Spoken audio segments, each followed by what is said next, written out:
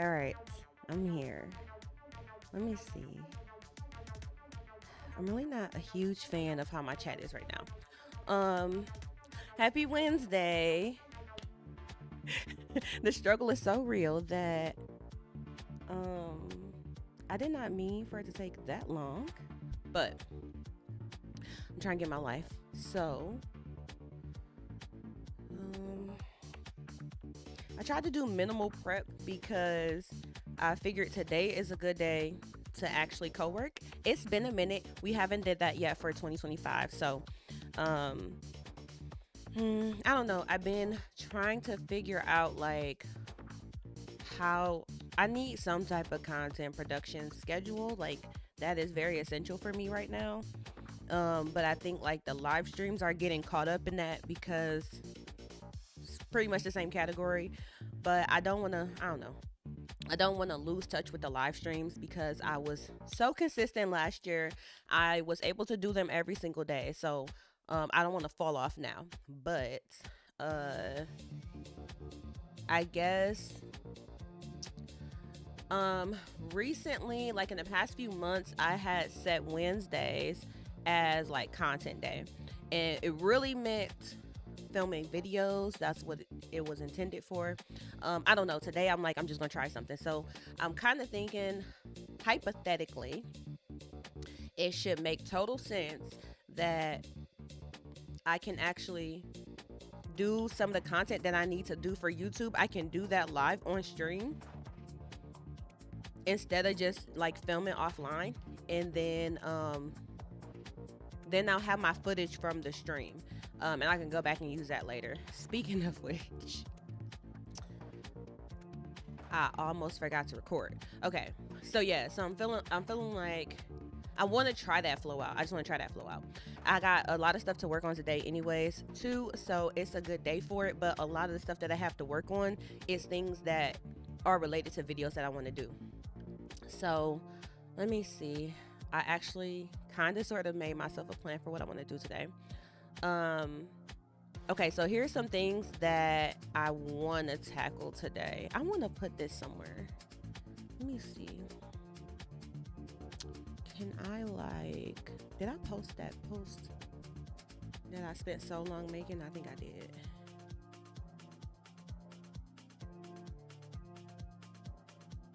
Okay. Um, I want to get these goals up that I'm working on for today.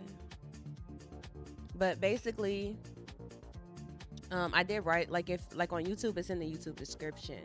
Um, okay, so I have content capture for YouTube and members. So basically, yeah, overall, my theme for today is to try to repurpose as much of today's live stream as possible. That's the actual goal. I gotta remember to stop looking right here.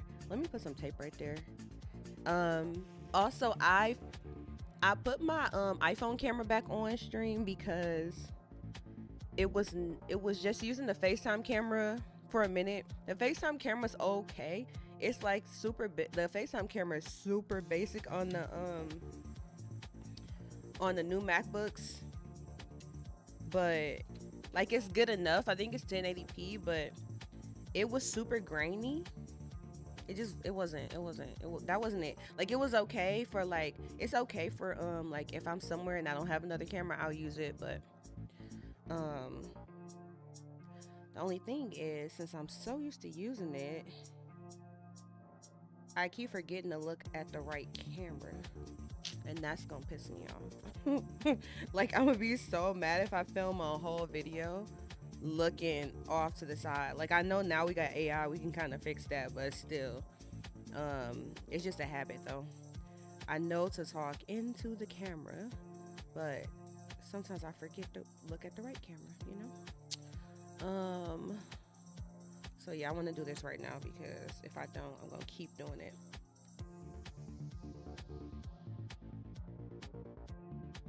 So if I put, I guess if I put that right there. Okay, hopefully that lets me know not to look there. All right, so yeah, basically the goal for today is like to repurpose as much of this content as I can. I am recording, which I almost forgot to do, so I'm glad I remembered to do that. Um, okay, I need to compare AI code generators.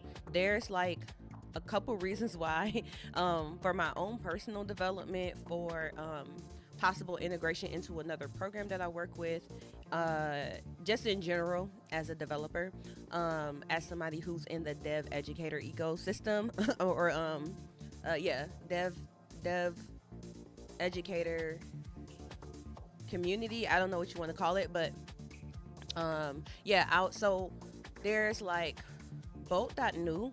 Bolt.new is the main one that I've already started playing around with. And then GitHub announced that VS Code, Copilot is free.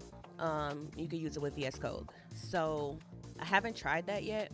I wasn't using Copilot only because I really wasn't trying to like necessarily pay for it. So I don't know. Those, at least those two. But then I heard Cursor is like a thing that people use, and everybody's like real up in arms about it. So I'll probably check out Cursor. Those are like three. I know there's a lot of other ones out there too, but I already started doing some research on it like yesterday actually. I was kind of looking around at reviews and comparisons. Um, so today, I need to sit down and like actually work through even like a basic app on each of the platforms and kind of figure it out, because I actually want to use it for a project that I'm doing right now, as well. So yeah, I'm like trying to set something up like today so I know for a coding session that I want to have tomorrow or either this afternoon. Yeah, so that's one thing on my plate, and then obviously I'm comparing them for real life use cases, but I'm gonna actually post something about that. So I'll probably like I'm gonna go through that today, but then I'll probably turn that into another video later. Um. Oh, I decided to I decided to go back to Ghost CMS again for my blog, because honestly, like as much as I tried to do my own like custom things, I liked how Ghost was working, and I liked just having the hosted version.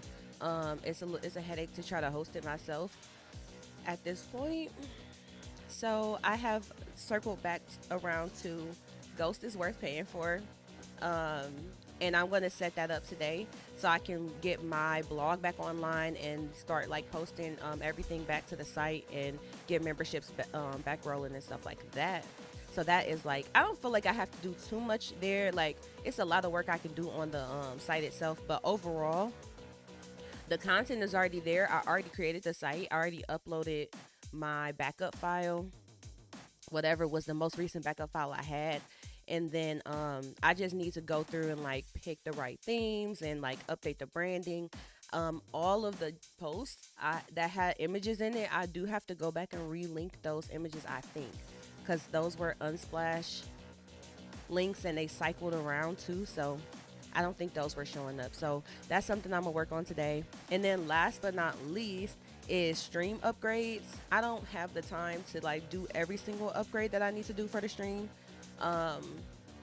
today, but what I really need to do, since I know it's a lot of stuff that needs to get done, I need to actually sit still and write a plan for the stream upgrades. So whatever kind of integrations do I need to build, any type of assets that I need to make or outsource, all that kind of stuff, like even little stuff, because when I was when I was making my last couple of YouTube videos, I'm like, don't I got an intro and like I got stingers and stuff that I paid for, that's like custom for the brand that I have on the channel and everything too. So I was like, let me start making sure I'm like starting to polish stuff up, and you know, we're trying to take it to the next level over here. That's all. So those are the main like kind of what's the word I'm looking for? Those are like the main tasks that I kind of want to focus on today, the main buckets for that I know I will try to turn into some type of content for the channel or either for the site. And then I also I have a topic I want to talk about today. Today I want to talk about the adjustment period, and I was thinking about this. So the adjustment period. This is what I'm going through right now, and probably other people are as well. And it's a normal part of a process in general, where I think like when you get to the beginning of the year, a lot of people are super motivated and just get excited about doing something new, but those same people don't always necessarily have a history of like understanding how to run a plan, and that's where a lot of people like suffer. So then when you decide you want to do something new, I never planned before. Now I need to like actually run, like make a plan and run the plan, right? There's gonna be there's gonna be like a learning curve, There's gonna be like that initial like shock to your system of like, oh, I really got to do some work, and that's okay. It's okay. It's okay. It's okay. Um, but I think like a lot of people, this is normal, but then a lot of people don't know to expect this, right? So even for me, it's the beginning of the year. Um, I'm the type where I was like, I already knew I wanted to do a certain amount of planning and this, that, and the third. So it's like, I'm thinking on the first, I'll already have everything ready to go. Woo, woo, woo. And it's really not turning out like that. Like, it's really more like getting ramped up. So rather than like starting from like a sprint, like out the gate, it's like, okay, slow jog, like literally warm up. I feel like January is like warm up. I feel like January is like foundation.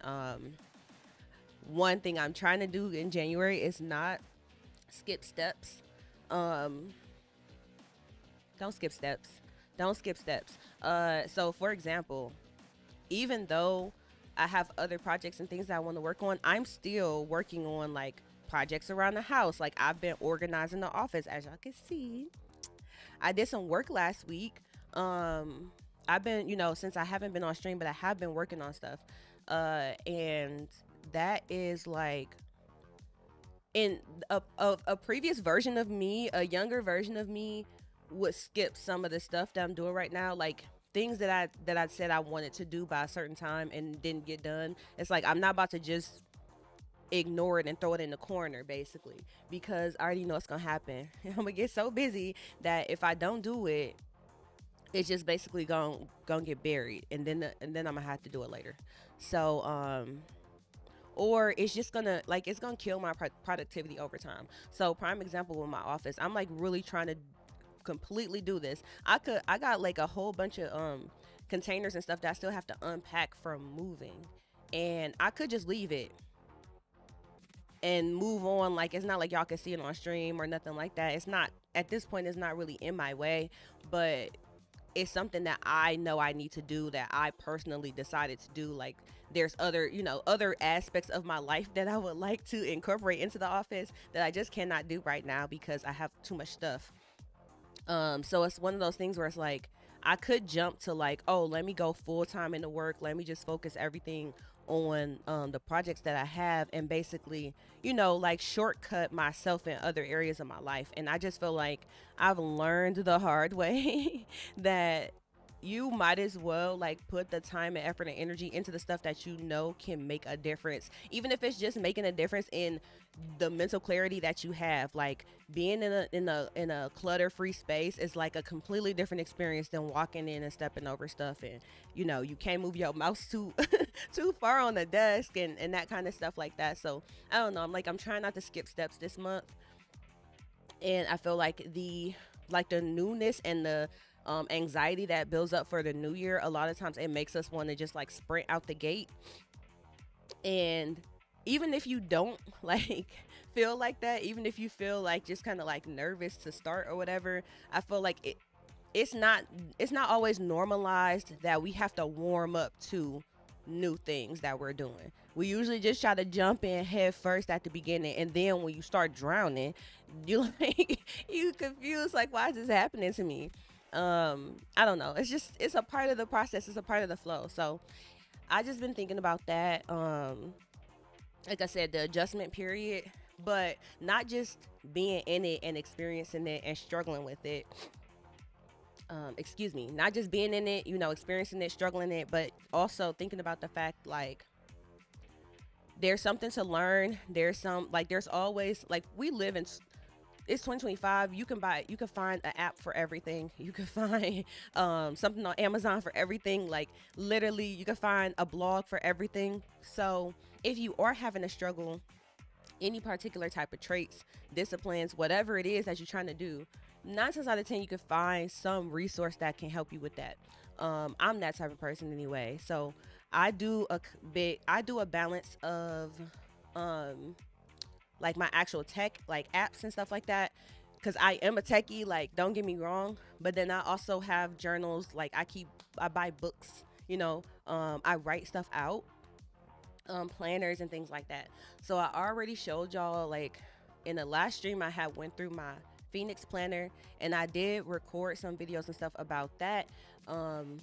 They still that I just gotta make the thumbnails. I need to put that on my list today, make my video thumbnails. But yeah, so today basically I was thinking more talking about um like the actual things I'm doing to like manage this period right now. Like I basically, it's like, okay, you decide what your new plan is, and then you go and start trying to work the plan, and that's when you will figure out like if you had gaps, like you forgot to build the stairs to the to the next level, or like you forgot to put the hinges on a door, that kind of thing. And then like basically, so like one of the things I've been using a lot lately is this app called Finch, and I think a lot of people already knew about this app, and I kind of knew about this app too, but I just use this as an example.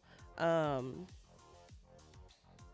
been on this app every day for, I think am I on a 16-day streak? I just like one of my friends or my line sister sent it to me, and let me see. Yeah, I've been on here. What's my streak on here? Like 16 days, I think. Yeah, 16 days. It's just a little self-care app, and they gamify like doing activities. I'm trying not to like. Let me see. That's my little pet that I've been taking care of. Girl, there we go.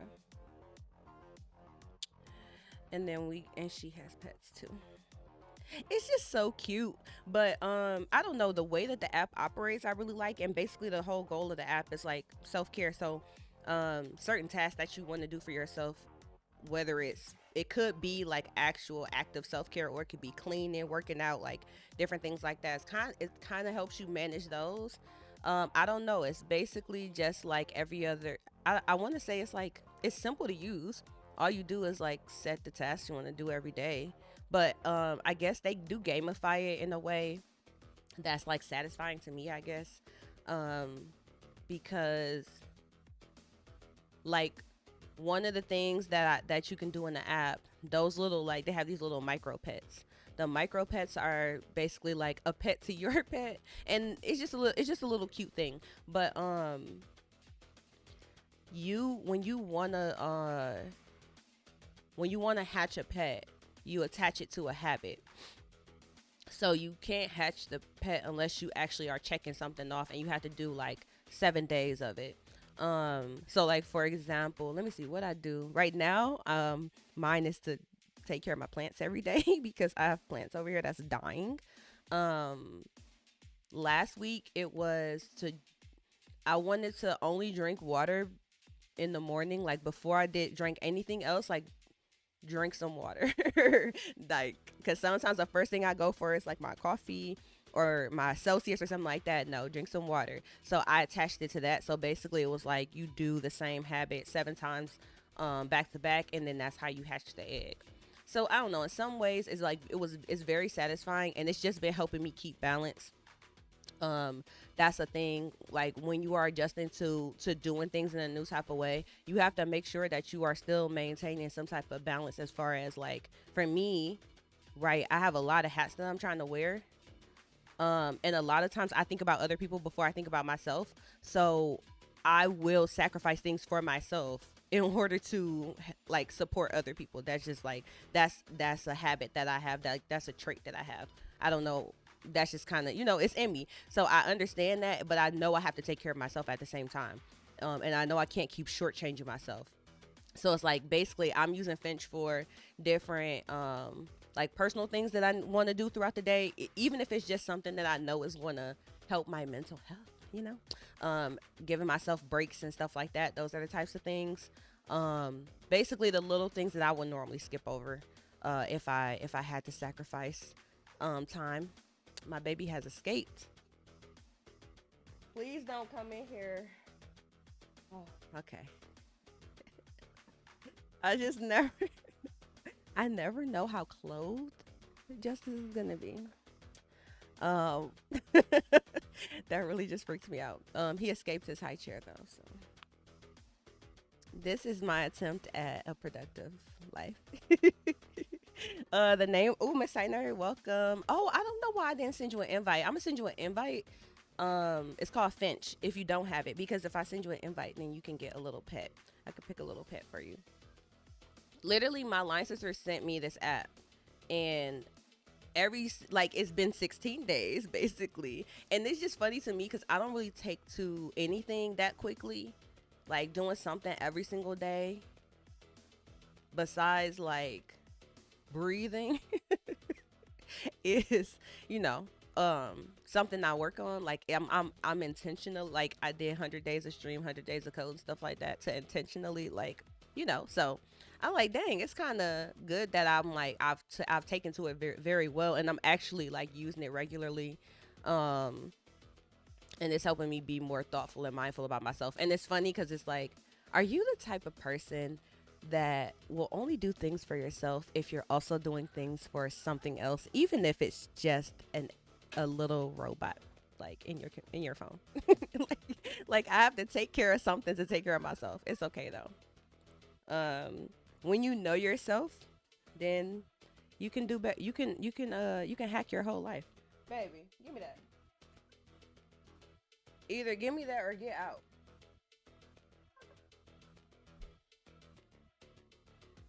So this is the attempt part of the day.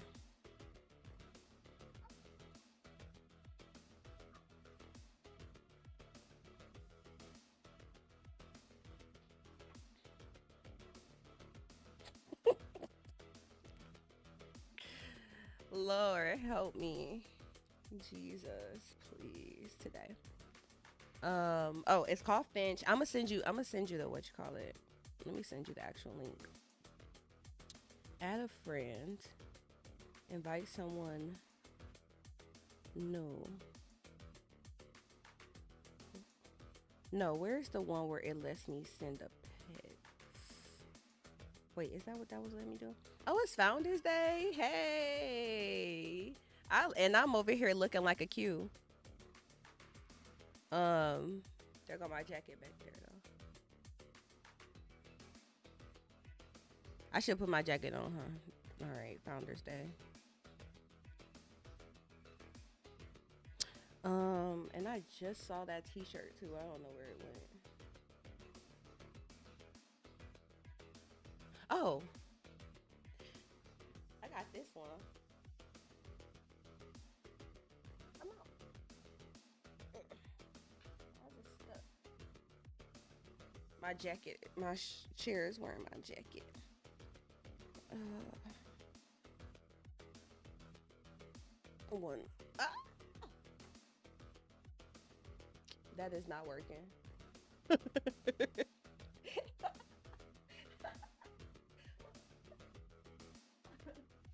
That's not working. That's not working. That jacket is not made to be worn over, or it's not big enough to be worn over another jacket. I might go get my other I might go get my other jacket back there though. Okay. Let me finish this. Invite friends to get this. No. Where's the part? where I can send. Oh, there it is. Okay. Uh, hmm. Okay, which one of these is do you think is the cutest?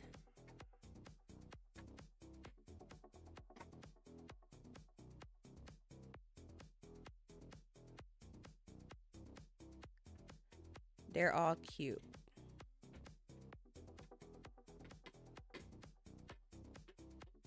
Yes, it's a llama. It's called oatmeal.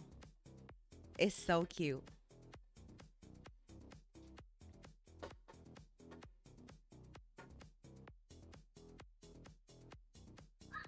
Okay, let's see. Copy.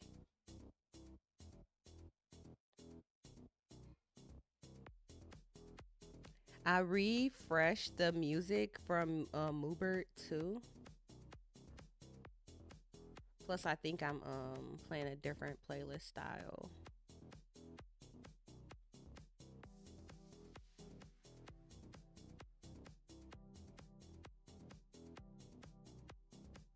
How about the dang? It's been a minute.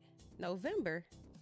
I guess we be on the meetings like twice a week, so it don't seem like it's been so long since I sent you some. Okay, I sent it to you in the messages in DMs on IG.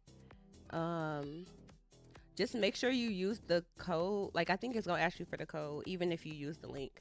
And then you will have the little. You're gonna have the little mini pet. You gonna make your own like finch and like pet, and then it'll have a little pet.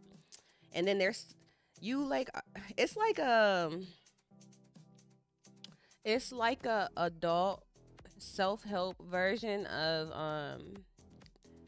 Tamagotchis and like Gigapets and stuff that we had when we was younger. Except basically the tasks that you do in the Finch app gives your you have to give your it's like fuel basically energy for your pet, and then your pet will go on an adventure and it'll come back with something after it gets enough energy for the day. And then you've got different places the pet can explore, but then it's kind of cute because the pet is starts out as a baby and like has like growth phases. I think you can grow it to an adult, and when it goes on the adventures and comes back, it'll like have like a little lesson like the pet eventually will learn about like one time it was like, how come you have hands and I have wings? Like it's literally like a little kid like learning certain things. Like it'll ask you questions and then you have to like just kind of give it some like life advice. So it's like you really raising them little pets. I don't know. It's just so interesting. It definitely feeds my Tamagotchi like itch. It's super adorable though. And then you can like as friends, us being friends with each other, we can like send each other like encouragement throughout the day and stuff like that. It's just little, it'll just be a little note, like it'll be like the other person's pet will come visit you and like give you like a little encouragement or whatever. It's so cute. So but yeah, like that to me, even though it's actually a good productivity app, like I'm considering paying for this app like regular and using the other features because first of all, never I never had an app where you just basically log tasks for the day that I use this consistently, and like off the rip um literally have used it every single day since I opened the app. So that's something interesting to me because maybe like what I've started to do since this is like kind of going into my third week using it, you'll have goals for yourself, but then one thing I noticed is that like at the end of the week it'll you'll have a little review time where you actually go through and like reflect on how you felt about the week. You have to like pick things that you actually felt went good as well, and then you might pick some things you want to work on, and after you pick the things you want to work on, then the app will like suggest some like new goals that you can kind of put on your um list for the day. So like this week, what's something I'm doing new? Something new I added after the first week was to write down my goals for tomorrow. So that's something that probably would normally be like in my planner or something like that, or just like a block on my calendar that I have like added to this self-care app. But to me, writing down my goals is self-care because that's how I maintain my sanity, like knowing what my plan is. And I know like my anxiety builds whenever I don't have a plan. So there's that. Um, I've been crocheting a lot lately. I know Miss Seiner, I had told you about this, but I've been crocheting a lot lately, and that is an activity that gives me like it gives me some downtime, like brain wise, because I've only been doing like mindless patterns, I guess you could say, which is basically patterns that I can do like without thinking too hard. Things that I'm just comfortable doing. I'm like doing this like as if I'm actually crocheting.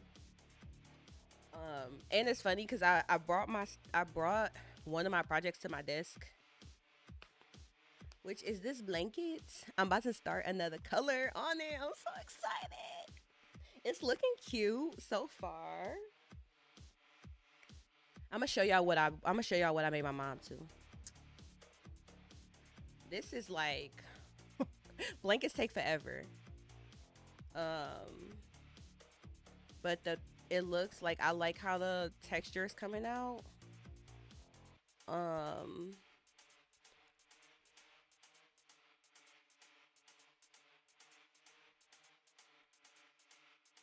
I got white, so I'm about to do. It's gonna be striped. That's what I decided yesterday.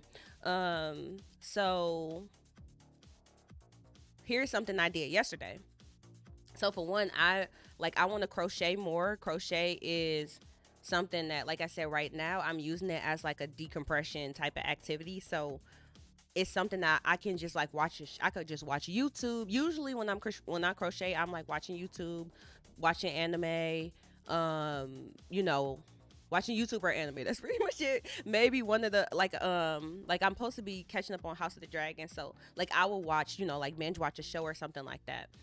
That's normally what I do when I'm crocheting. But like this project, like this blanket is like an 80-hour project as I calculated yesterday based on my pace right now. So um yesterday I was like, well, there's all these videos like in my watch later stuff that I needed to look into.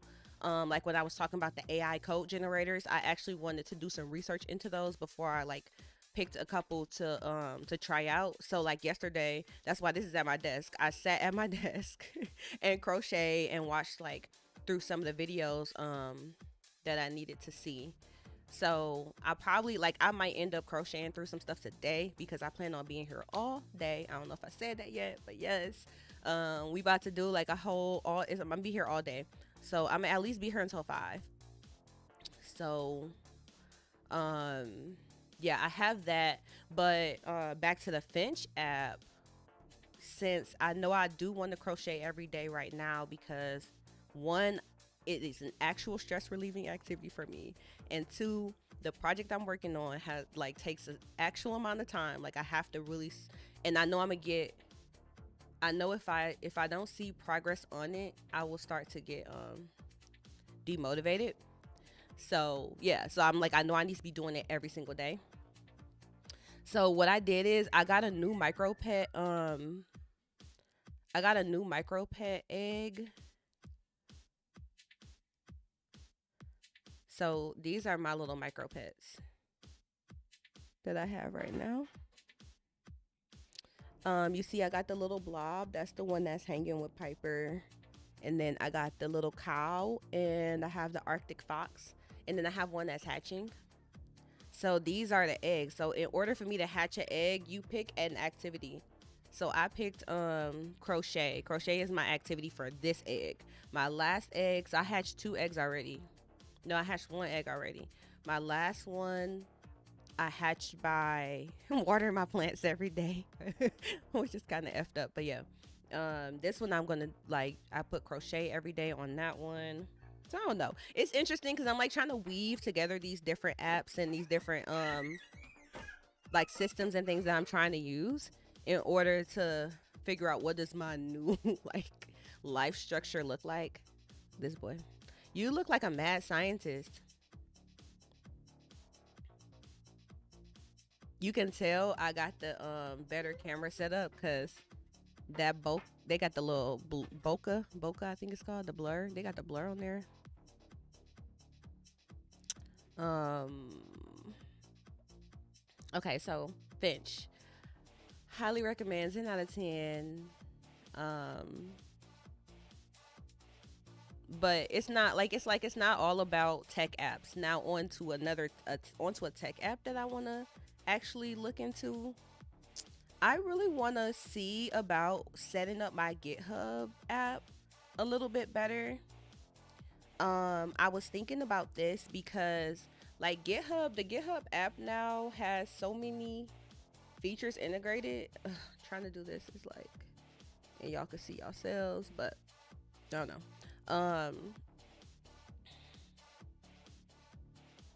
Maybe one day I will hook up my phone.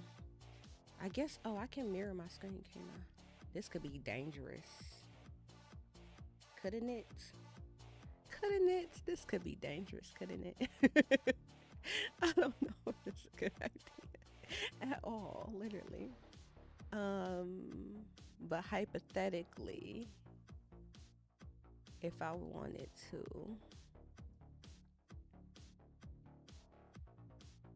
camera, desk view camera, they don't automatically give you the option to show the screen.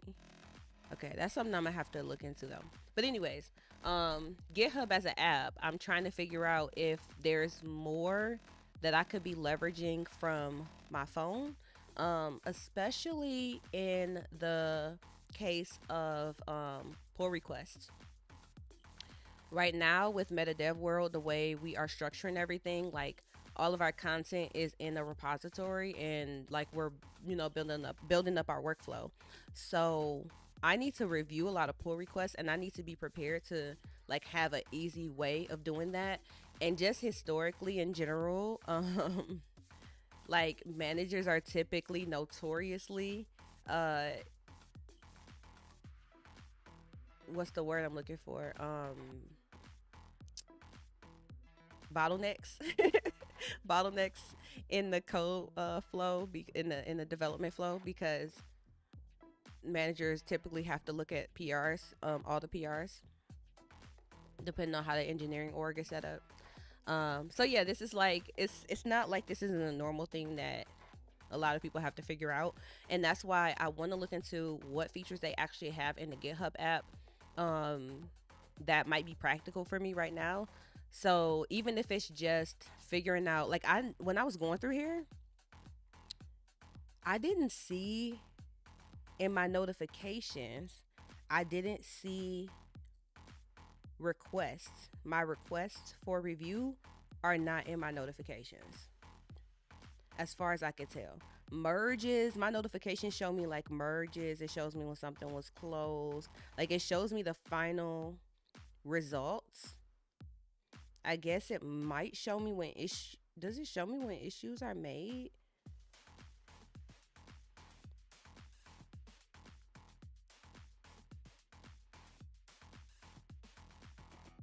Okay, let me filter by repository. Like that's a merge.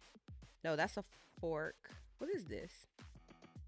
Yeah, that's a merge. The purple is merge. Oh, that's opening. Okay. It shows me merges. It shows me when issues are opened. It shows me when issues are closed. But that's it. It doesn't show me when I get requested for a pull request. When I get requested to review a pull request. Now, I don't know if it's a setting I can change on that, but I need to look into it. There is an actual pull request tab as well. And if I center it on this org, it says there's no pull request found for this organization. So I don't even know what that means at that point. Like, why? I know there's PRs, so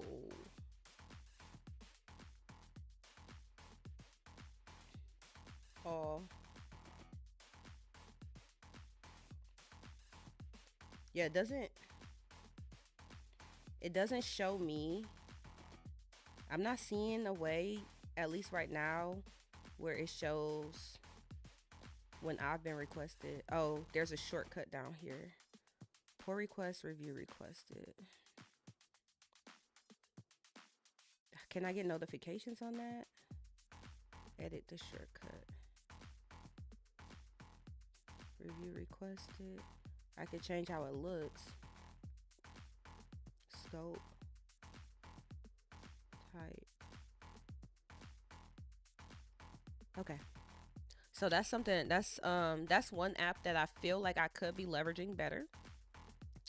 I didn't see the answers that I was looking for just in the immediate pass through, so I'm definitely gonna be digging into that a little bit more. Um, Duolingo, I've never been so consistent in my entire life. I've been killing it on Duolingo lately, so that's just nice because that's a completely like non-tech related, non like relationship based type of like goal that I just have for myself of like learning Japanese, and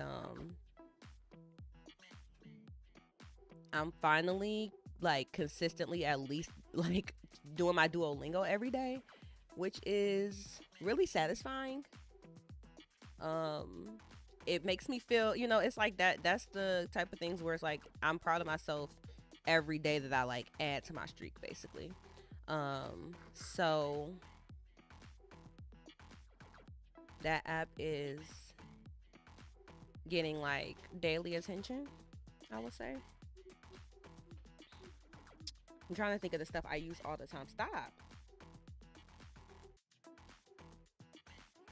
I keep Audible on my phone for sure. Um, Justice, please. Stop. You ready for a nap?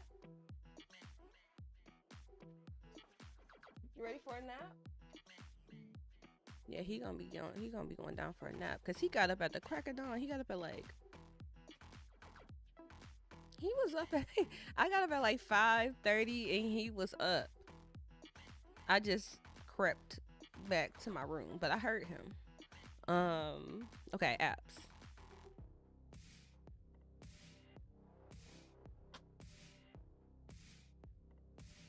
I think I need to rearrange, like make some home screens for myself. Oh, Google Calendar.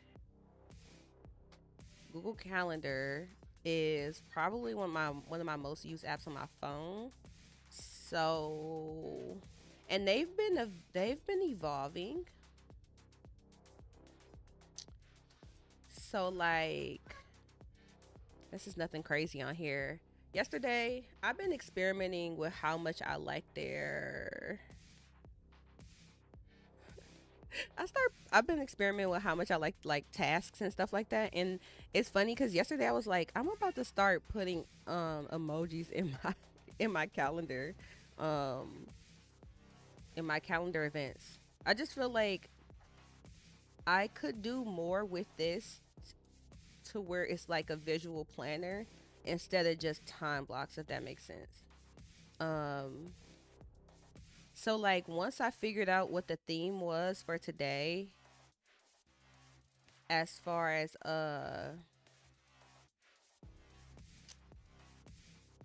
normally Wednesday just says content day, whatever. But once I figured out what I was doing today, like I just kind of changed that so I don't know, it stands out to me visually when I get on here. And I feel like I'm gonna try to do more time blocking on my Google Calendar app. Why not use emojis? I feel like it seems obvious that you would, but I've literally never put in. I don't, maybe once or twice, but it's like I feel like I've never really put emojis in like the calendar event titles.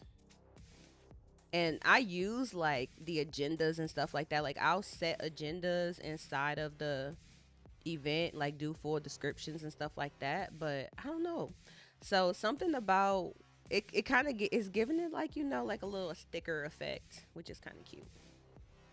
Like maybe that'll Like maybe I like that because I do.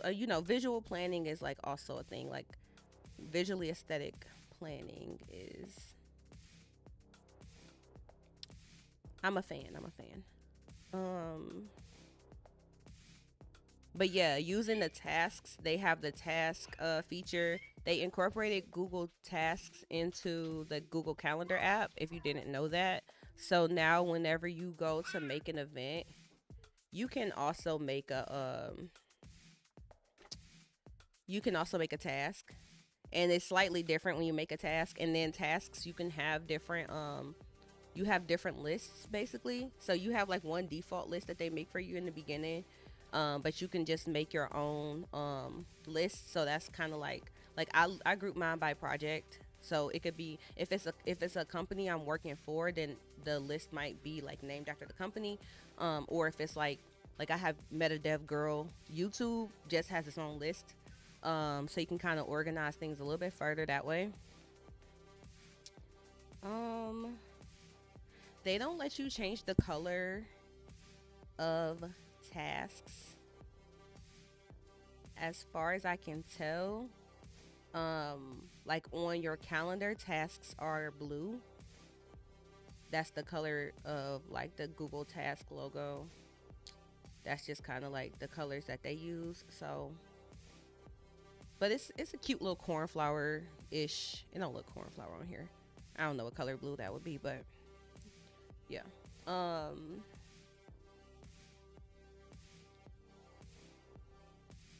I don't even think I finished. Let me see what else is on here. Yeah, so I was like, yeah, I'll probably talk about some of those apps that I use. I use the YouTube Studio app on my phone. I use the YouTube app always, but I use the YouTube Studio app a lot for the actual channel management. And they're pretty good with building in features for like YouTube creators in their Studio app. What else? What else? What else? What else? Things I want to show. Oh, I didn't even finish this. I guess that's enough. That's enough stuff. That's enough stuff for today. So yeah, so I'm gonna be doing throughout the day. I'm gonna try to structure this so that I can use the different segments for some of the YouTube videos, as far as the live stream goes. But it's basically just a working day for me. To Wednesdays, basically now I say Wednesdays are content days. That's what I'm trying to do. And today's stream is like the an attempt at using my actual using my streaming time for making videos. Um, do. So I have the AI tools case study. So I will be comparing some AI code generators. I need to figure out how long I want to do that. I'm gonna time block that. I want to work on my website for a bit today. I need to make sure the Go CMS is set up right, and I need to do the Stripe integration for memberships. Stripe integration in the Ghost is pretty simple, but I do need to make sure mine is set up. And then stream upgrades. I need to work out my plan for my stream upgrades, like come up with all the things that need to get worked on and get it organized somewhere, even if it's just a list today. Like even if I put open up to the next page of my notebook and just made a list of everything, like that would be sufficient for me at this point to at least just get all that down in one place. Um, yeah, okay. So I'm going to thank you for the lurk, Miss Nerd. Um, oh yeah, see you tomorrow. I'm going to go change justice real quick. um, and that's another thing. I need like a little status message. What does this one say?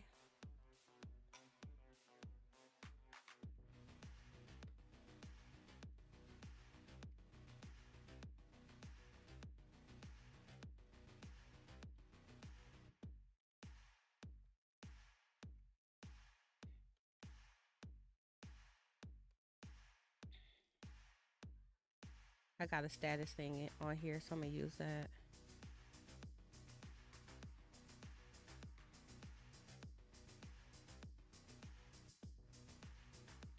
Are you gonna be able to see it? You can't see it. Oh, that's why I had the little character in there, huh?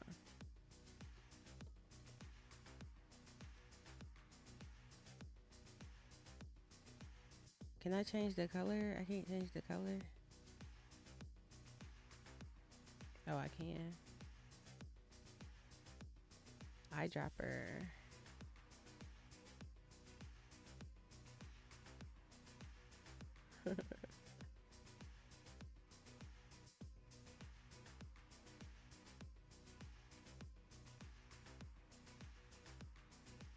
Eyedropper.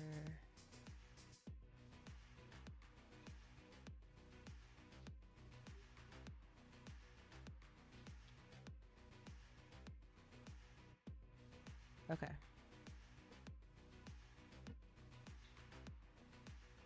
This boy.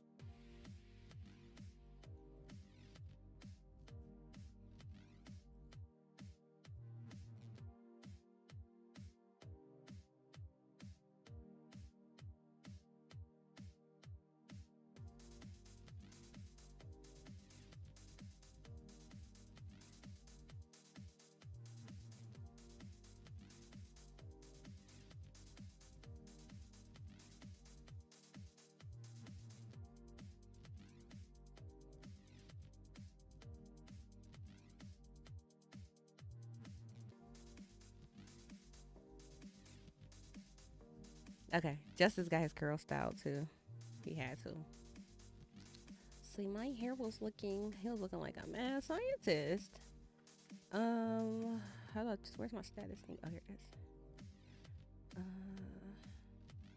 Okay.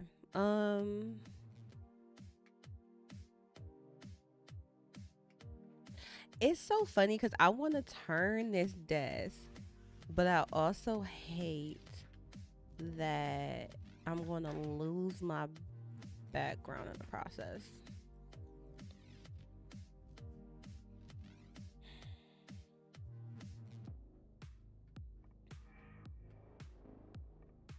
Hmm. I guess I don't lose it because this desk is on wheels. So as long as I make it to where I can move my desk, I'm about to put this desk against that window, which will be nice lighting wise because I'll have like natural light coming in on the front end of my desk instead of off to the side. But Justice wants to brush his teeth. Yay. Baby toothbrush. Neither one of these toothbrushes are yours. That's not yours. Give it here. Where did you even get that from? These are brand new. Oh my God. These are brand new toothbrushes.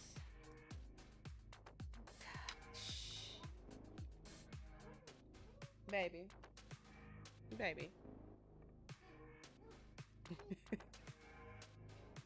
Like I'm glad that you want to brush your teeth. But you have to sacrifice these toothbrushes in the process.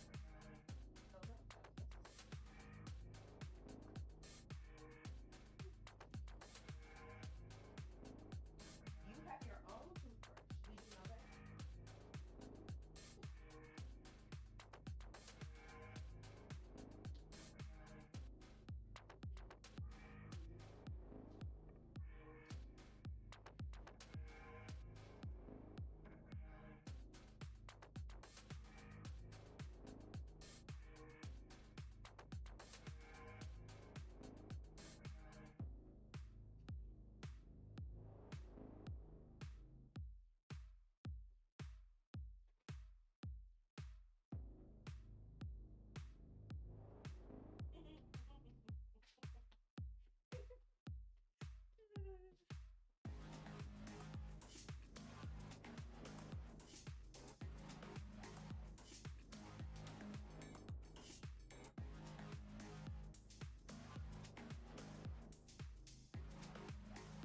I don't know what I'm supposed to do.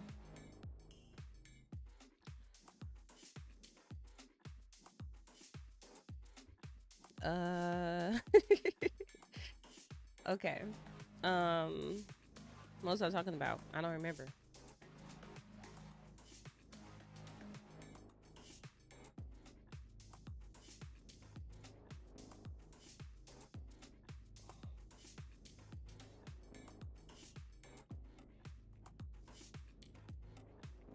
Ooh, okay. All right. Well, let's see. Oh, okay. I think I got everything though. I got my water. I got a protein drink. I have my energy drink. First of all, I was trying to figure out what does playa vibe taste like. Like, what does that even mean? But it's pina colada, and I actually kind of like it. Um, I got my notebooks. I got my planners. I got my whole backpack over here. Um, but yeah, I'm thinking about so at some point today, whenever I don't think I'm gonna do it on stream, but whenever I get off stream, I want to move. I want to finish rearranging this furniture in here because whatever backdrop I end up with, I need to commit to it now. Even if it possibly means shifting this wall onto my left wall So I still have my desk behind me. Let me see. Let me see something.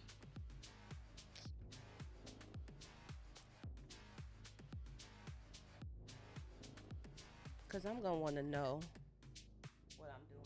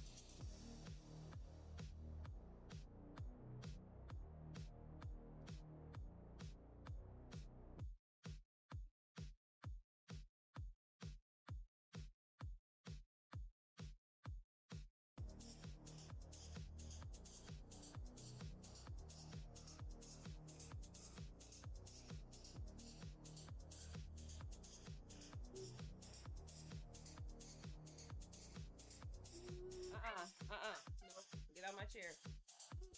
Watch out. Get out my chair. Thank you.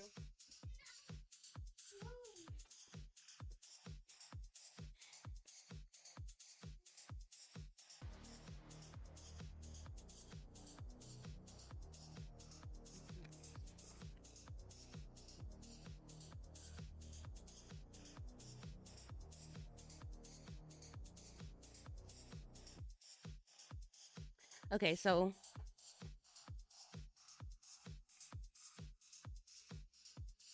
basically, I gotta think about this. When I move my desk, if I want that stuff to be in the backdrop, it's gotta go against this back wall.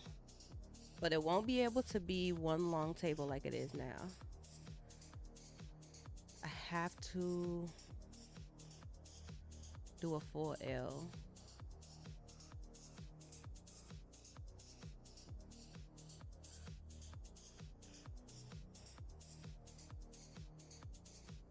One way or another. Only other thing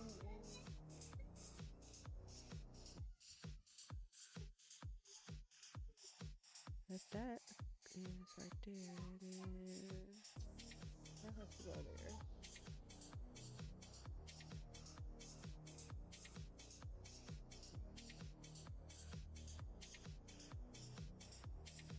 Okay, yeah, definitely, definitely. When I get off stream today, I'm about to move this furniture around. Um, we'll see. This is just such a work in progress. Um, I got everything else I need.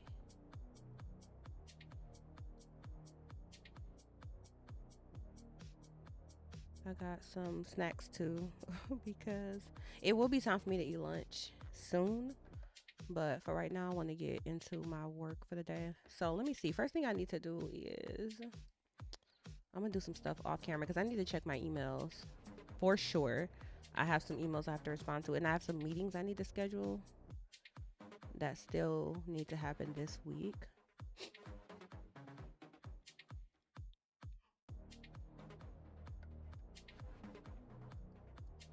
So I'm gonna start there.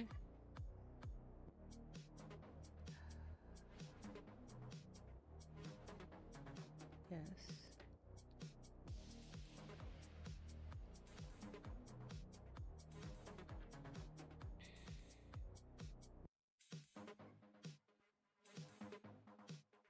I need to review these apps today. I already have that up over here.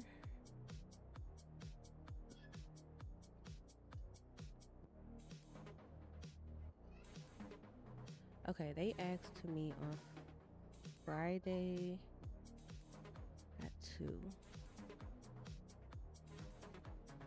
Let me get my real calendar.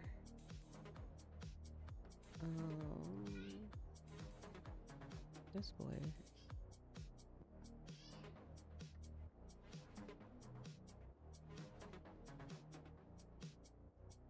They wanted to meet at 2. No, that's not this week. That's next week. This is this week. She canceled. I gotta follow up on that. I guess 2 o'clock is fine.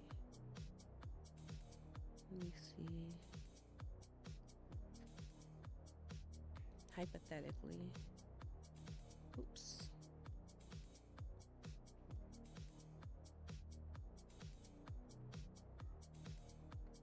One thing I'm trying to do this quarter at least is avoid Monday meetings.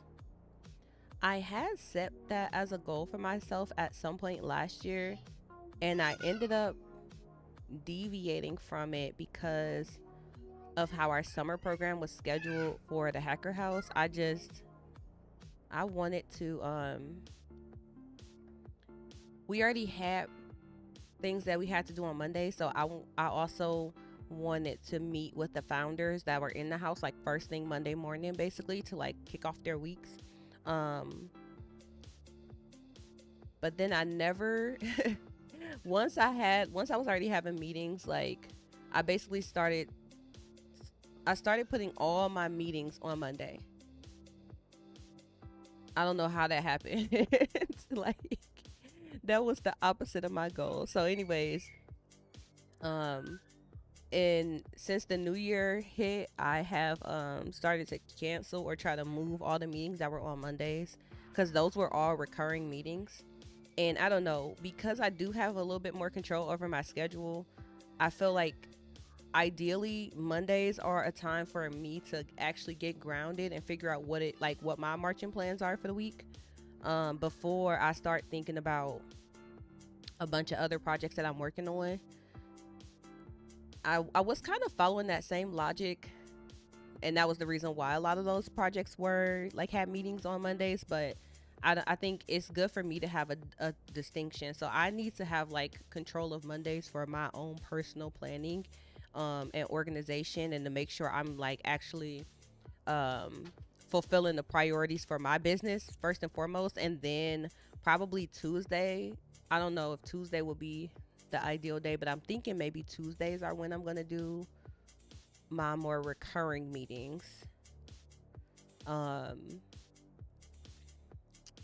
I'm People always want to meet on Fridays, and I'm like, I have one meeting on Fridays now, but I'm kind of hesitant to book these recurring meetings on Fridays, because sometimes I definitely, yeah, Friday, I like Friday to be like a catch up day.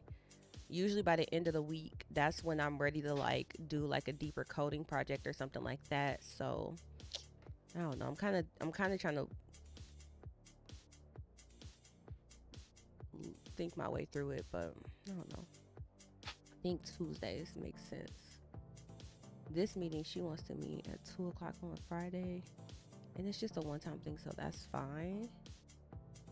Even though that puts those back to back, but she canceled the 3 o'clock.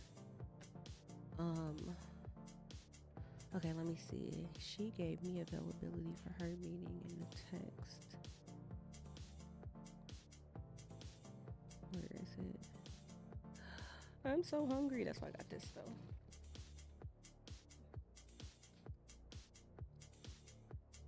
If I'm still hungry after this, I'm gonna start um lunch.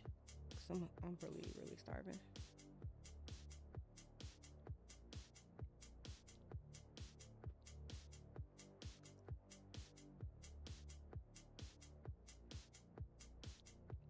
I feel like I'm drinking straight into the mic. So I apologize if that is the case.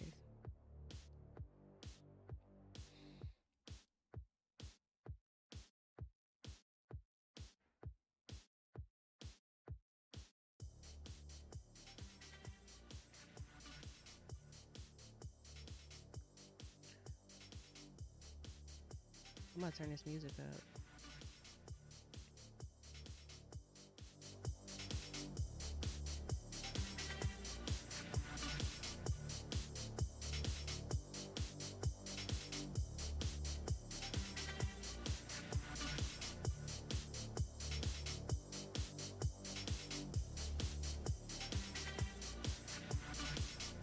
Let's do this real quick.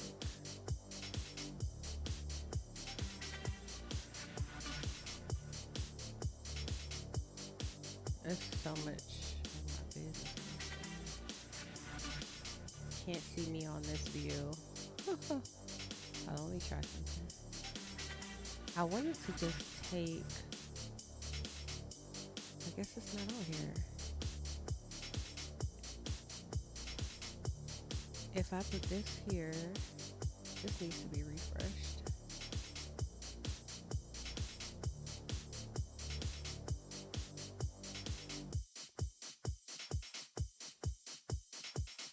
I need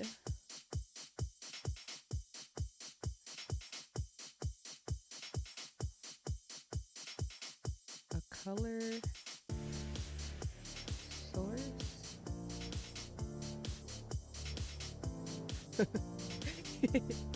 um, Make it way tinier. Yeah.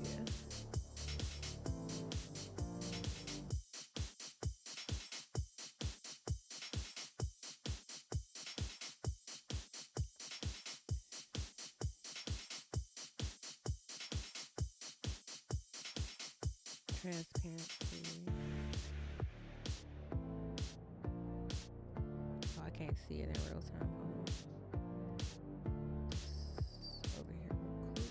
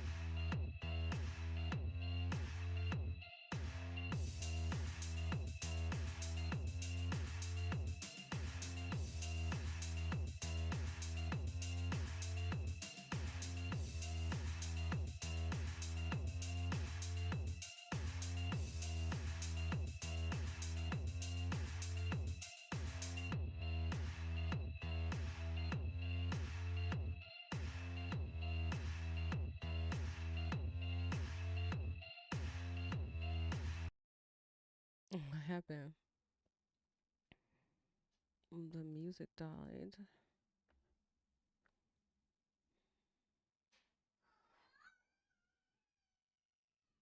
All right, I need to go back to this. Let me mark this as unread. All right.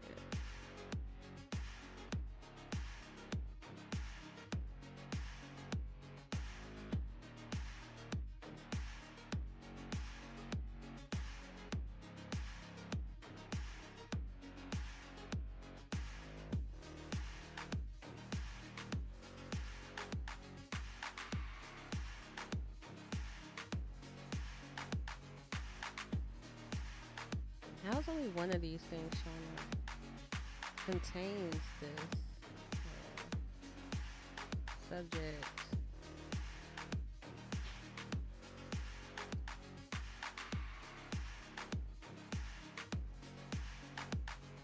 Do they all come from the same TLDR newsletter?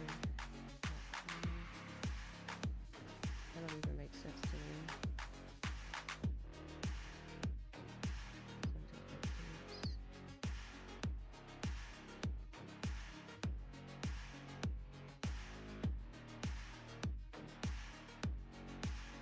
They all come from this one. There we go.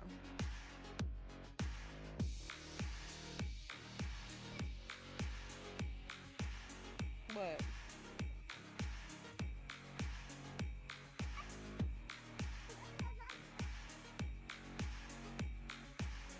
Really?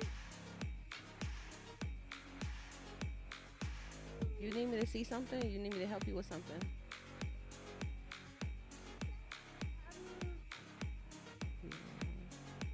Ow!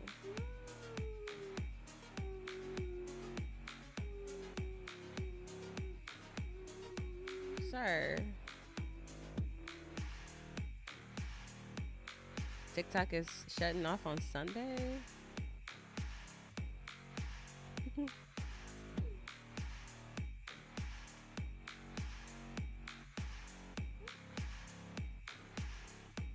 Oh, we can download our data.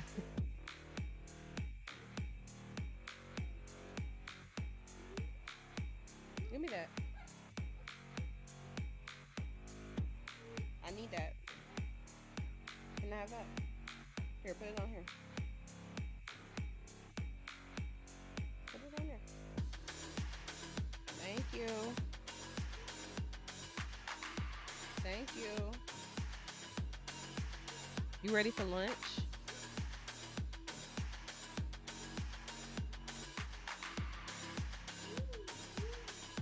Okay. Baby, what do you see? No, you're not getting my Cheez-Its. You can get your own Cheez-Its.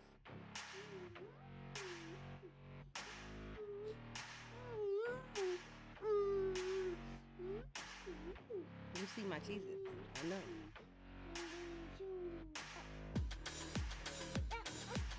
What happened to your socks? No.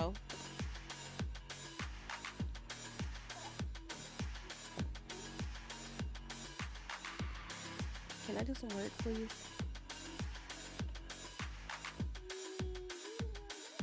I need to work. Stop. Oh no. You messed it. Baby. Stop. You're erasing stuff. I need that. Stop.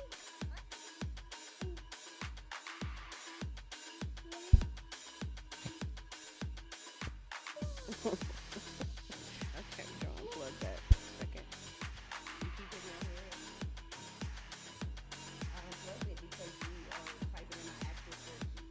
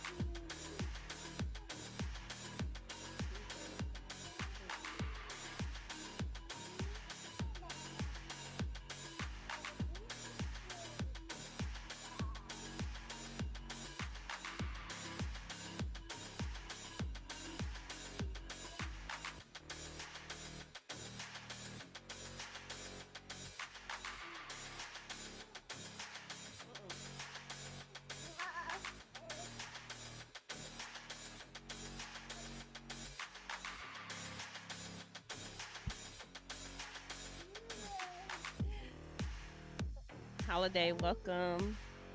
Happy. I was about to say happy Monday. It's all of Wednesday. Jeez Louise. Sir, stop. You doing too much. You are.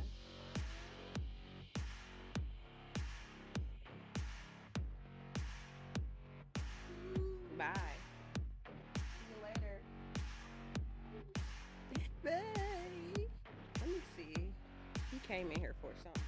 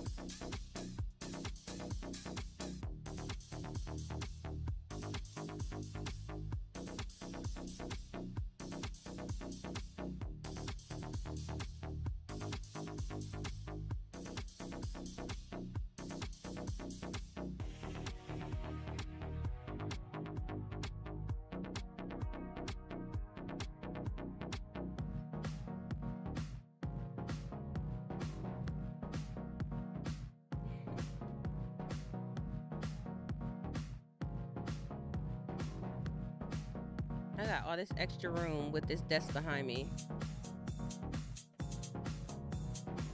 And I still got too much stuff on this one. But I just went ahead and made my lunch. At least made me something to eat. I am planning on streaming some coding today. The main thing I want to focus on today is testing out some AI code generators though. So that's the first thing I'm gonna work on after I finish getting through some of my emails.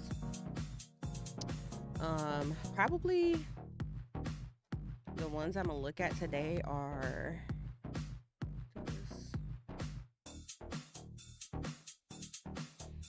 bolt.new.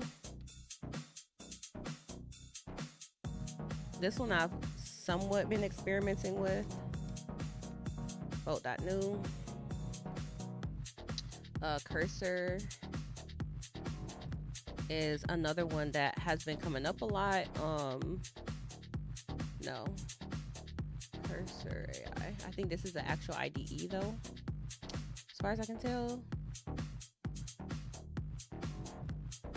Some do bolt.new, Cursor, and then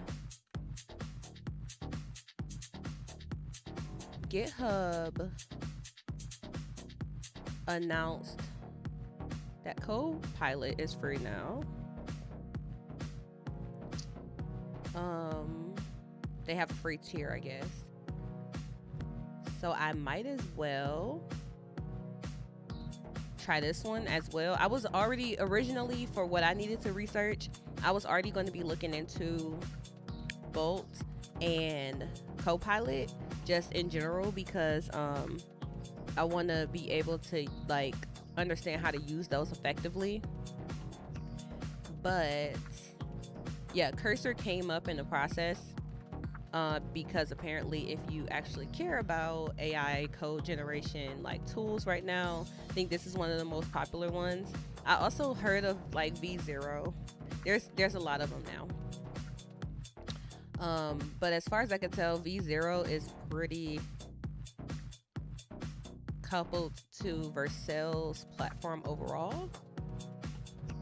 So I'll probably try this one out. I don't know if I'm gonna try this one today, but because this is just a lot. But I'm planning on basically putting together a specific app idea and kind of running through and seeing how each of these platforms builds that out.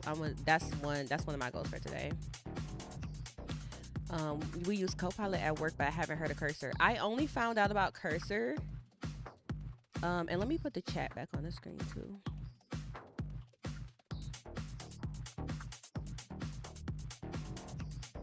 I just don't like it in the beginning when the chat is on. In the beginning when the chat is on, it's like I don't know how to get rid of that very first message that comes from Restream. I don't know how to get that out of the chat.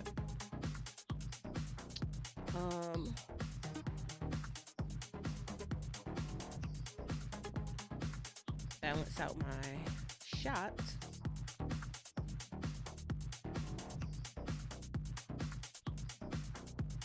Do it like that. Okay.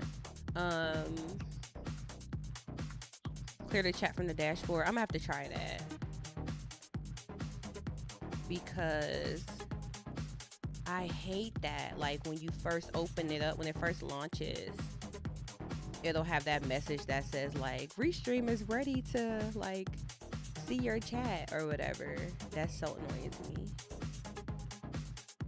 Cause then it's just like exploding on the side of my head when you first come into the stream, which I don't love.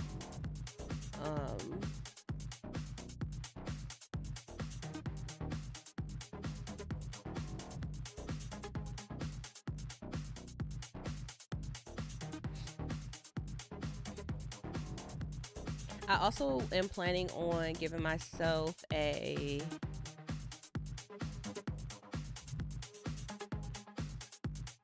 what is this? I also plan on giving myself some time to put together all the things I need to do for stream upgrades.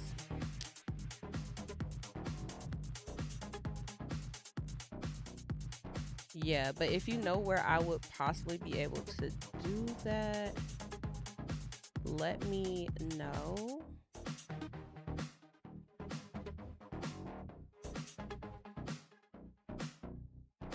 Automatically share all your Restream chat messages into Discord and from Discord. Oh, I might hook that up. I probably saw that the last time I looked in here. Because it's funny, like, it doesn't ignore itself. Basically, this is what I tried to do before. I put Restream, like, I tried to put it as a muted chatter. I tried to hide common chat bots. It just doesn't hide itself. It's so funny. What is this?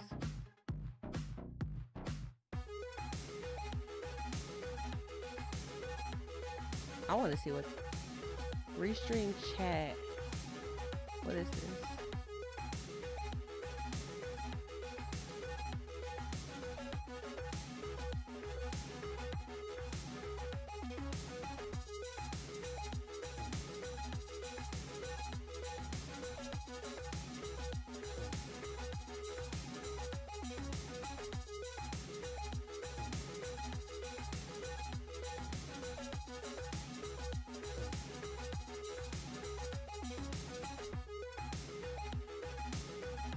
Oh, that's the, damn it.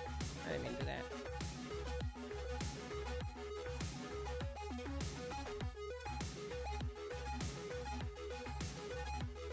Slight rabbit hole. How do I do this? Control. Open.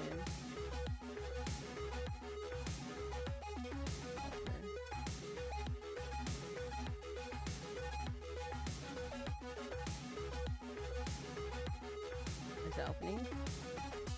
And let me not like, well my CPU is fine. I'm like, let me not. Oh, this is basically just the app that's running in my. This looks like the app that's running in my, what you call it? I don't know my password. It looks like the app running in my OBS. Fire hydrant, fire hydrant, fire hydrant.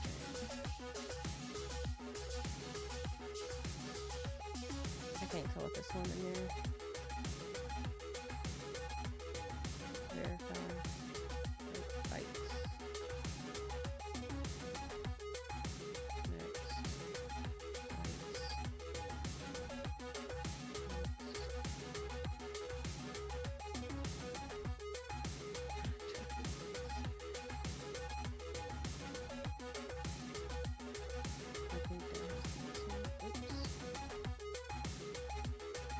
Come on, y'all. I can't beat the bots.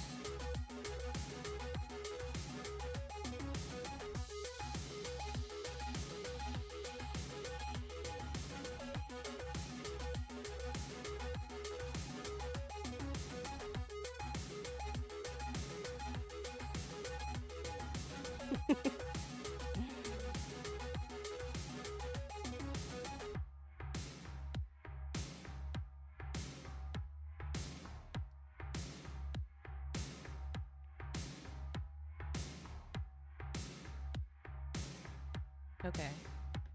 I'm trying to sign into this. It's literally, yep, it's literally just. So my Restream chat looks like this. And the app is basically just that. And if I go to settings, can I at least do all this stuff in here, or it's open and it's gonna open the browser? I gotta do the accessibility stuff. Okay, that was a little mini rabbit hole. Nothing interesting was discovered.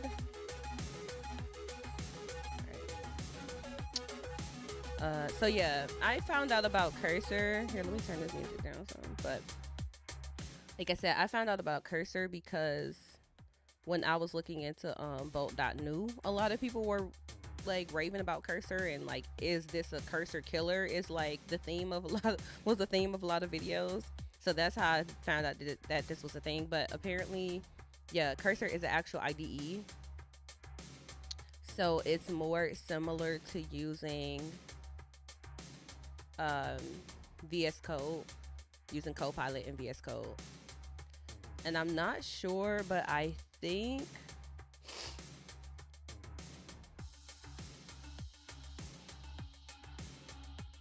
you could I'll definitely want to know if you can choose which model you're interacting with, or if they just are choosing which one they have behind the scenes.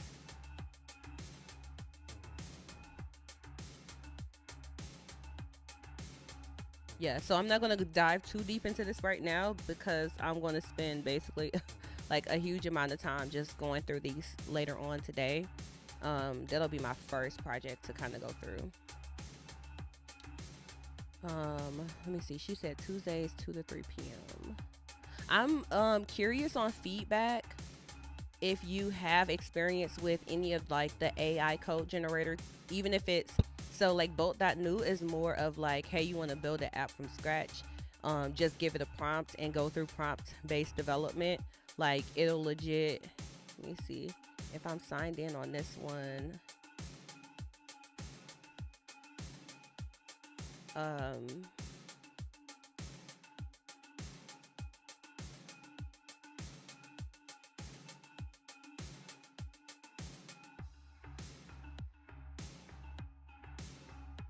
how,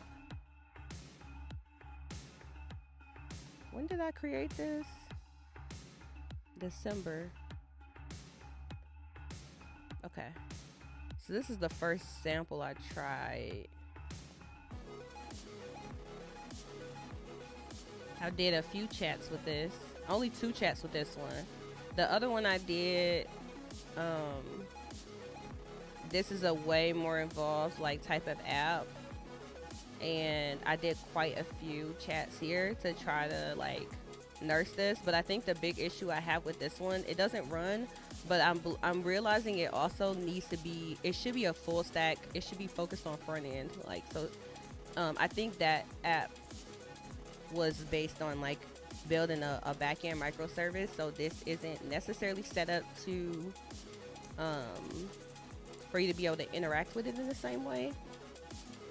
But yeah, so I found out about Bolt.new, and then Cursor just kind of kept popping up as I was looking into it. So I was like, okay, I definitely, hold on, this music is loud. Jeez Louise. Like, calm down. Okay. Um, but yeah, so I found out about Cursor. I was like, I have to try Cursor.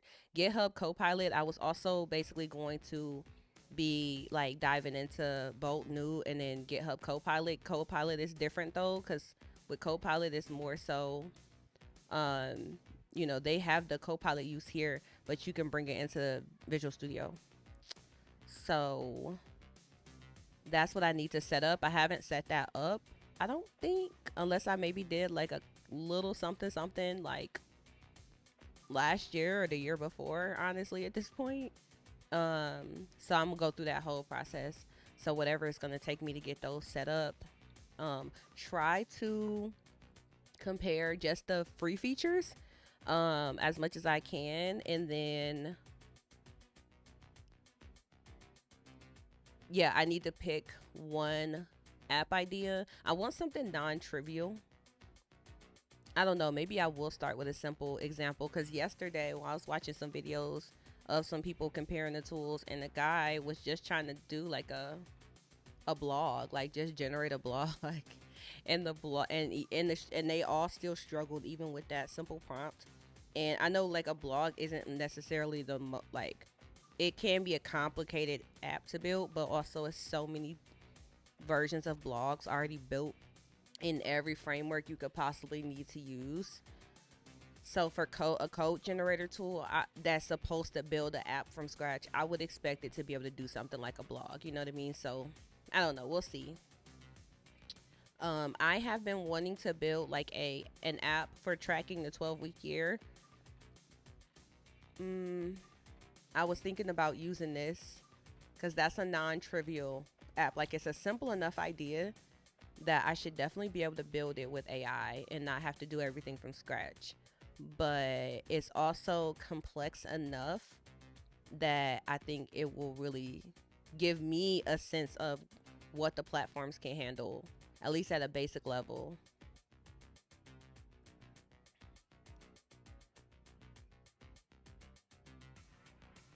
Yeah, I don't know if I'm gonna try V0. Only if I have time, I guess.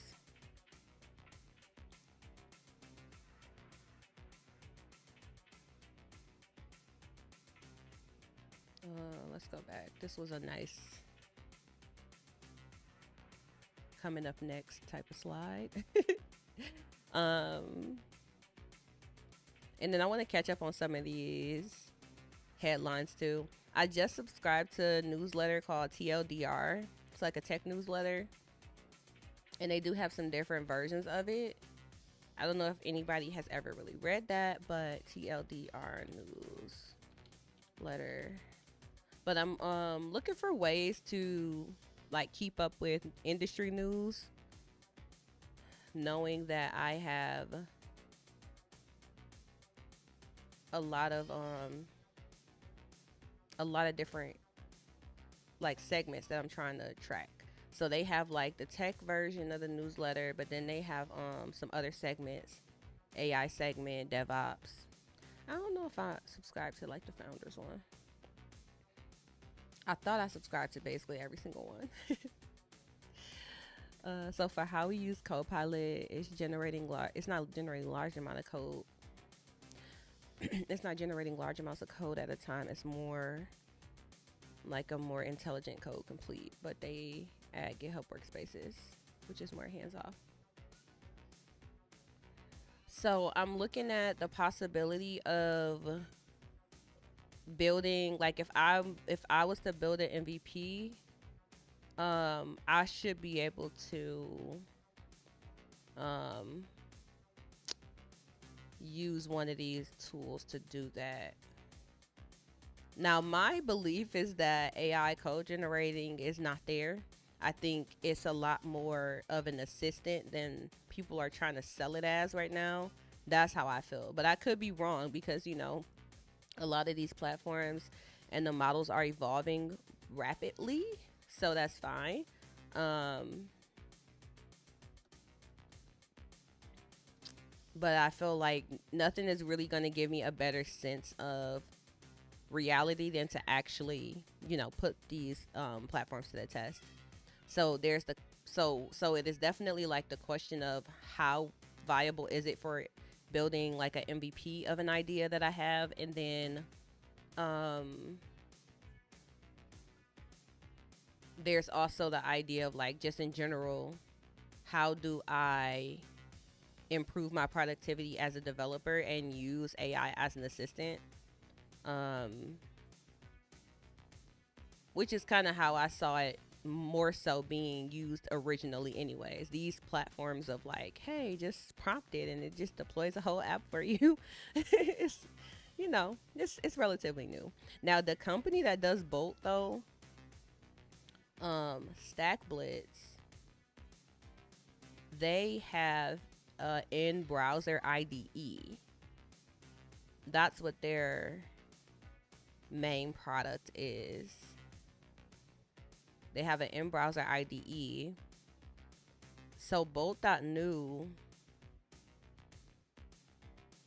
is like it's not a part of this actual product directly right now. But that's probably where it's going ultimately. So now if I can open that project up, like this is the view. This is the normal view you have inside of Bolt. So you still have the Stack Blitz like IDE environment, but then obviously you have your chat, and then this is a code generator to where it is able to actually access files, create files, remove them. It manages the project structure and everything like that, as opposed to some other ways that we use AI. Like if I use Visual Studio Code, um, in certain cases, I will have to use the chat, ask questions in the chat, and then I would be actually managing the process of where that code goes. And, like you said, there's like the auto completes and things like that, which is helpful. So I don't know. I'm like, I feel like this is something that's changing very, very rapidly. It's constantly evolving right now. So I want to be in touch with these tools, especially because it is very, very relevant to my life right now in a lot of ways. And that's completely not even counting the fact that, like, y'all know, my main topic of focus is machine learning in particular. So I'm kind of curious if I'm kind of starting to get interested in code generators from a model perspective.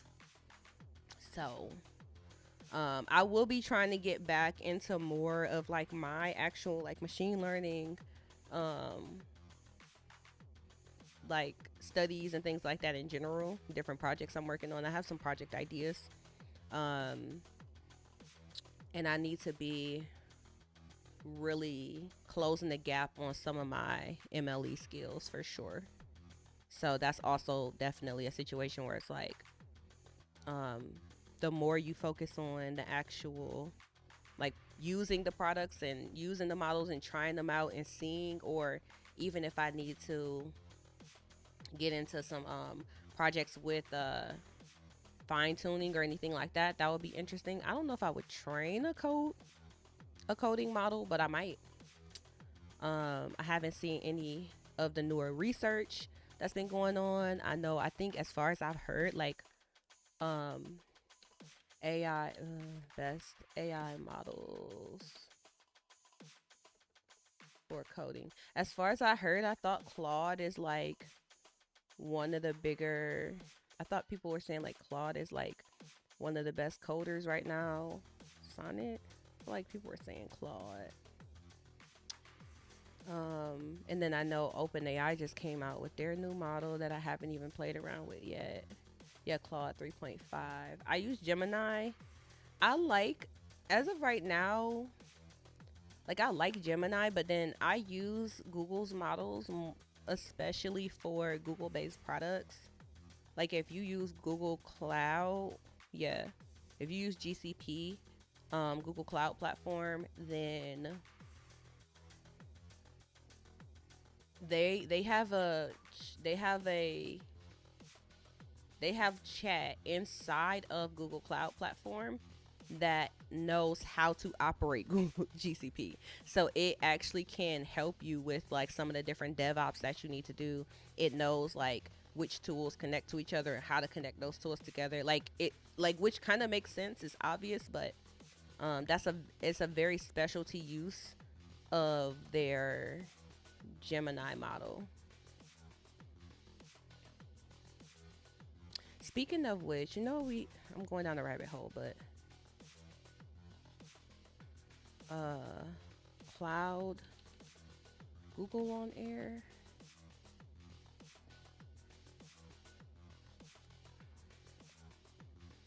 Cloud on air. Android on air.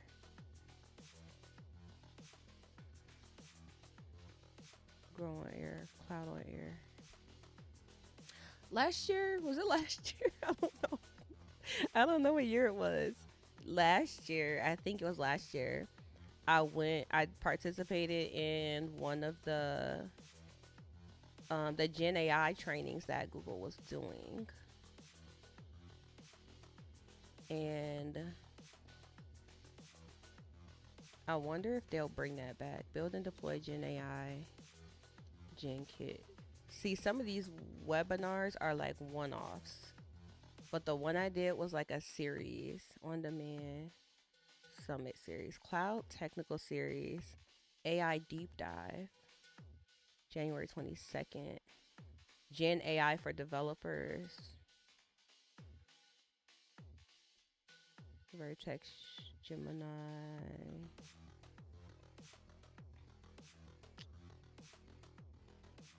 What? Oh, there we go. AI deep dive.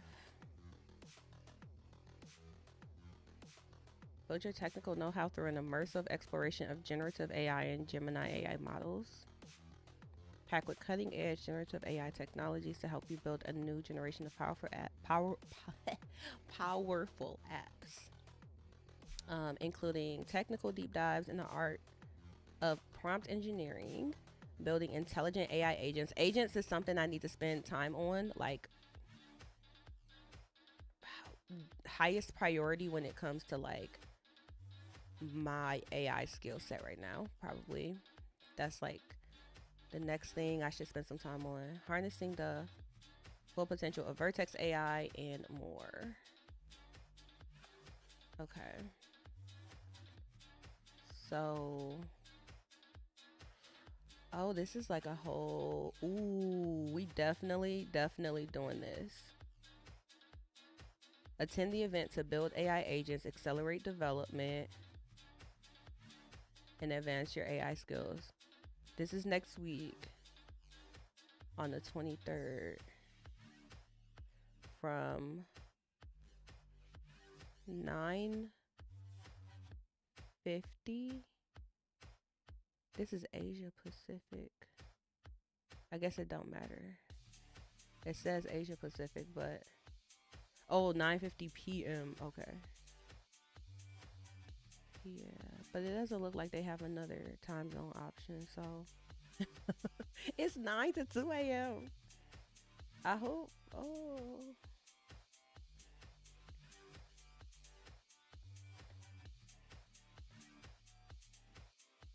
I'm gonna sign up for it. Worst case scenario.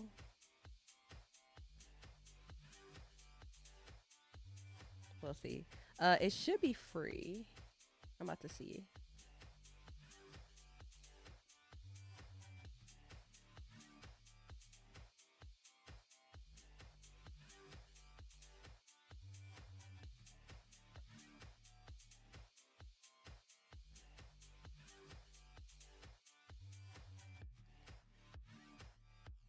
I gotta put like, hold on.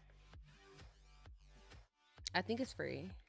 I'll drop the link in a chat too, or actually, I can put it in. I'll post this in Discord too. You made. I think you made it into Discord, right, Holiday? Or did I make that up? I don't think I made that up.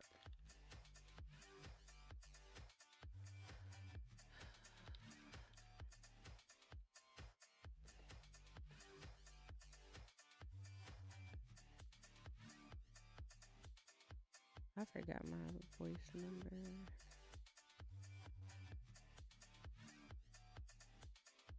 USA, US, United.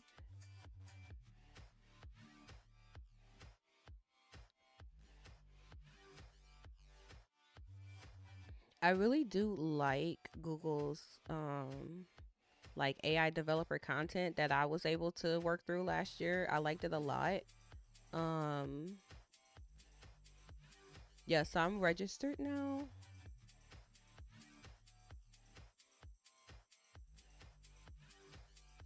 Oh dang, I didn't want that to happen. I cannot stand. How come I use mail on my phone, but when mail opens on my computer, I have a whole anxiety attack? uh,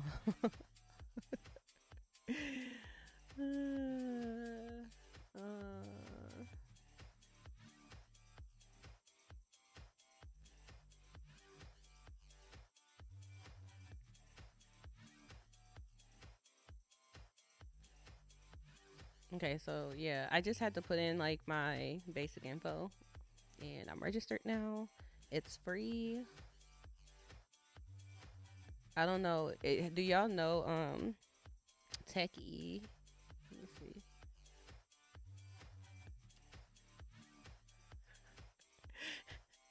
I feel like I remember watching her story recently where she was studying for her certification, one of her certifications.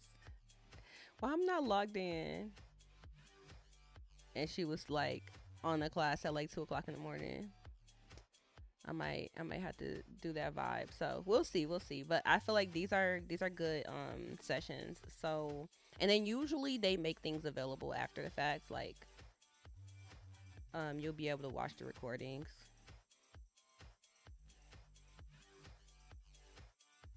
post event. Um,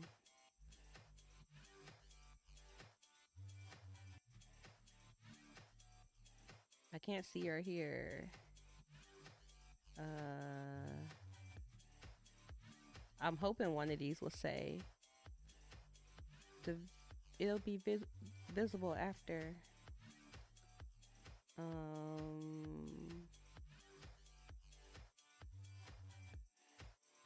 oh, on demand.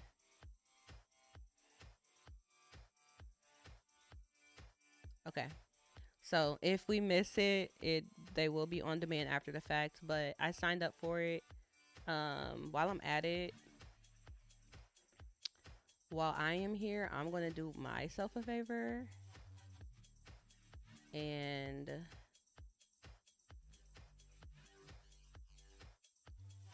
put these on a calendar. Do I have like a conference gaming? Let's put it on there.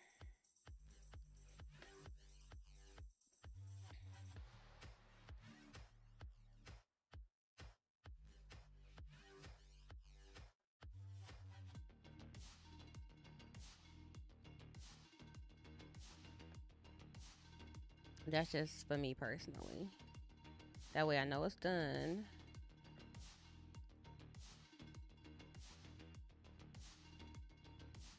And then give me a second. I'm gonna post this link to 1, 2.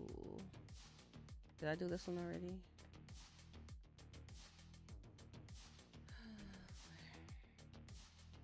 Just because I'm not necessarily trying to show my whole calendar constantly. I can do, hold on, let me do this real quick. Oh my God, this is getting on my nerves already. It's too many things open. Close, close, close. Close, close, close.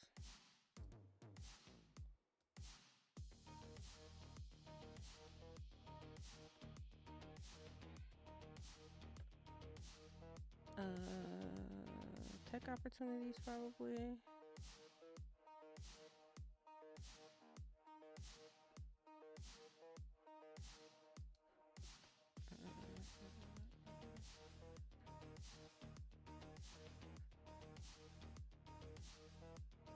Oh yes, thank you. 5:30.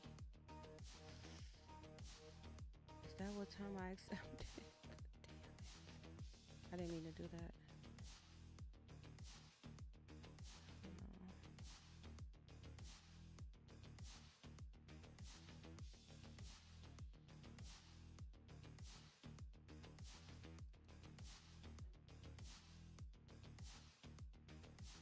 She said Tuesday.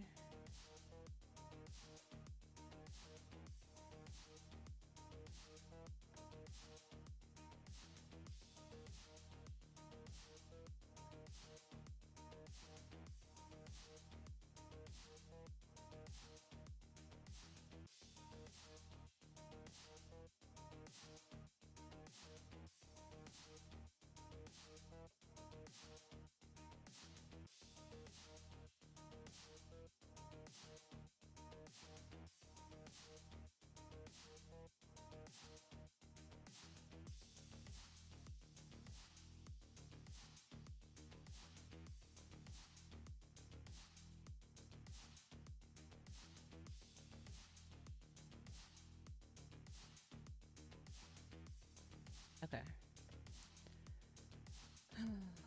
um, Only because I want to close this.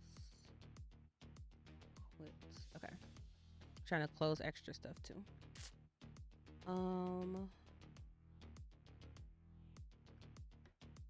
Let's see. This here. I got the first. Oh, cloud technical. Yeah, I deep dive.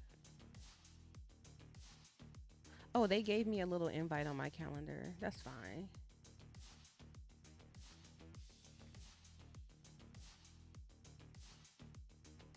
So they gave me a time block. That's good.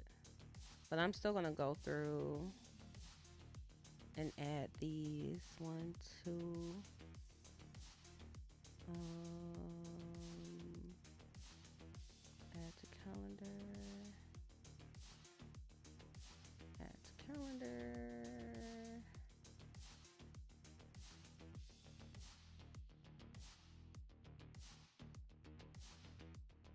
Add. Hmm. That's the wrap up. Add. Whoop. Add. This is good because another thing I'm working on right now is to get a consistent stream schedule down. Like actually figure out what the streams are going to be and the themes for them. I do want to be a lot more active in my live stream like content, I guess you could say.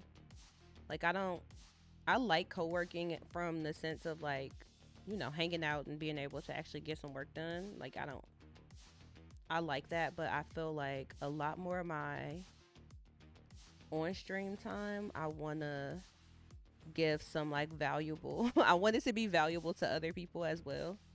Like if you're watching it, you know, it'll be something you can learn from it or something I'm showing like a process on like it, you know, it can be more intentionally like a behind the scenes type stuff.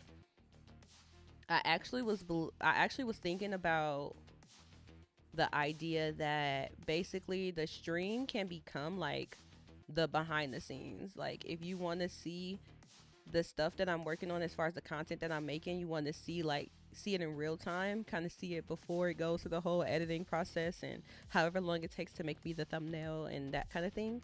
Then basically like being here during the streams will be like getting that firsthand information and also being live to like ask questions in the process and stuff like that. So I'm thinking that could make sense. Um, I'm thinking that'll make sense as long as I'm intentional about how I build that process out. And then let me see content calendar, tech events. I'm gonna change this one.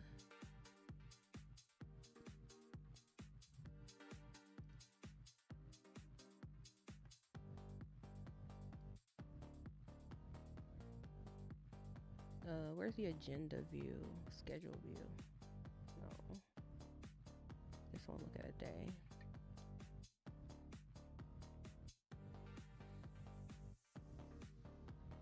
Okay, so here's what I'm working with. I'm gonna show y'all the calendar just because I didn't want to put my all my business out there in the world. But I'm good, doing good, preacher. Thank you for asking. How are you? Welcome in. Okay. So what I did is you can't see it that well. Hold on, let's do this. Let's do this. I need to copy this and bring this over here, I think. Bear with me, y'all. These are all things that needs to get updated on the stream. Sometimes we need to do these things in real time.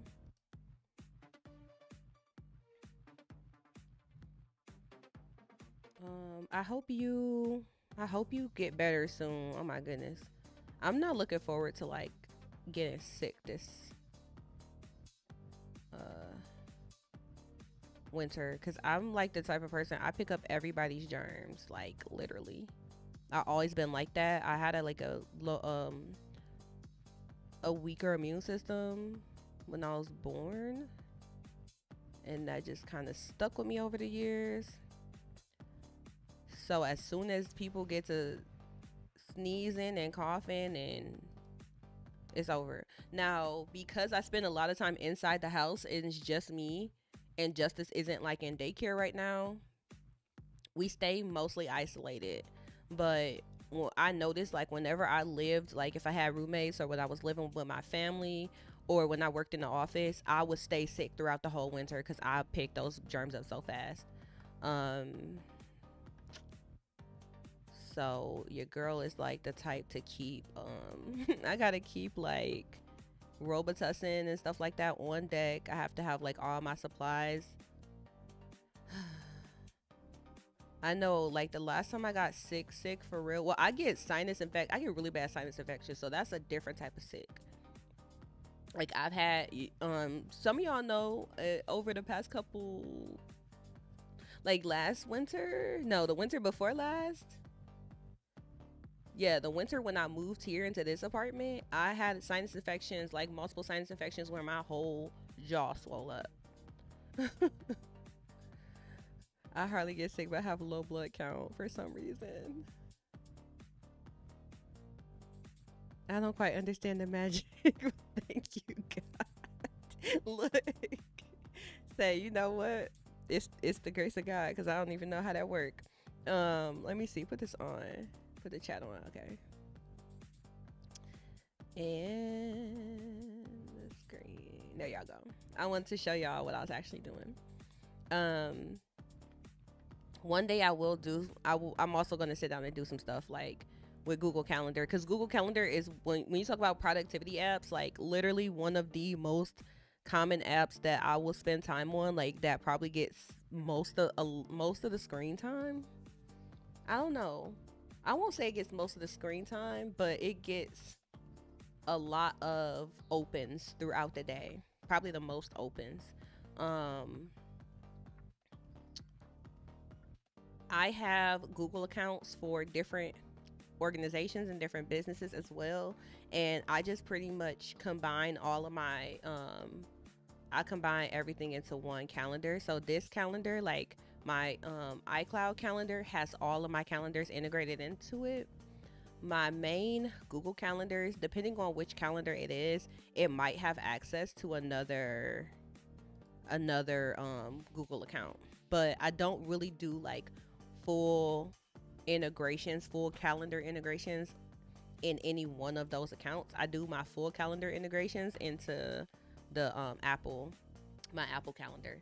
So my Apple calendar has access to all of my Gmail accounts.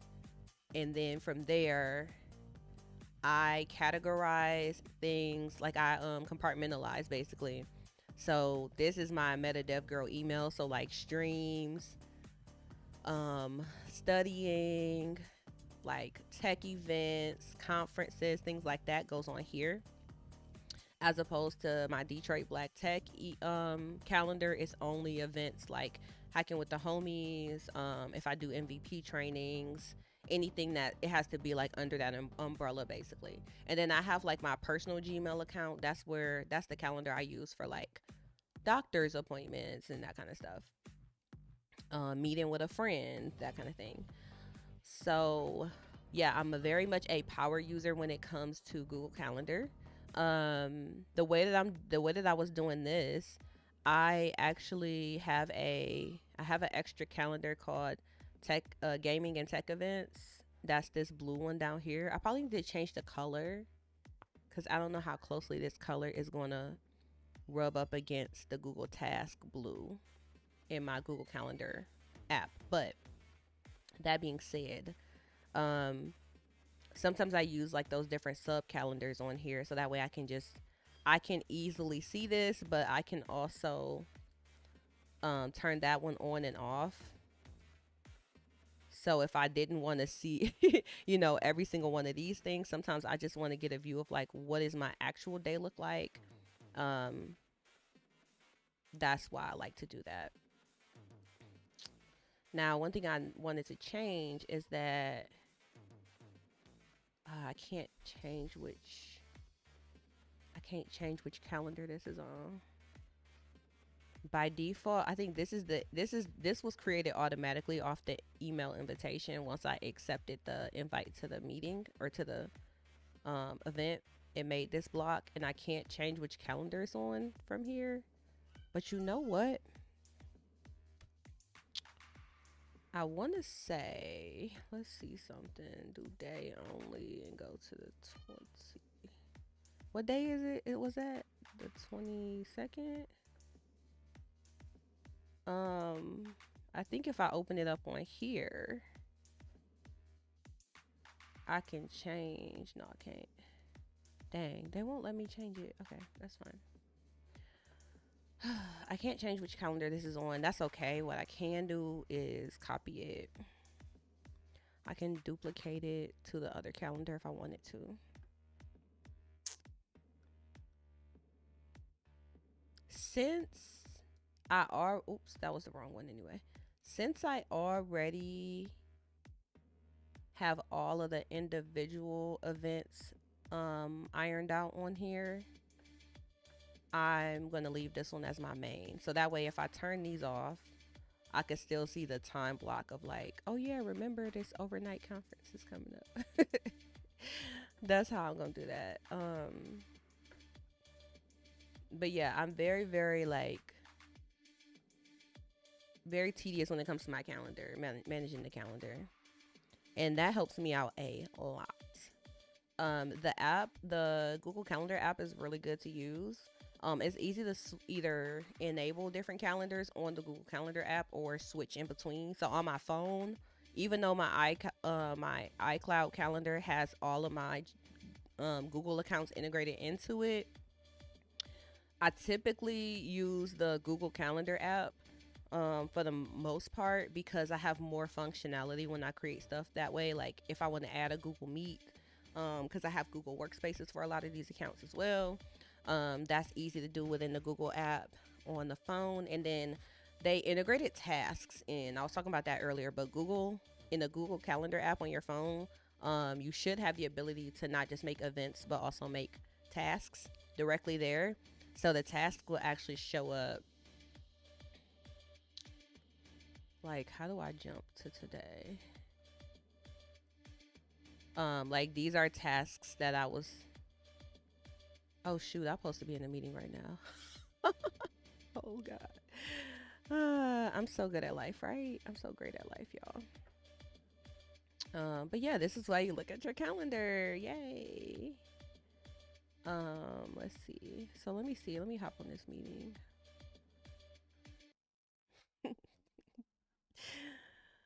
Don't judge me, and I'm not judging you. Um,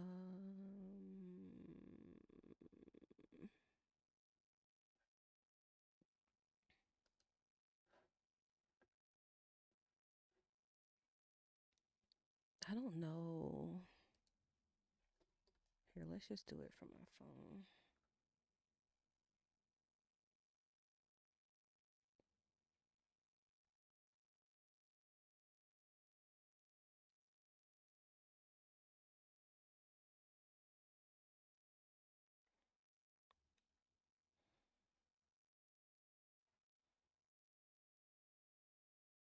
Up to the music.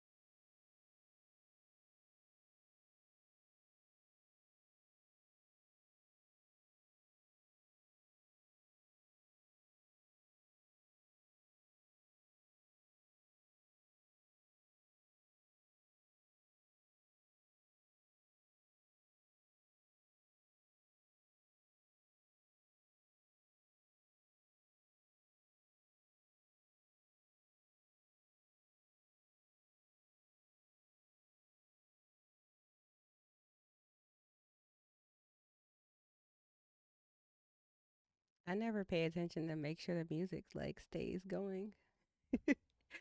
I had a meeting though, so I'm done now. I probably have another one later. Let me see. How does one? I want to get rid of this for a second. So,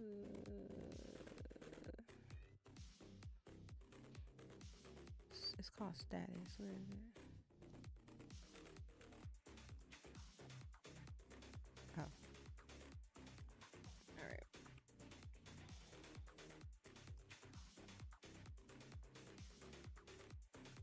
All right, I had to do a color change. Okay, so funny that I almost funny I almost missed that meeting. That's actually not funny. That's actually wild, but it's okay. We caught up. So I also was putting together um my schedule a little bit more. Oh, she already booked her appointment, didn't she? That's her. Yep. Okay, perfect. So hers is on there. I moved her meeting to Tuesdays. We fixed that time for that. Let me see. Did she remove the one? Yeah.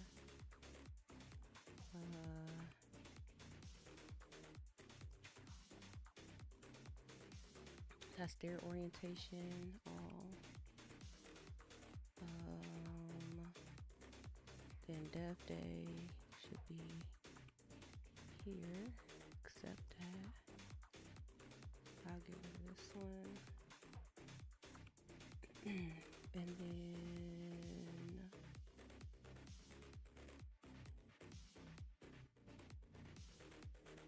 when is demo day? It's now the 5th. Okay, so this is demo day. Okay. So her meeting schedule. Oh, let me say yes to their meeting.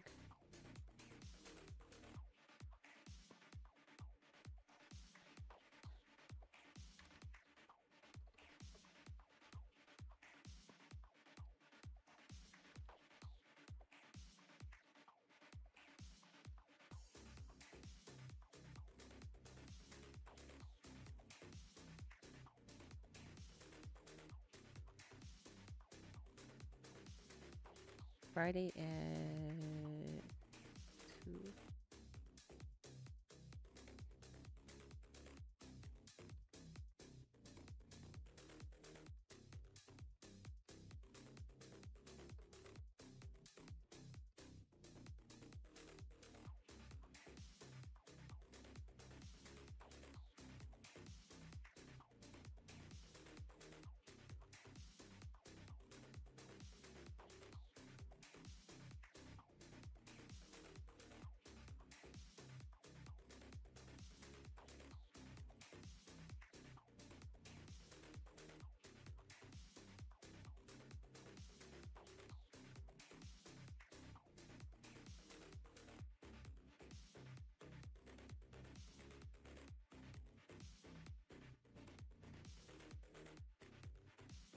All right. Next what?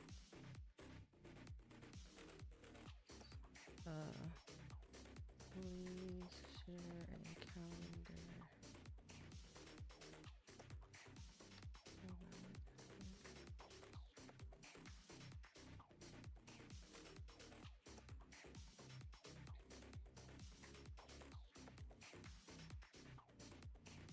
Okay. All right. So their stuff is on.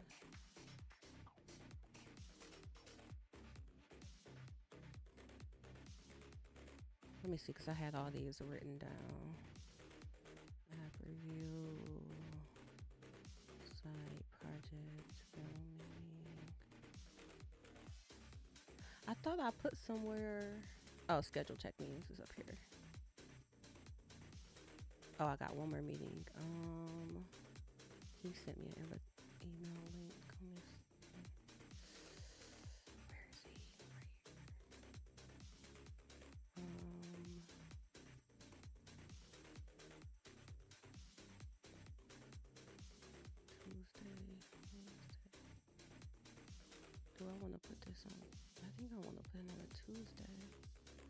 he only has 2:30 or 3. Do I have 3 o'clock on Tuesday?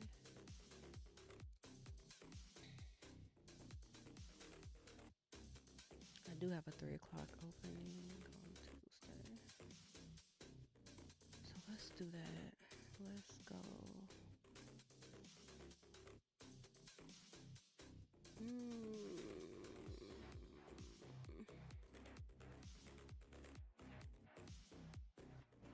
What am I trying to do?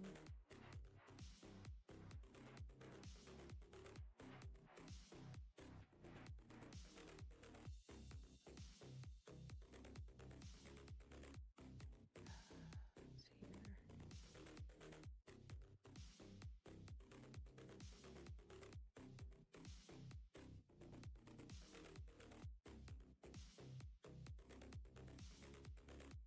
Okay. 3 o'clock.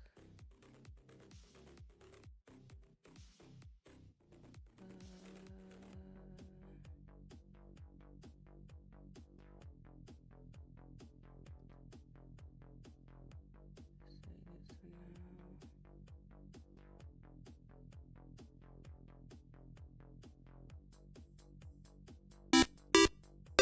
Thank you for following. Welcome. Give me a second. Let me see. 3 to 3:30. So let's do this.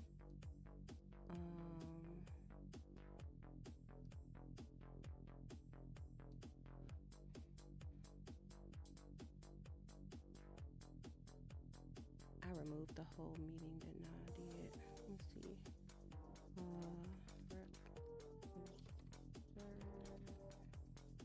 Oops. Meeting 3. Add a Google Meet.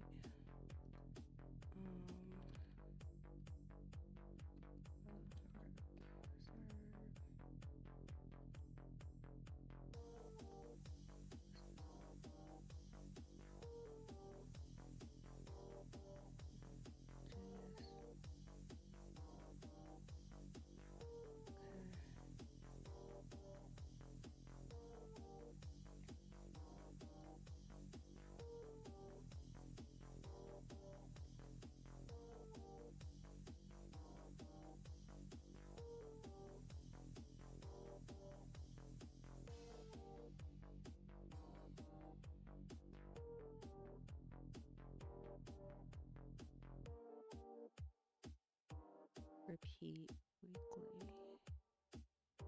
For now, 3 to 3:30. Yes, save.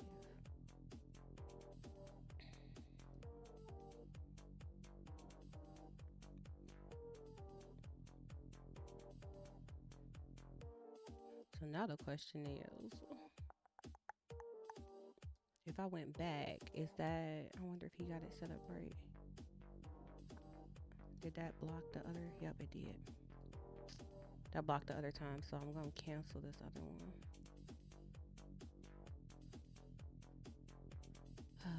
I be doing all kind of tricks with other people's calendars from a distance. I'm gonna cancel this one now because that should be blocked off on his calendar moving forward.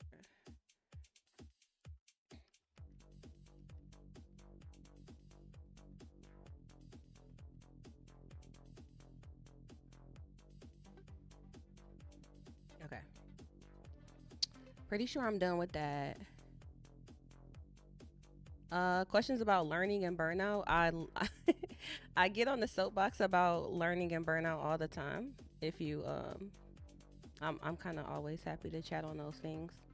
I have a lot of experience with burnout in particular. High achiever burnout, tech burnout, all that.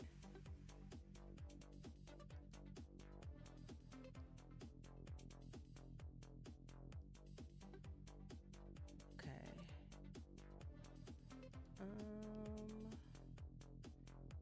All right, so now let me double check my task.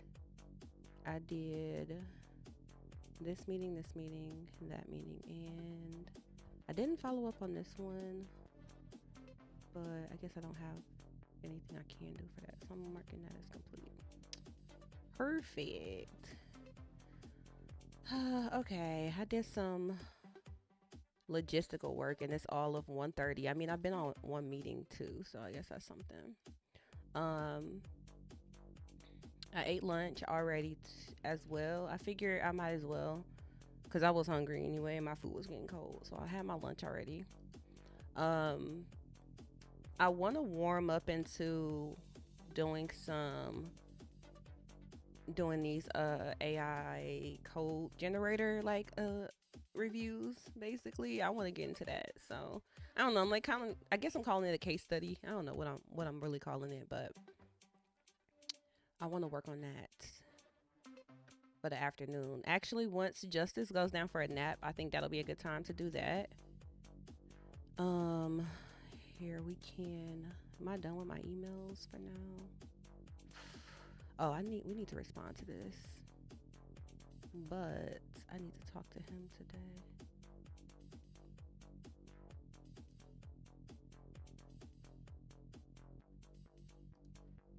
Let's do a shared notes.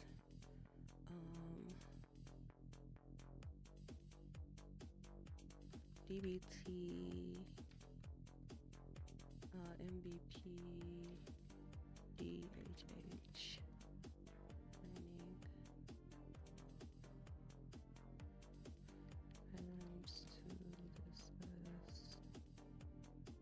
We need to talk about the Detroit Future City interview. We need to talk about our founder updates. We need to IDD follow up. TT proposal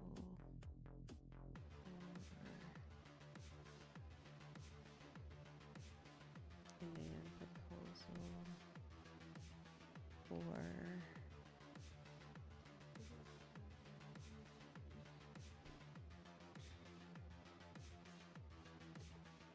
what was he calling it?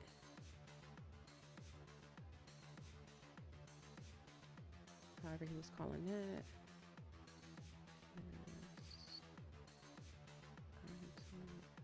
Roadshow for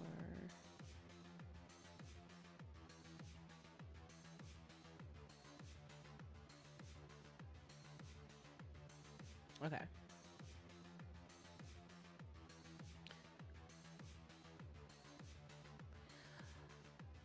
So I am 20 and I major in IT and cybersecurity, but I also want to learn game development. But I don't know if it's too late to start learning game dev, and I have ADHD. When I start, I lose motivation, focus, and get burned out and not doing anything dev related for 2 to 3 months. Well, you know what? One thing I can say for sure is you are not alone in this experience, if that even helps at all. Like I'm the type of person where I really love to I love to know like a lot about a lot of things, a little about a lot of things, and a lot about a lot of things, yeah. So I do struggle with that from time to time. Obviously like you're mentioning burnout is really easy to get I feel like in tech it's really easy for us to get burnt out because a lot of the work that we're doing is really like brain intensive. Like it requires a lot. People think like, oh, if you sit at the computer all day long and just type, like you couldn't be exerting that much energy. And it's like, no, nothing could be further from the truth. It's very mentally demanding. I think the hard part about it is that sometimes you have to choose where you want to focus your time. And it's about balance. Now, if you're doing IT and cybersecurity, that's probably completely different skill set that you might be working on in school versus the game development. So it's never too late to learn. And if you're still in school now, like you have plenty of time to like get into game development. Like that's not going away. And there's a lot of different avenues you can take to get into game development. But I would just say, at least for me, something that I learned over time is when I was trying, like, don't stretch yourself too thin. When you have, if you have two very different interests, like, for me, it was a point where in my day job, I was writing Java microservices. Okay, Java, I was getting forced into Kotlin. It was just a lot. That's what I did all day, and it was a highly technical job too. So it was very like mentally demanding. And then when I went home at night, though, I was really more passionate about JavaScript and Python. So the it was a lot of context switching that I was doing, and also I was not giving my brain time to rest. So it was like basically all day for 8 hours I'm doing Java. I'm on call for my services and stuff like that. And then at night I would come home and like try to work on like JavaScript and Python projects, and that burned me out like so bad. That burned me out so bad, like to the point where I'm still coming off a burnout from that experience or that era. That was a few years ago now. So um sometimes you do have to make the hard choice of which one is priority at the moment, and you can dabble in the other thing, especially if the other thing is like something you're more passionate about. I found that, to me,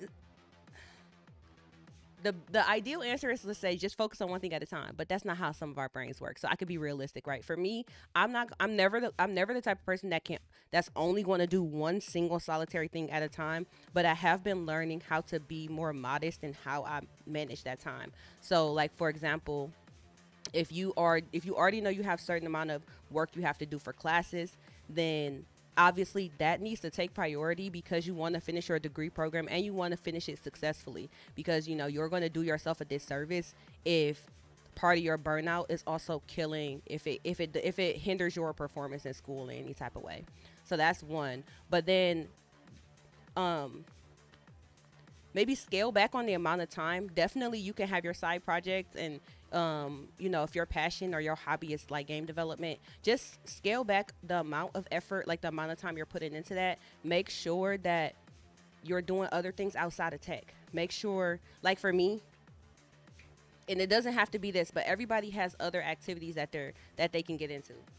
I do crafts and stuff like that. I actually did music before I got into tech. I've always been a singer my entire life, literally since before I could talk. So like I have like other hobbies and other things that I can do that gives my brain a rest. When you're in tech, you have to give your brain rest. And even if you are studying, even if you were only doing your cybersecurity, like IT major exclusively, if all you did was study and you never slept and you never really gave your brain like proper time to process the information, it's not going to stick in the same type of way. And then it's basically counterproductive after a while. So, like, even with the program that we have coming up soon, where we're going to be running a boot camp, I don't recommend like my I don't recommend my students to like basically overwork themselves. If you put in a certain amount of hours and you put in a good amount of hours on your project, you also have to know when to close the computer and walk away, and give yourself time to do other things. Now, when it comes to motivation and focus, I feel like it kind of goes hand in hand. There's never going to be a day where it's like, oh, I'm automatically just motivated about everything. That's never going to happen. You might just wake up on the wrong side of the bed. Like, you might have things going on in life. Just, you can never really really truly depend on just motivation. But I think it's good to know what types of things do kind of spark you inside, if that makes sense. Like for me, I can get demotivated, but like when it comes to teaching, I might not feel like sitting down and writing out a curriculum, but whenever I sit down and think about like how I'm going to help people, or like I can get excited about that. Like finding those actual triggers, what about the thing that you're working on actually gets you excited, and like bringing yourself back to that. Like, it seems very simple, but that is something that goes a long way. Most of the time, whenever you look at like different productivity systems or like goal planning and things like that, a lot of times they'll tell you start with a vision. Like, if you have a vision for what it is that you're trying to do, If you can picture or imagine or think about the thing it is that you're trying to build that doesn't exist now, um, that the way that that lights a fire inside of you is helpful in those times when you might be struggling with your motivation. So it's basically the same thing as what I was saying, but like I would just say to make it more, succinct, definitely if you're in school, you need to prioritize your time in school. Make sure you are already putting adequate amount of time towards your studying, and make sure you are putting an adequate amount of time towards getting rest. That means go to sleep. Um, sorry, I just discovered like a year ago that sleep is so valuable. So getting a good amount of rest is important because you'll be surprised at how often your motivation, your lack of motivation or lack of focus has a lot to do with the energy level that you started with in the first place. So if I, pulled the all nighter, because I know when I was in school, pulling the all nighter was nothing. I was in the engineering school, so pulling the all nighters, that's what we did all the time. But then you would, I might study all night for a test that I have the next day, and even if some of that stuff I remembered it for the test because it was like right there fresh in my mind and I never went to sleep. The next week I'm not going to remember none of that stuff. The next day I'm not even going to remember any of that stuff because I never actually gave my brain time to process it, and our brains process and like actually do long-term storage when we are sleeping. Okay. So that's why I'm harping on that. But also just the motivation and the focus. I know that like last year around this time, I said, "Oh, I'm going to do 365 days of code."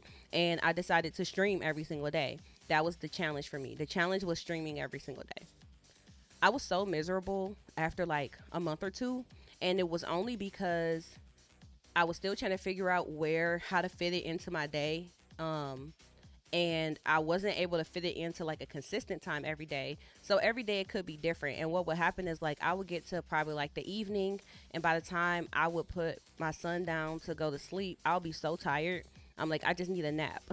And then I'm in the bed, like I'm already in the bed now, and I have to get back up to do my stream.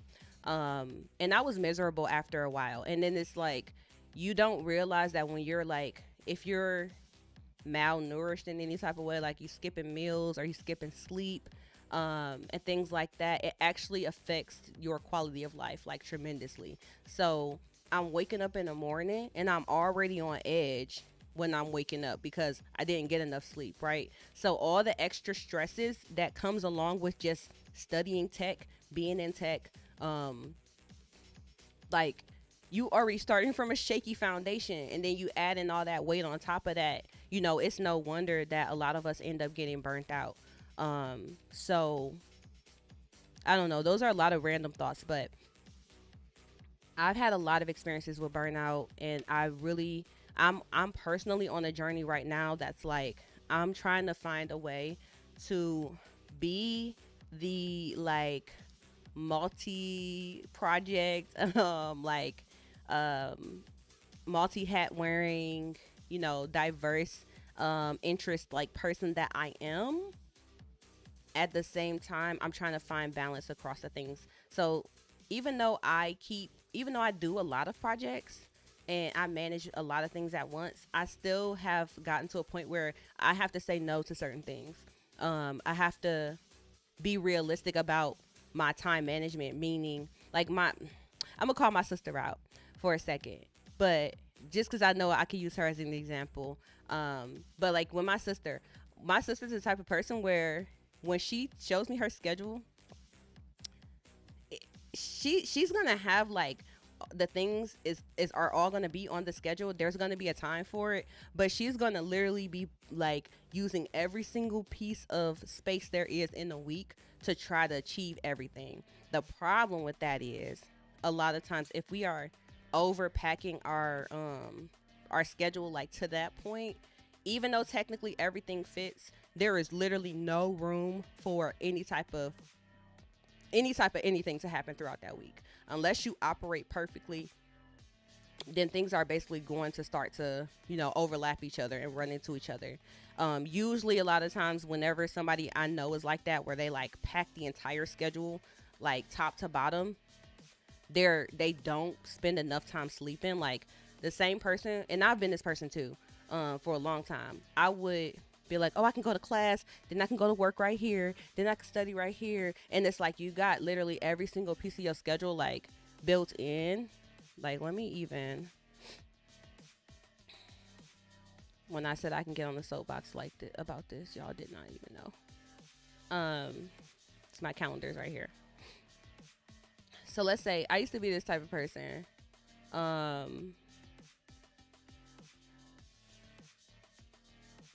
want to okay. I used to be this type of person. 5 a.m. morning routine, and then like 6 a.m. Get baby ready. Then 7 a.m. It's like, oh, here's the perfect time to study, and I must study these hours because I have a class that I have to go to. And then it's like, maybe this is like class, DS, data structures and algorithms class. Maybe I have class right there. I gotta put time to do my homework, right? Oh, I got a stream right here. That's my stream. And then here's my homework block.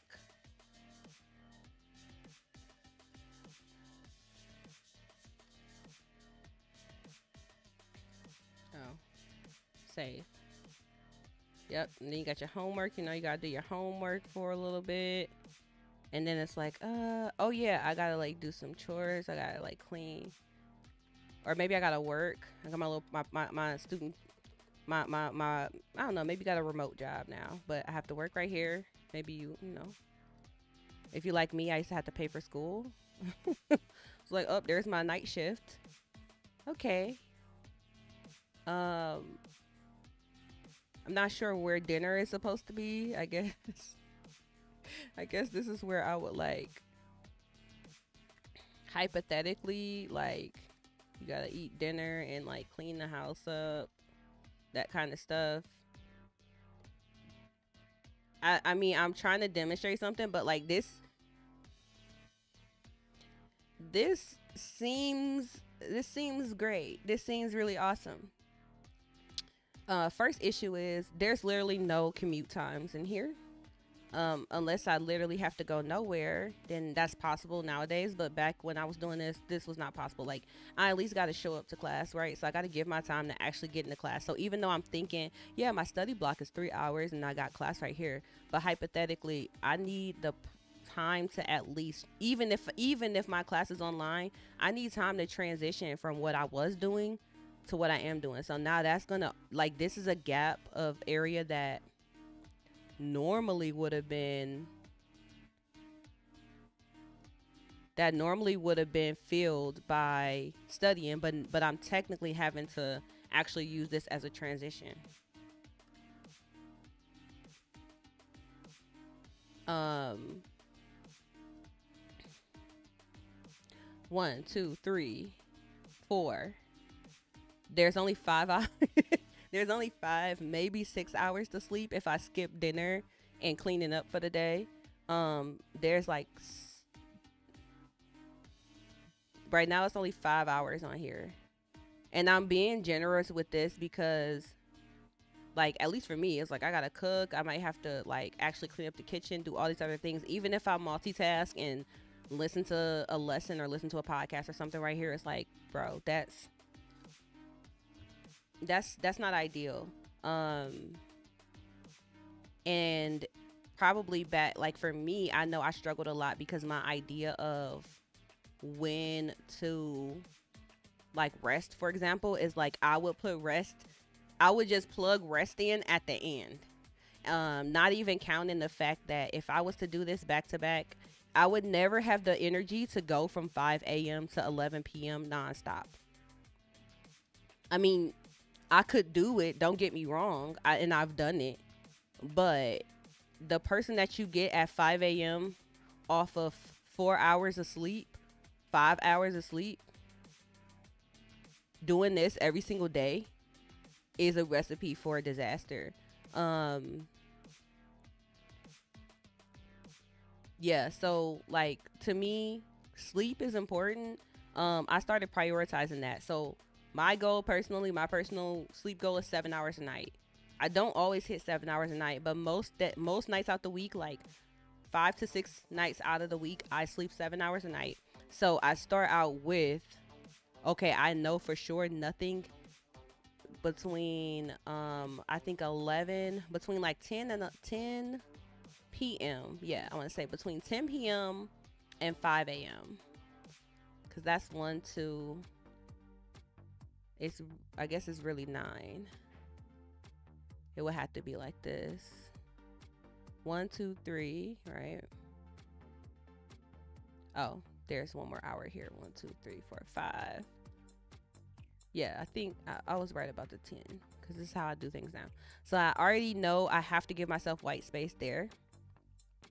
Um, find ways to re-energize yourself that, like I said, it could be taking breaks, but it could also be other things that you have to do that helps you.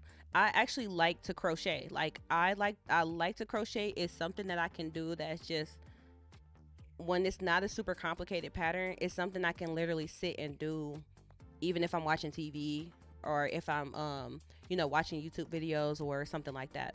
So that, but it's something that requires me to step away from actually typing.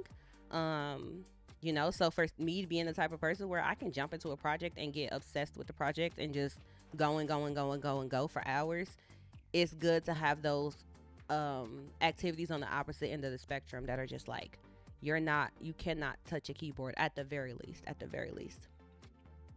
um like I said, having hobbies, like I have music, I get into random crafts.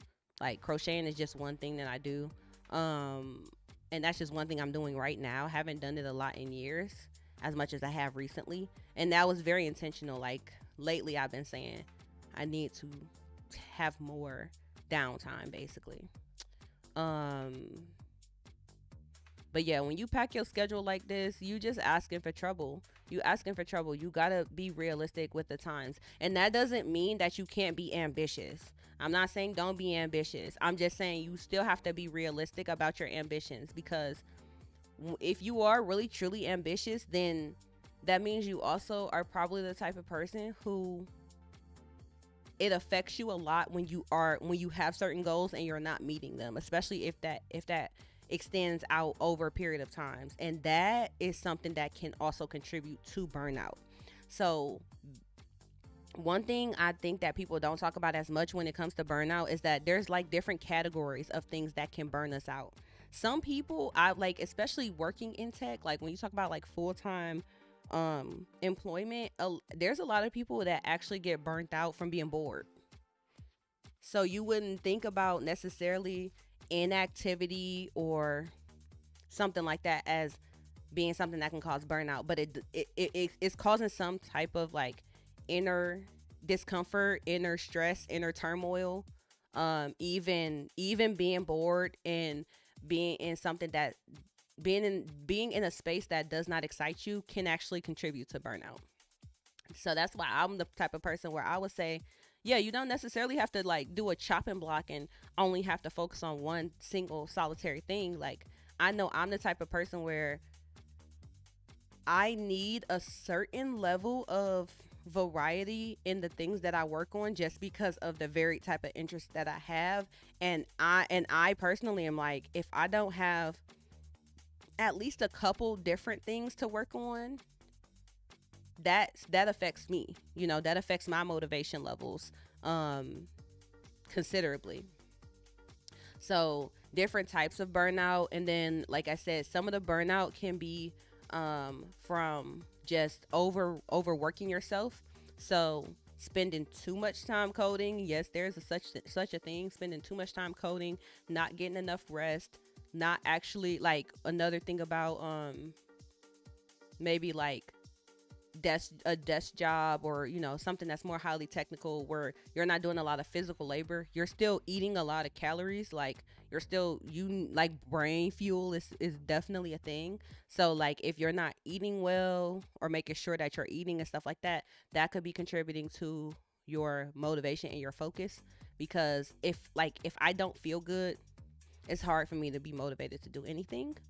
And a lot of times we get so used to operating like that that we don't even realize we don't even realize. um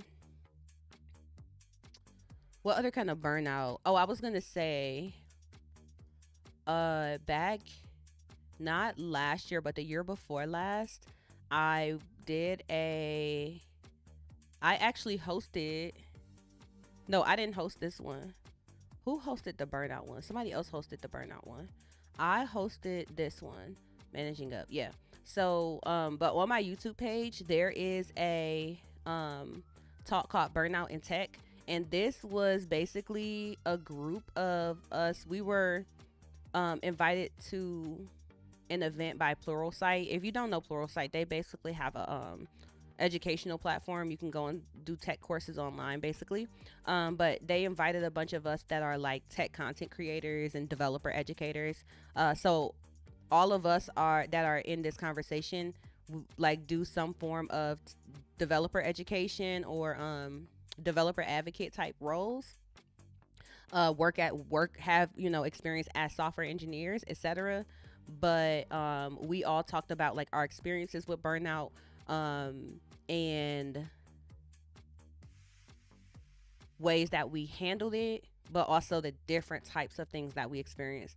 That other people, everybody's experience is different, right? So, like I said, that's where I thought for the first time, like, oh yeah, people can get burnt out from like doing too little, just like they can get burnt out from doing too much. Like I'm the type of person where if I was bored every day in my job, that would definitely like weigh on me. So yeah, I do recommend this talk as well if that's something that's helpful to you. It's on my YouTube channel. It's called, literally right on the homepage. You can find it under the talks, burnout in tech. And I talk about this kind of stuff all the time. Here, make it a little bit bigger so you can see it.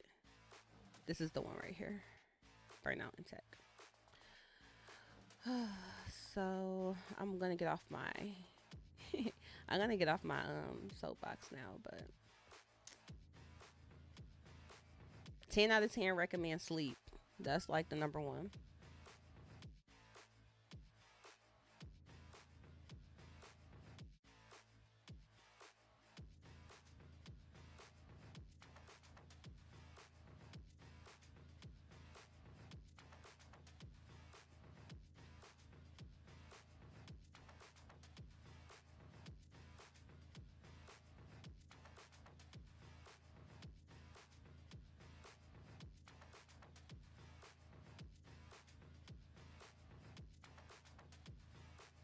What's I talking? Oh, I was saying. Let me see. I'm going to.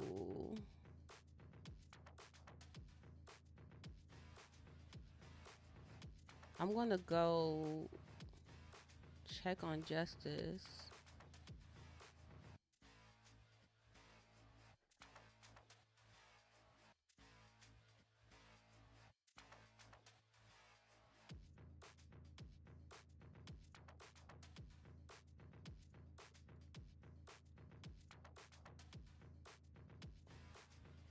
Um, yeah, I'm gonna check on justice, and then I wanted to. Oh, when he goes down for a nap, that's when I want to try to do that. Do the AI builds. So maybe if he's probably gonna run around for a little bit. So while he's running around, I think I'm gonna work on my ghost site. The IO.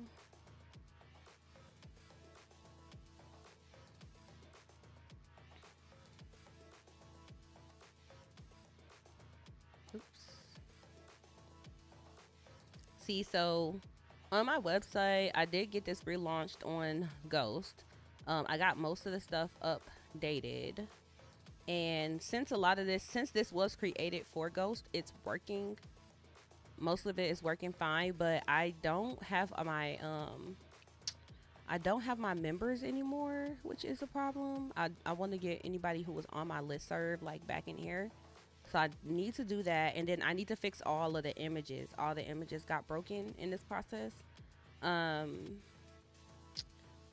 some of these, oh, I guess the only images that aren't working on the blog are ones that I uploaded. All the Unsplash images are working fine. The issue is some of these. Oh, okay. Even the screenshots and stuff that I uploaded in here are showing. Only the thumbnails for these all should have had thumbnails, but I should have all the thumbnails to fix those. So I'm gonna work on this today until at least until Justice goes to sleep, so that way I can really focus when it comes to the actual looking at the AI generators. And I'm planning on looking at bolt.new versus Cursor versus GitHub Copilot. That's the plan.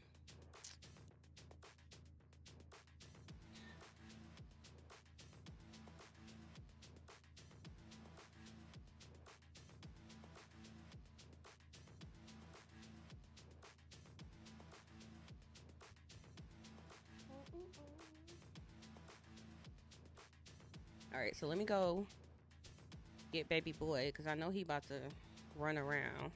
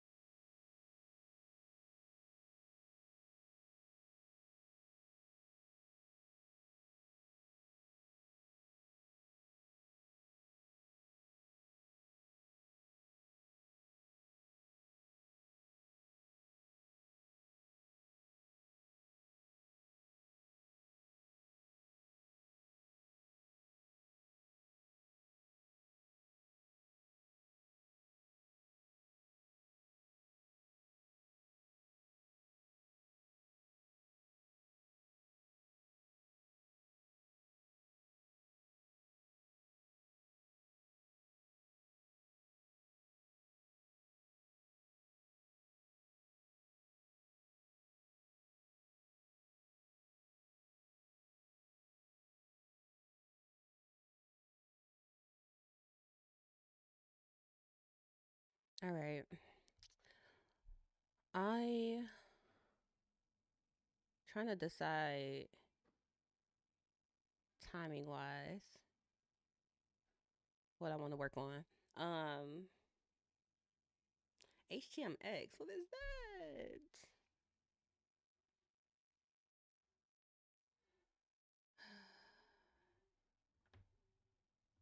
I was thinking about catching up on some. I can catch up on some stuff right now, tech highlights and whatnot.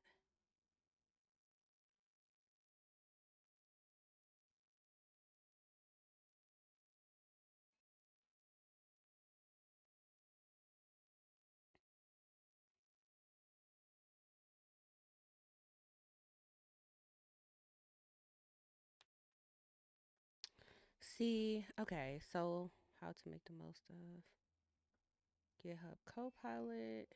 Save that to watch later.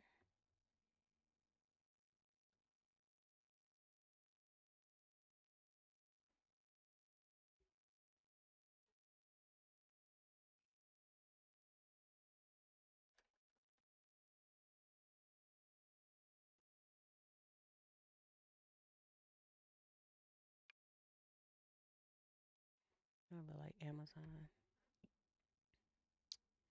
Let me see. Off, on, and okay.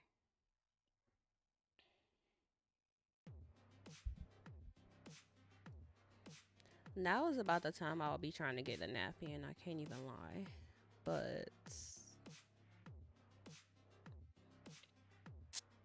my issue, okay, so I'm a nap person. Like I have to take a nap. Having a 2 year old 24/7. Um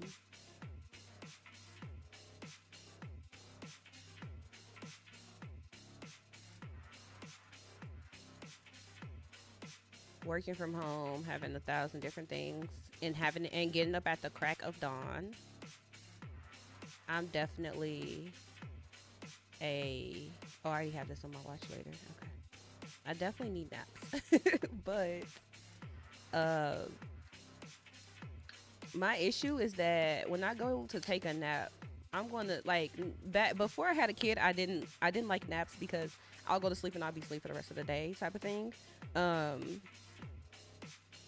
Now, if I go to sleep when Justice goes to sleep, I know I have to get back up. Like he's going to wake me up when he gets back up.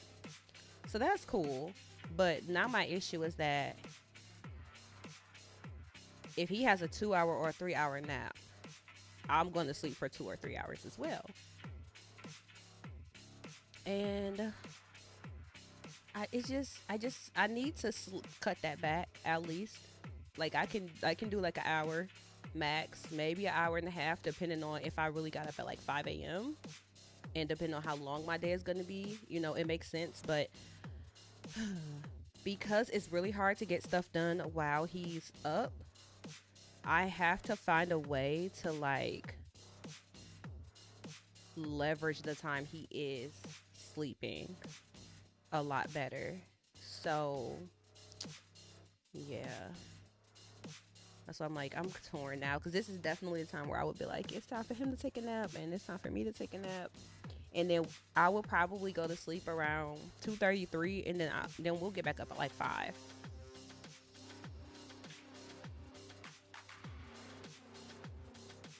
But he doesn't look ready to go down for a nap right now, so I'm like, I don't even want to go down that rabbit hole at this point. I'm gonna see if he can survive without his nap. I'm gonna try to do the same thing, and then that way, hopefully, he'll go to sleep earlier. So we shall see. How do I can't see it. So to watch later. But I do want a little bit of a mini break right now. Just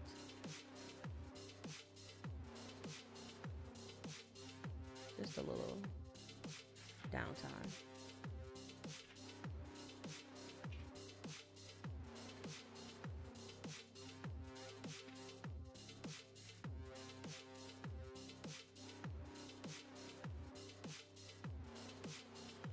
Maybe what I'll do is let me put some of these videos on like 2x speed or something like that. What I did yesterday is while I was actually working through some of the, like, I was actually watching some review videos and kind of trying to, get some general knowledge on the different tools from that. And I crocheted while I did that. And that was a pretty good mixture, like an in between. And I don't think I took a nap yesterday. I think that was my like downtime. Did you manage to use Cursor or Copilot? I haven't done. I've used Copilot before. Not recently though. I've used it for sure.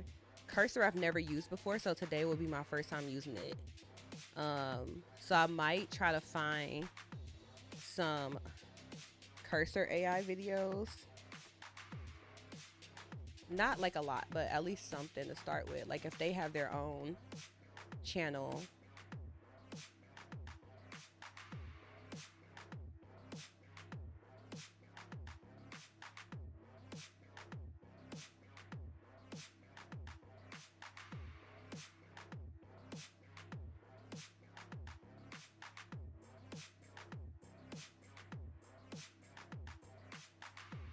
They don't have a channel?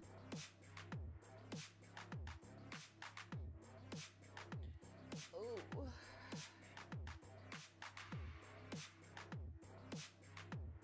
Where's the page? Ooh, wait. Make sure I post this for y'all. I'm so drowsy.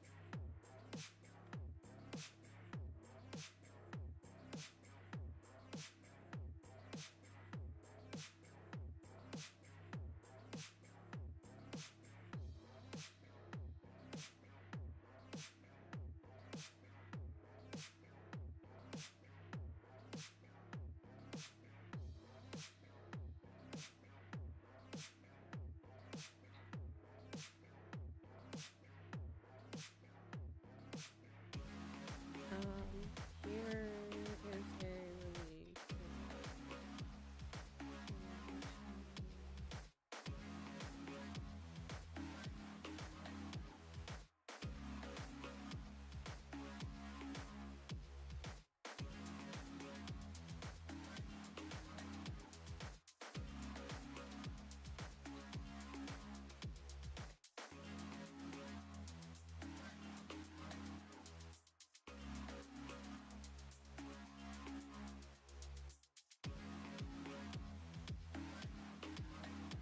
Can I not show that? Yes,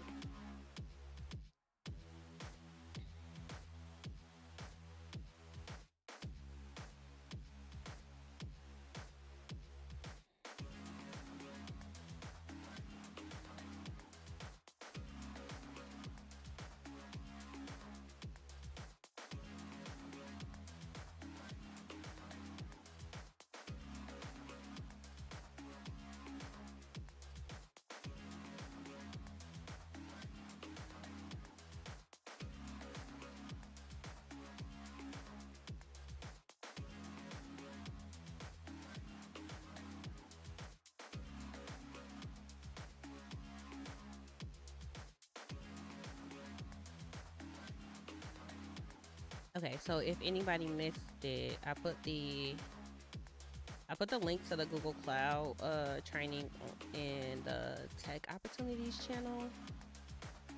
So feel free to grab it from there. Is that gonna work? Oh, look at that. Look at the bot actually wanting to be on. Feel free. Or you can look up cloudonair.withgoogle.com and you should be able to find find this event, Cloud Technical Series. Um,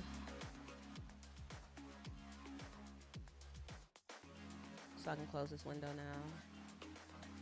Let me delete all this stuff. I'm gonna wake up on Saturday and just be like, what happened to my day? Too much stuff going on. Okay.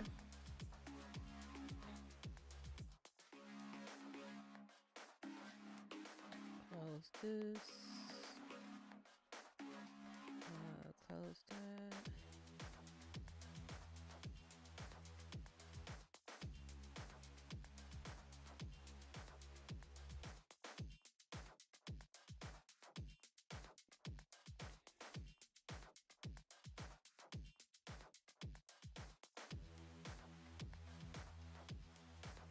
I only have one window open. I'm so proud of myself.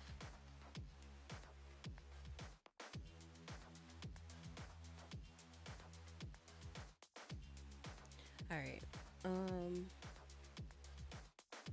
Oh, you know what? Let's look at this.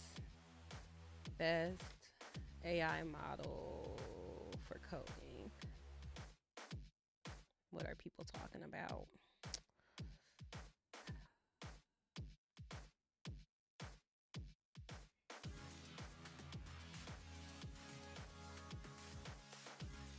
They are talking about Boat.new again. I want to know about the models though.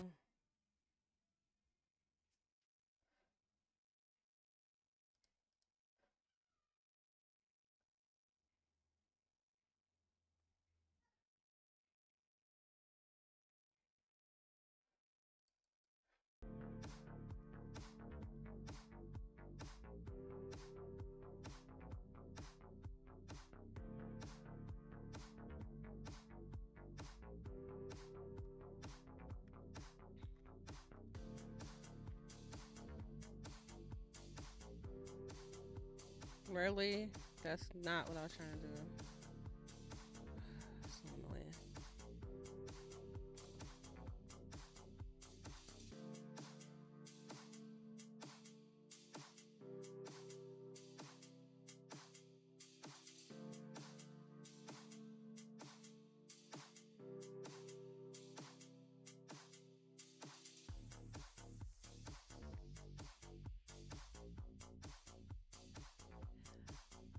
At least this one is talking about models. It's 5 months ago, so you know how that goes.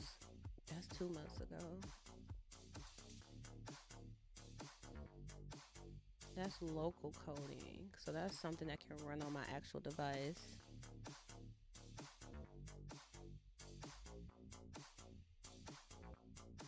Hmm.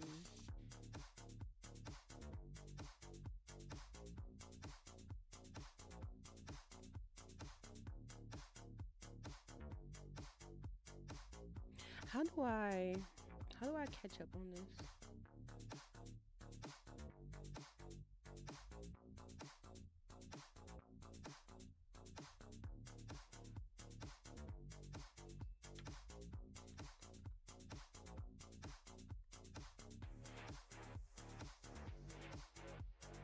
October of last year. That's way too far back.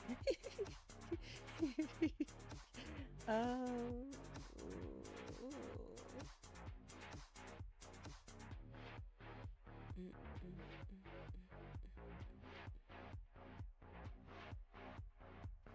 so let me see something.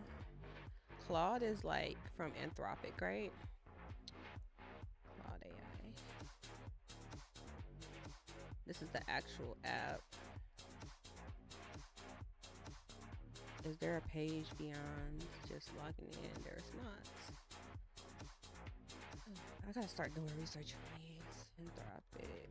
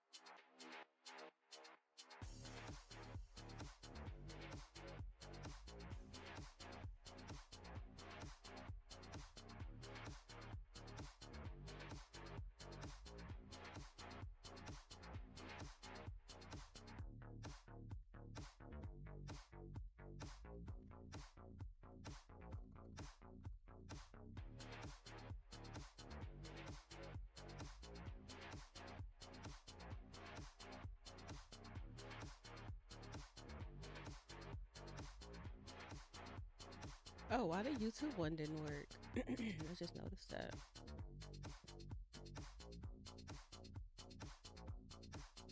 You know what I should do for YouTube though? I need to put this in the video descriptions. Oops. Copy.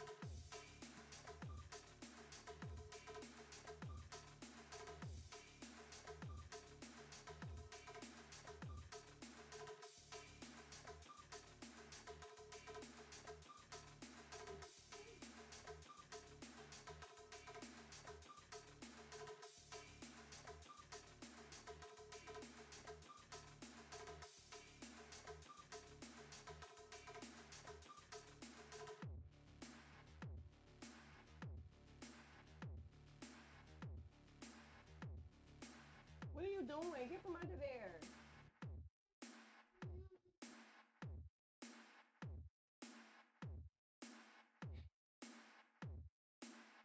Where's your truck? Where's the truck? Hmm? Go get your truck. Go the other way. Get your truck. And then come from under there.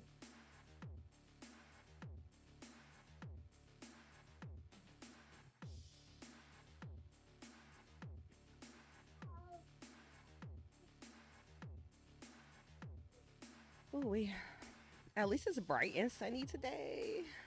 I mean, it's cold, but at least it looks nice from my window. Ooh. Okay, so hypothetically. Okay, so how about this?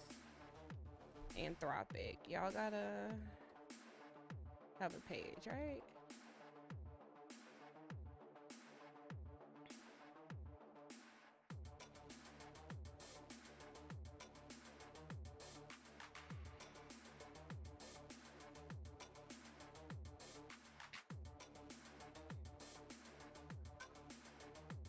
Okay.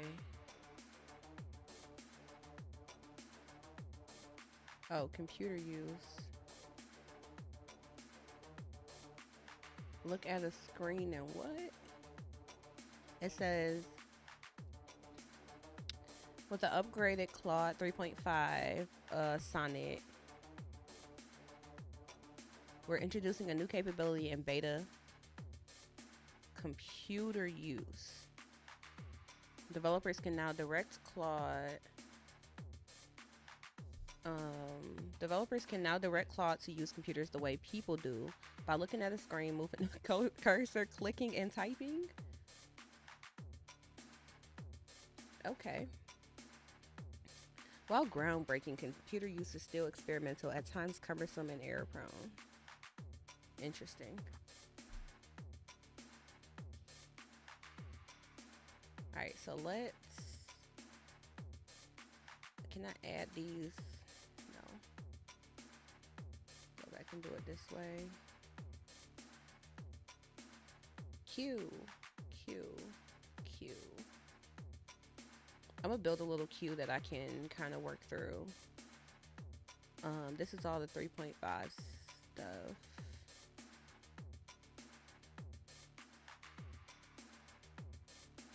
Q, Q, Q.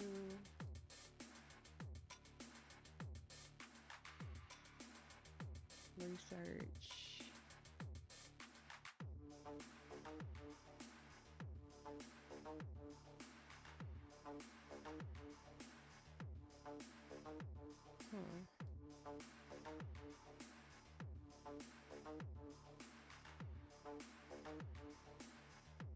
Okay, I think that's it.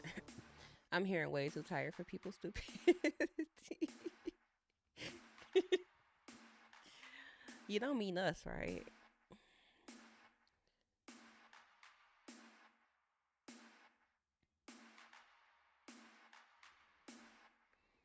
Okay, so those are the only real videos I see from them on Claude. Let's see if anybody else has stuff to say about Claude. Coding.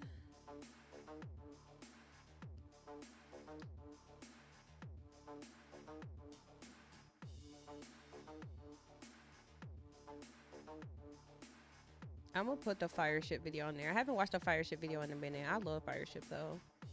Um,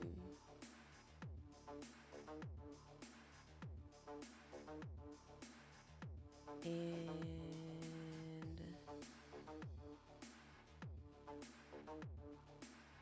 open hands.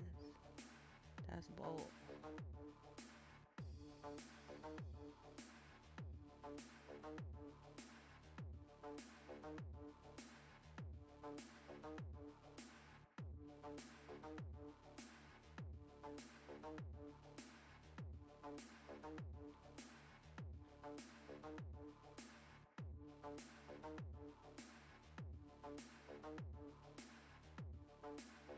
This.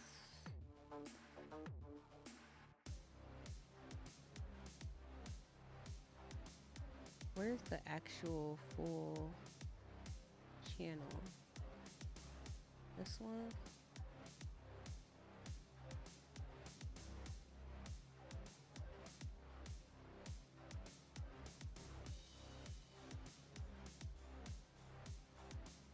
Cursor team. Ooh, that's 2.5 hours. Sheesh. Okay.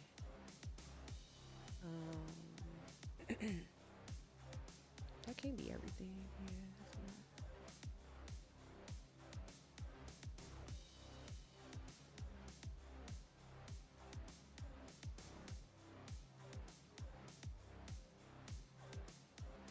This one.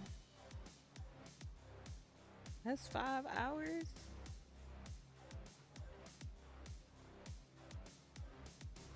Is this?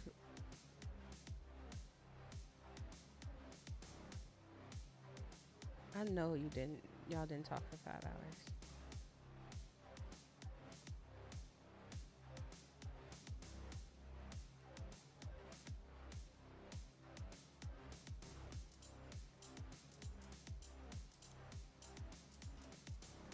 They talked for 5 hours.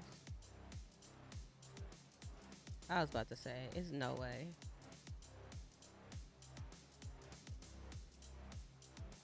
So it's 2, 3.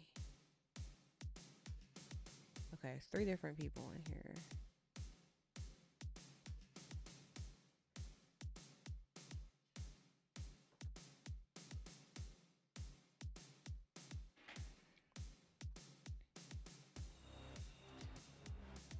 Oh dang.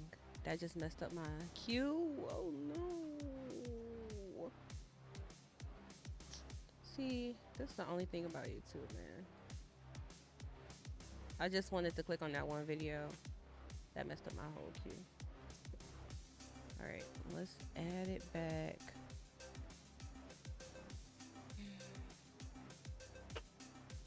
This one right here, right? Add that to the queue and then go back to my search.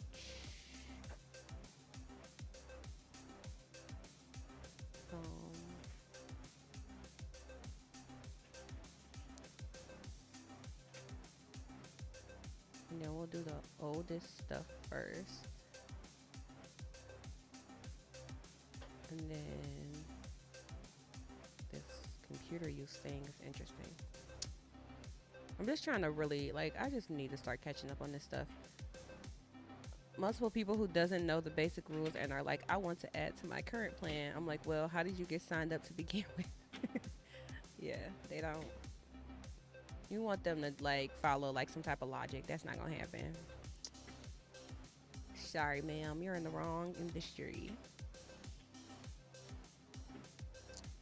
So now go back to my queue and move this long A video to the end.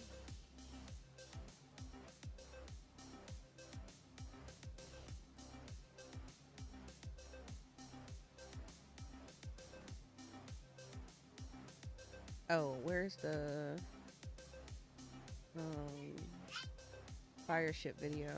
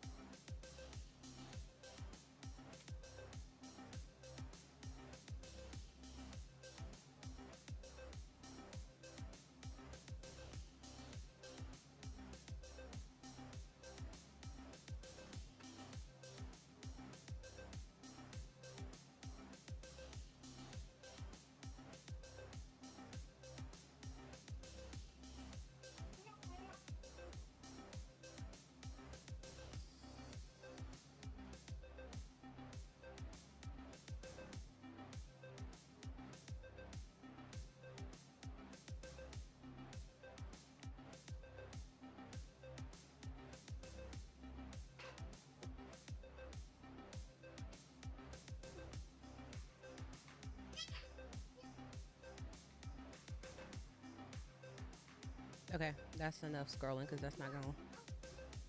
It's not producing anything. Here's the channel right here. Mr. Sir. It's almost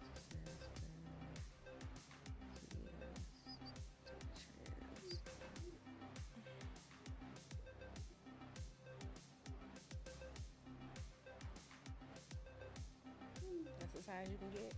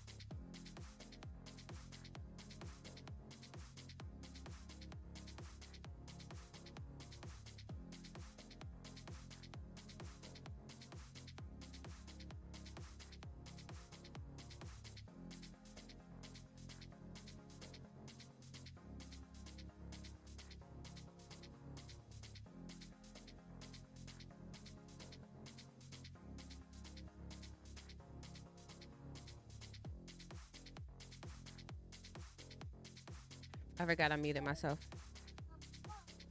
But I was saying, education wise, I need to.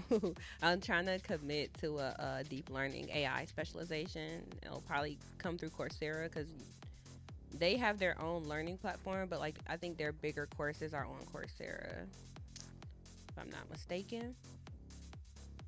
Um, but I'm supposed to be. I need to audit some AI code generator options. That's what I need to do. And part of that audit is just starting with looking into some of the. I did like what yesterday or the day before. I think it was yesterday. I went through and watched a bunch of these videos that were related to those. Like, I watched videos for some of these tools to compare them. Basically, like this video talked about Windsurf, Cursor, Bolt, Replit. Oh, I forgot. Replit has an AI code generator now as well. V0 is by Vercel. And then VS Code has Copilot now for free. And then Data Button was like another one. So he did like a comparison of like which you would use for what. So yeah, anyways, I watched like these videos yesterday. I watched this one too. It just looks like I didn't finish it, but I did. This is an actual like walkthrough from the Supabase team on how to use Supabase with Bolt in particular.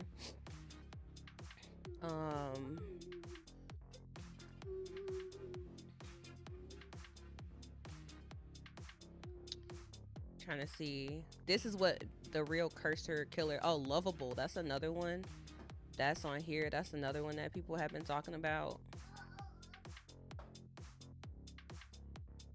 So yeah, for the moment, I got a bunch of agent stuff in here. That's good. So for the moment, I'm gonna kind of catch up on some of these. But yeah, Justin.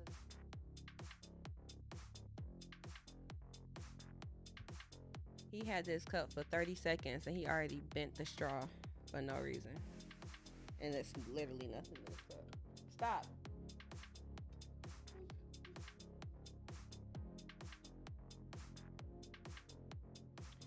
No, the classes that I'm gonna do some stuff on edX, but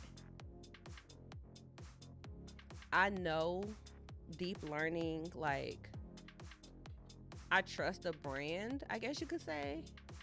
So when it comes to like committing to a almost like certification type of thing, I'm thinking about doing a deep learning certification, and I don't think it's possible. I don't think it's possible to do. I think only the short courses are on this website, basically. And then if you want to do a longer class, you have to go to. Put that back. Put that back. Give it here. Stop. That's recycling. You trying to undo all my heart? No, it's recycling. It's not a toy. It's not nothing to play with. No. You can't do anything with that, honey. And he's sleepy.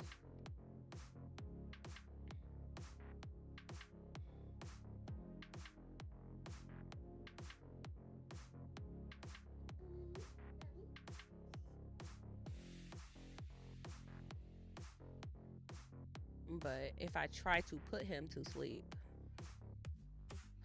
that is gonna be a whole nother situation. So anyways, yeah, what I was saying is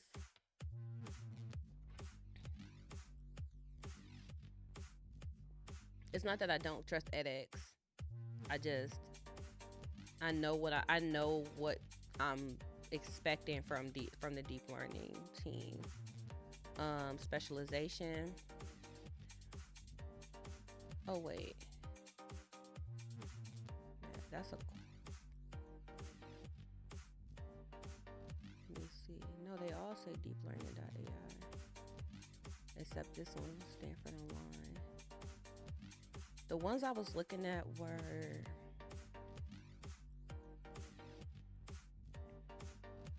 Deep learning specialization.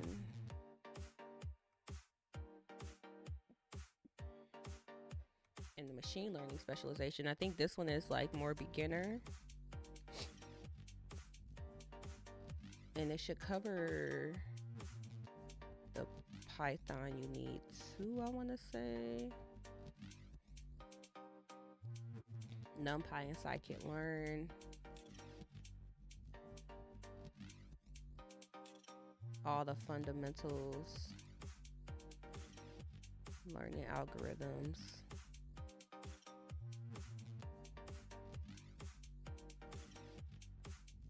Yeah, so I was basically, I'm going to do the machine learning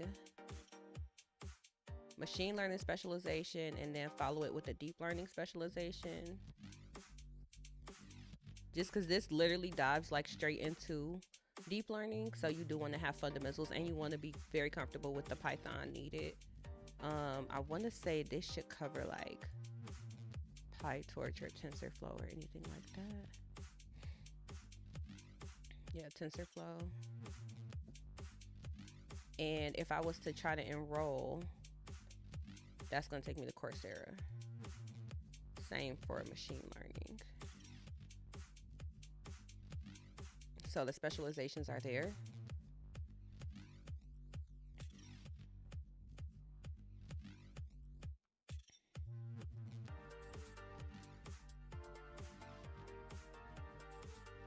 You know what?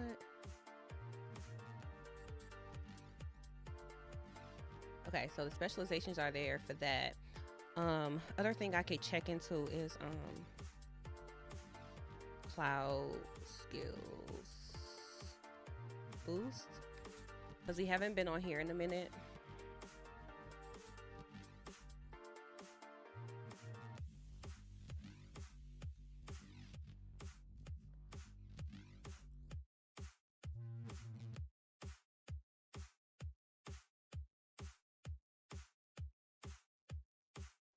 So they have a subscription now, I guess.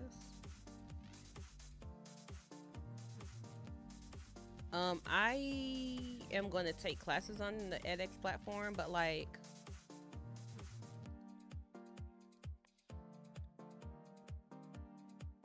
I don't know. I guess I'm looking at it more as supplemental. It's some supplemental stuff I can do here, but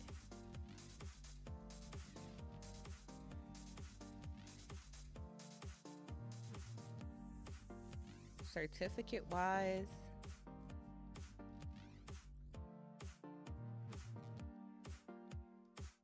like they got, it's a different program, you know what I mean?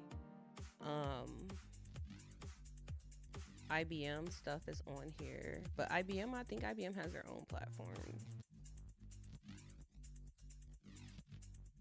So for the, let me see, can I subject computer science?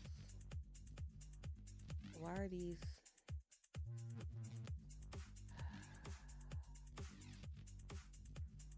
I don't know which one to pick. Skills. Machine learning.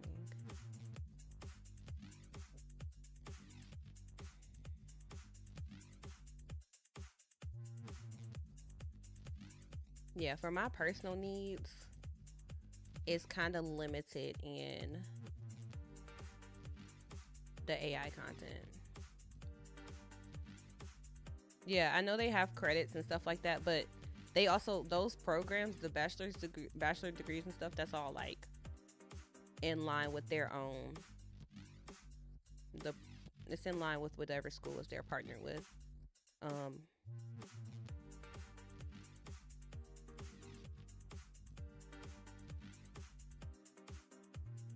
Yeah, the Harvard machine learning, that's a very specific very specific topic that they're covering, TinyML.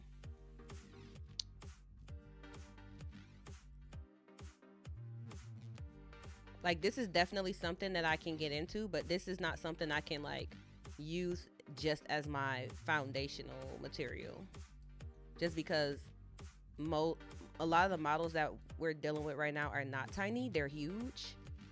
So like tiny models is like an emerging area. So it's definitely interesting, but like for a core fundamental like machine learning specialization as a software engineer with 10 years of experience, this is not this is not what I'm looking for. I'm looking for like they don't have like even with Google, at least when they do like Google Cloud Platform, they have like general machine learning engineering. I'm not saying there's anything wrong with edX, ma'am, for the record. It's all great. I know I looked through every single thing that they have to offer on here. Um,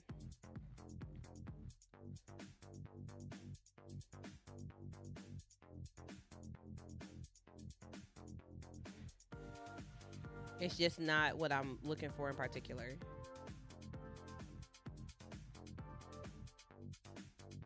And a lot of this stuff is more data science heavy. And it's just more so because a lot of the edX content is university based.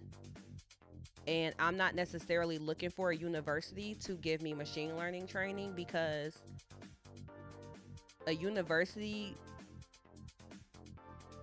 typically has a more traditional approach to education in the sense that it's a reason why boot camps exist compared to going to for a 4-year degree or whatever.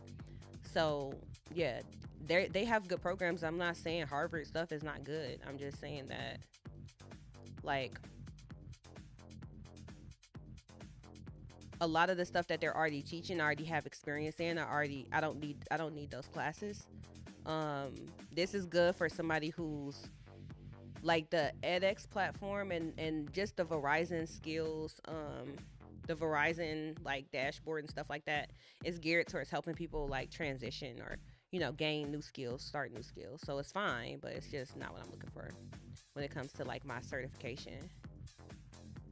Learn how to read Python. Like I'm not about to take that. Data science.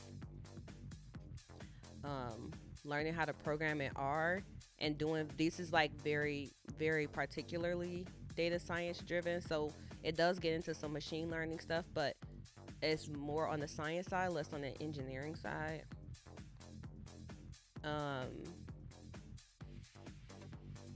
Out of everything that they cover in here, I can get all of this content in like a machine learning engineering certification, but then learn to use the different. I need to learn like some different machine learning frameworks and APIs and that kind of stuff.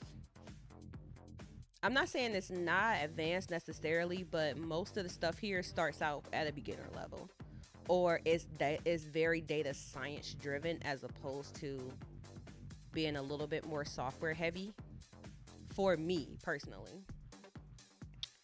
Um,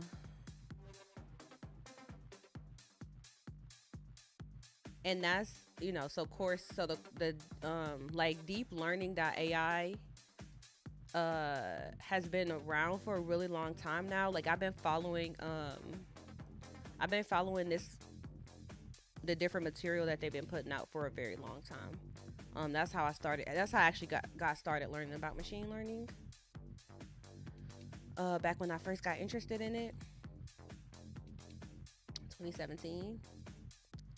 So yeah, even though like Andrew Ng and a lot of other people who teach with that specialization have like university ties, they're it's a lot more this reminds me their materials or the way they approach it reminds me more of like boot camps where it's like, okay, let's figure out what's the practical way that we need to like put these skills into place. But for the most part, a lot of it is grounded in like is good for somebody that already has a software background, if that makes sense. Now they are starting to build more and more of these courses that are like beginner friendly, but like this deep learning specialization has been around for actual years, many years now. I took I think I did this like way back in the day when I first got into it, but the machine learning engineering one is like a good, like I said, that's a good starting point. You need to, I think they should give you the chance to go through like getting hands on with the code and stuff like that.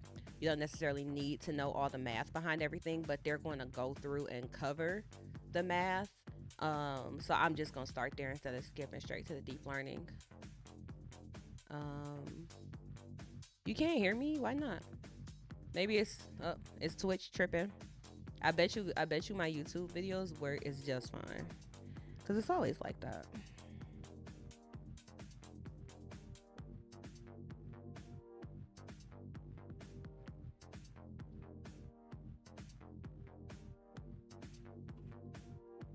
What are you doing?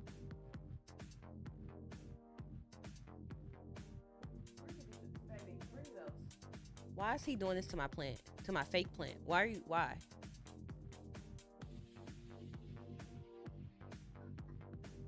I'm like, what is that? Why you do that? Give me that.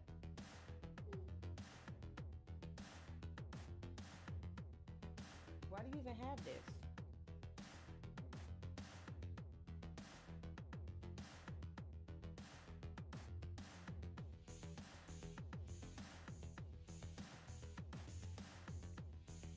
It's working now. Oh, I missed your explanation. No, I was just saying, I think overall,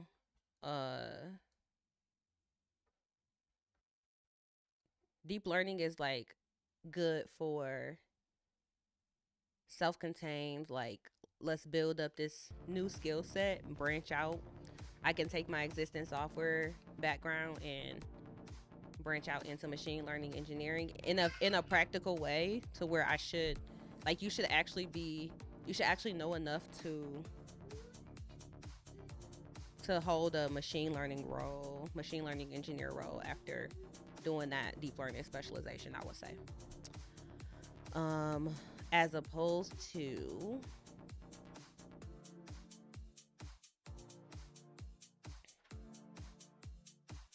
I think the machine learning program that you're talking about that's on edX is called TinyML, and that's a specific subset of like model types, if that makes sense. That's like a certain category of like models,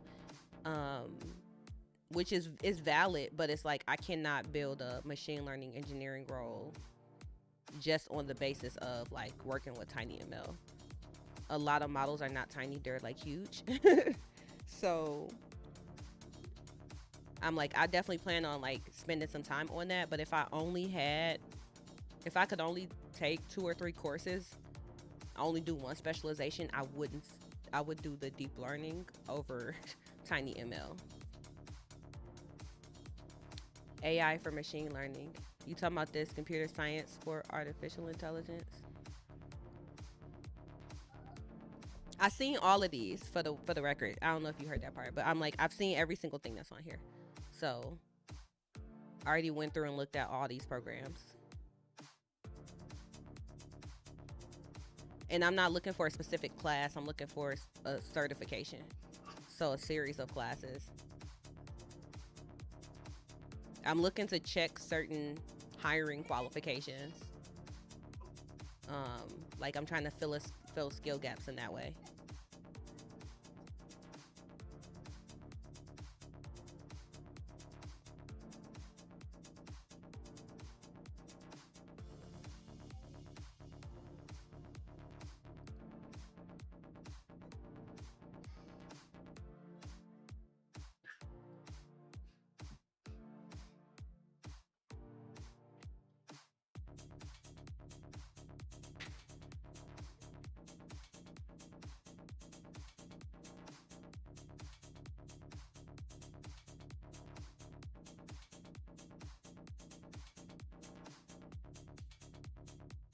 Yeah, I don't even know what the AI for machine learning is. It's not a...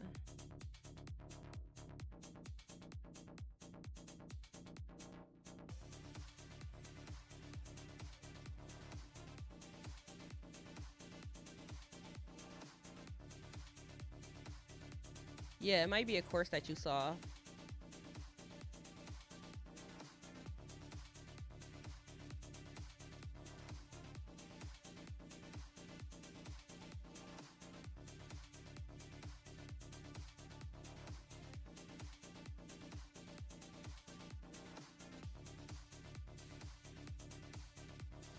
Like if I didn't know anything about AI, then I would maybe start here, just having access to it. But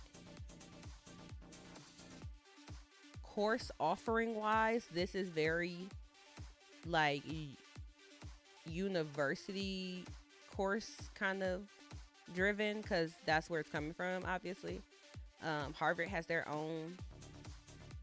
They've been into like MOOCs for a really long time. MOOC. They've been into MOOCs for a really long time. What's wrong? What's wrong? My OBS was complaining. I don't know why. Oh, my recording stopped. Am I out of space?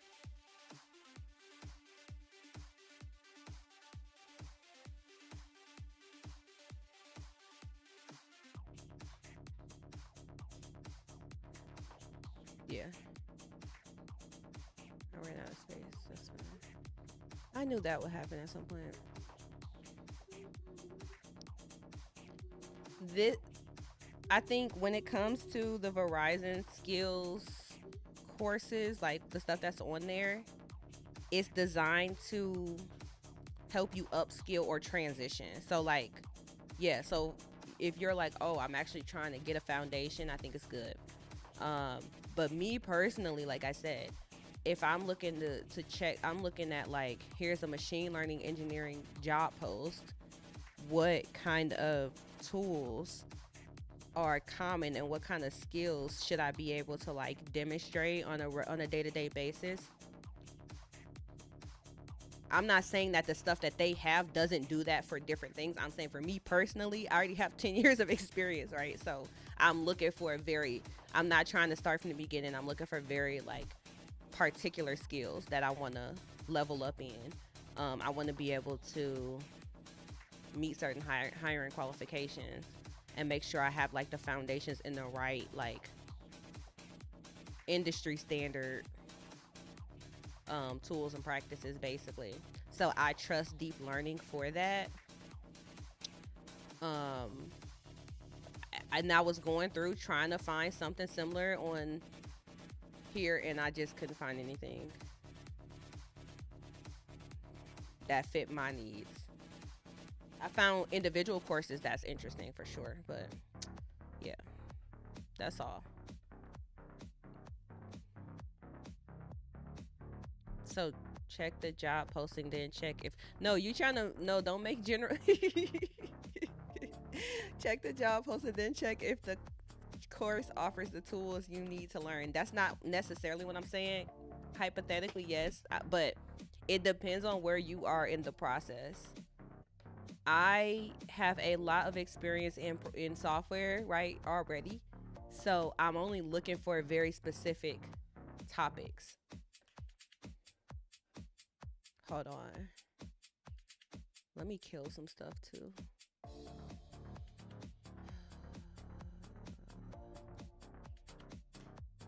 Yeah, I'm only looking for some very specific topics. Um,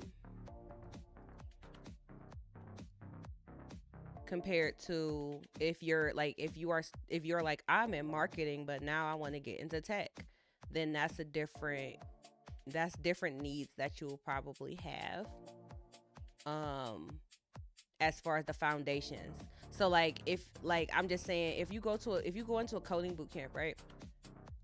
A lot of the stuff that you learn in the coding boot camp might not necessarily be in a job description. That doesn't mean that you don't need to learn them. That just means those are prerequisite skills to the skills that you need to learn, if that makes sense.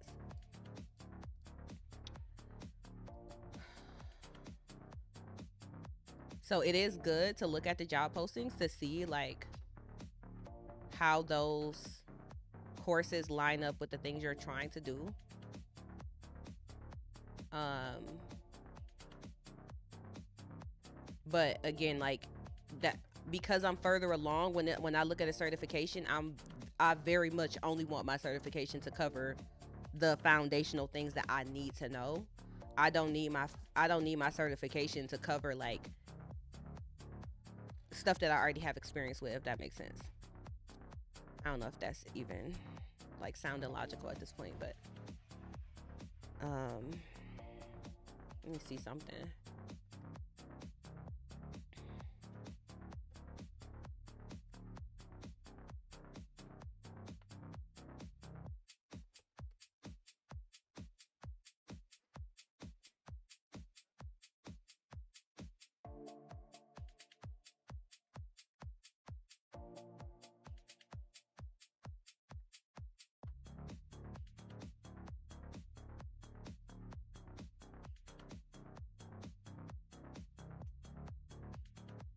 Why is my son in the drawer?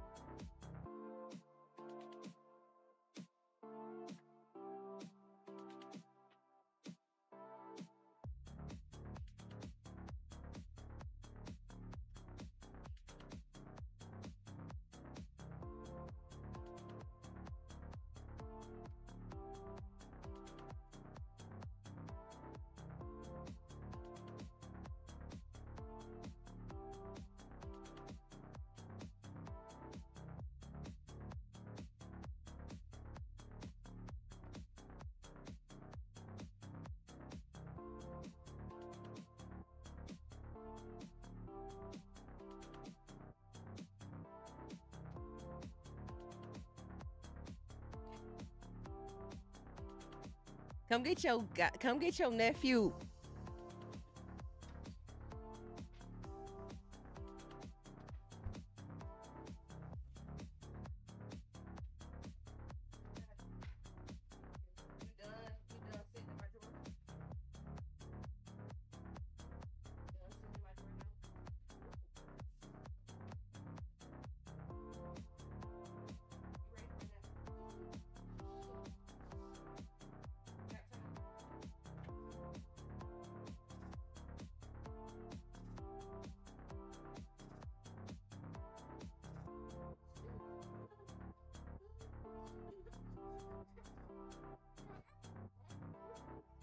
He actually seems pretty independent.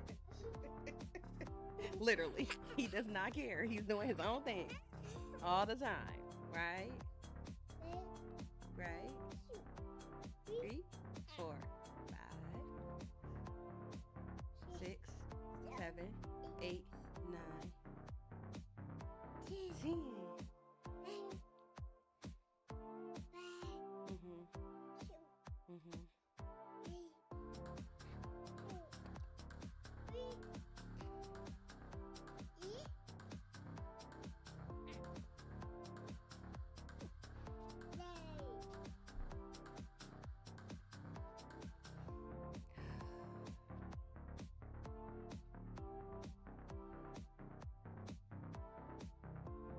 Thank you. Thank you. What?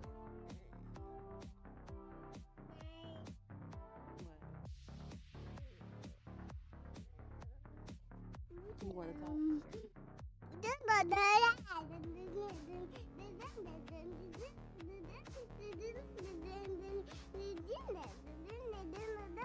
Okay. Okay.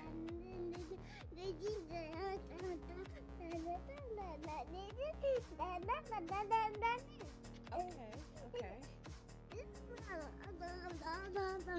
Uh-huh.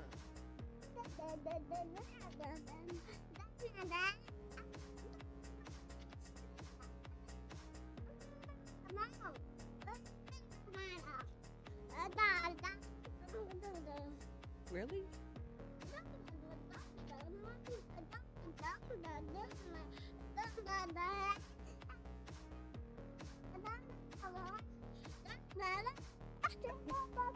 Okay. I mean, I wasn't fully aware of that at the time in which you are letting me know. I appreciate you informing me.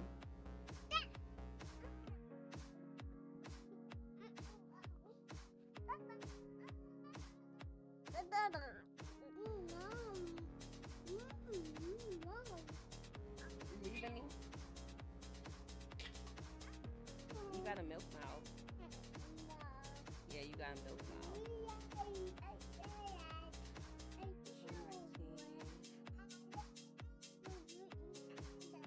Ooh, ooh, ooh. You know what I can do? I can get rid of the remux. Not those,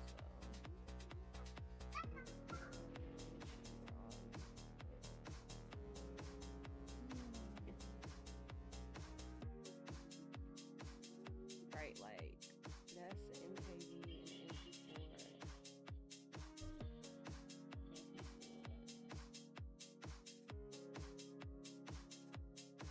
That's a decent amount of space right there.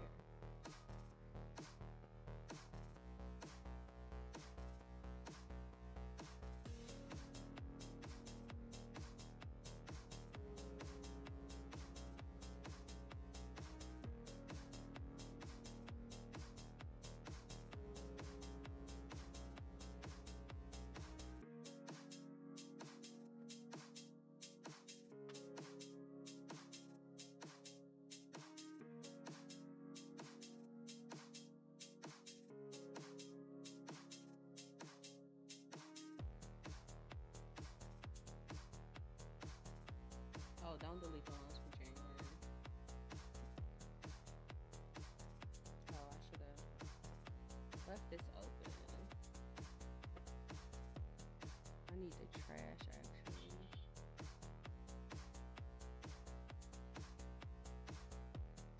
Oh, I shouldn't have did that. Trash.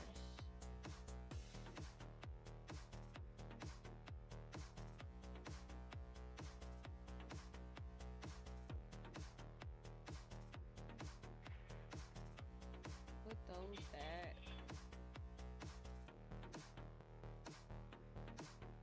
Empty the rest of these.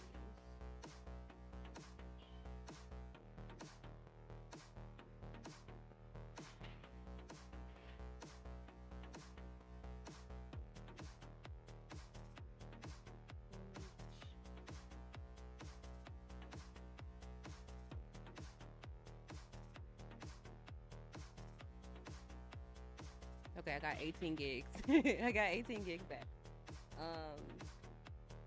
Ooh, I hope I was not recording in MP4 because then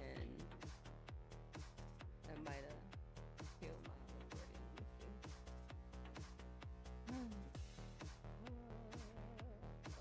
Movies.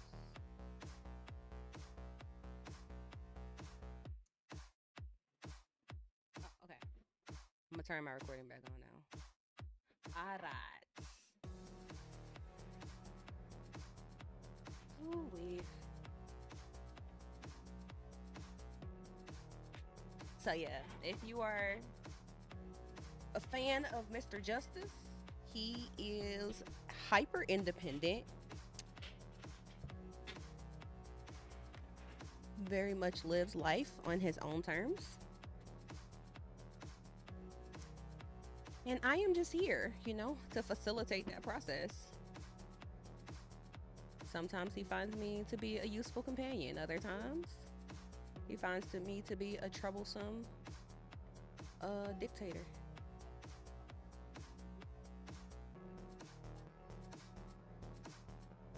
You didn't pick it up. It's still there. Okay. All right. It's pretty funny, yeah. So I feel like sometimes he's doing stuff and y'all could probably see it before I see it. Put your house shoes on.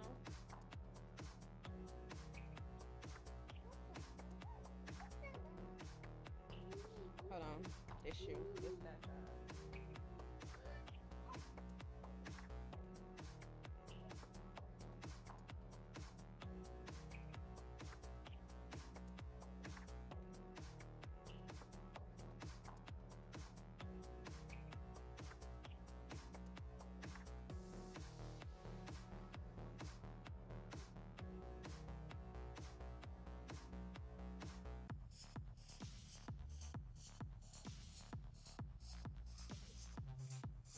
bye.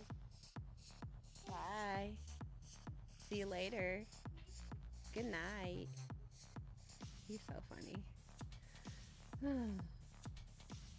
But this is the part of my life where it's like I'm trying to be I'm trying to be productive. I swear I am. I'm really trying.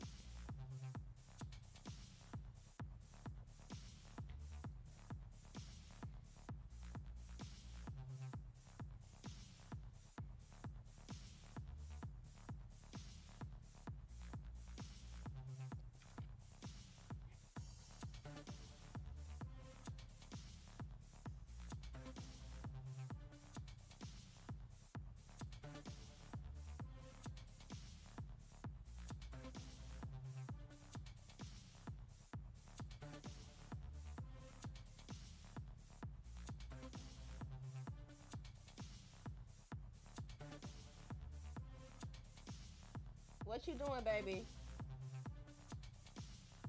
Now I gotta go back and make my YouTube. I gotta go back and make my YouTube stuff again. See, I really want to get into like the AI code generation thing, but I'm not gonna be able to focus with him running around. I'm not, cause he like climbing in the drawers and stuff. Like, I'm not gonna be able to. I want to give him a nap, but the thing about giving him a nap, so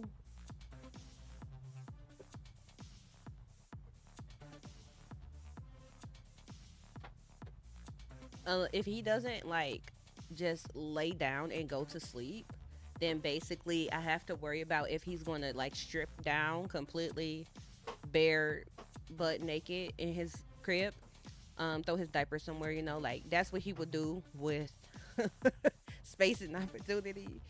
Um, and then he can scoot his crib around, like just if I'm in a chair, I can just use momentum and move myself back and forth. He does that, but in his crib. So he's unnatural, unnaturally mobile in the crib because he takes the crib like all the way out into the hallway at certain times. It's happened multiple times. So this is just this is the part where I was like, I don't know how productive I'm going to be, but I'm trying to figure it out because that's your grandma hat. Look at him.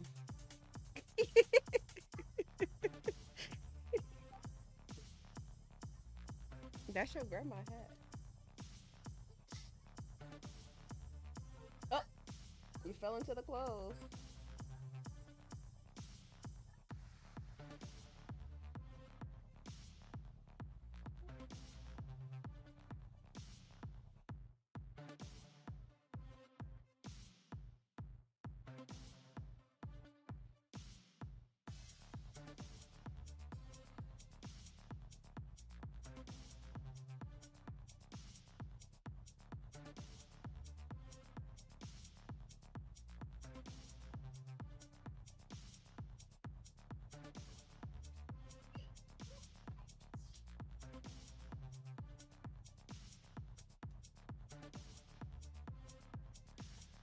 Oh gosh. She'll be entertained by that. Hold on.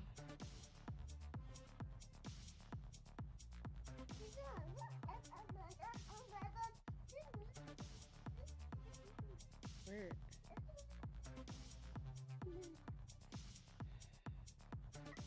Here, give me this.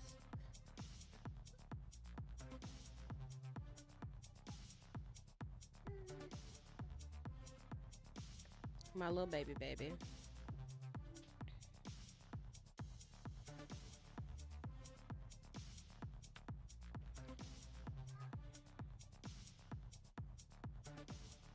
Yeah. So I'm trying to figure out what productivity looks like for me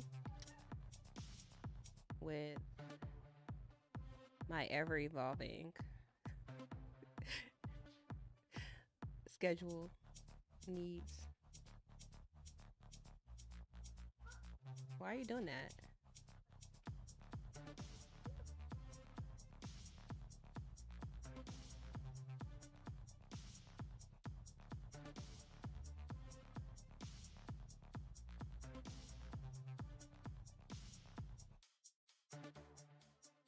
You can do it. You did it a couple times now. Good job.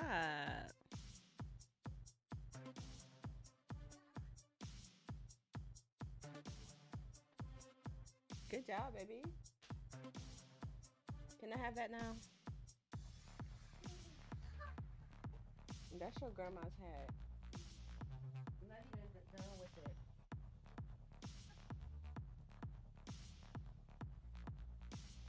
All right. I feel like I have to abandon my plan if I want to get anything else done today.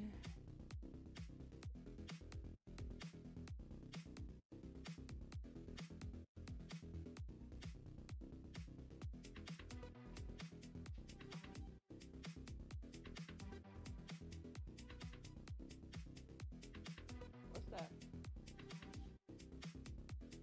What is that?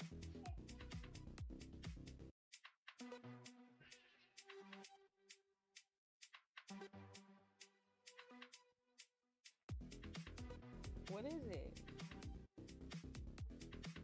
My broken plant?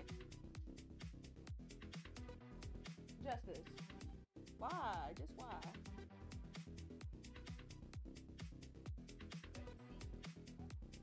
All right, you coming over here? Okay. Yeah.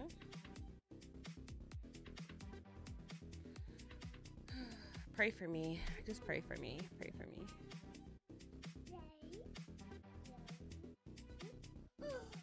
You want to come over here or what?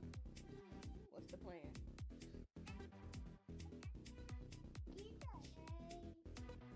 Hold on.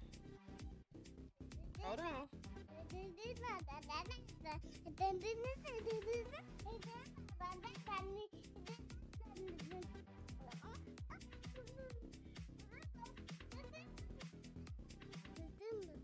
This is the Justice Show.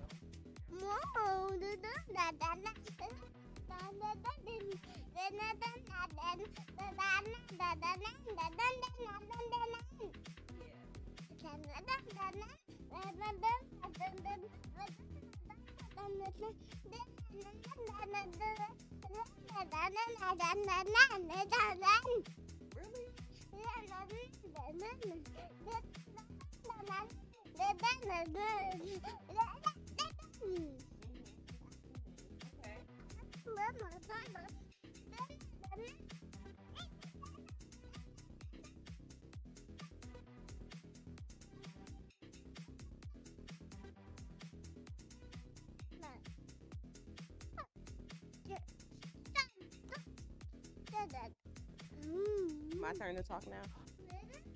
All right, I have been allowed to come back into co-host mode, if only just for a minute. Streamer in training. No, no, literally. Because why does he know to talk into to the mic? Like he doesn't know that I can hear myself in the headphones, but he knows that he needs to have the mic at his mouth.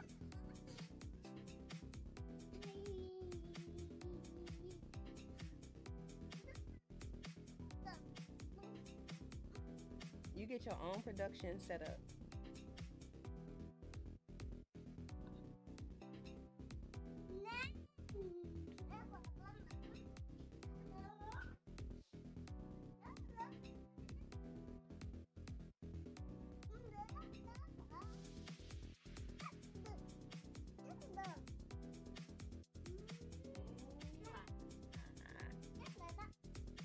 Oh, okay. You can't scream into the microphone. Okay.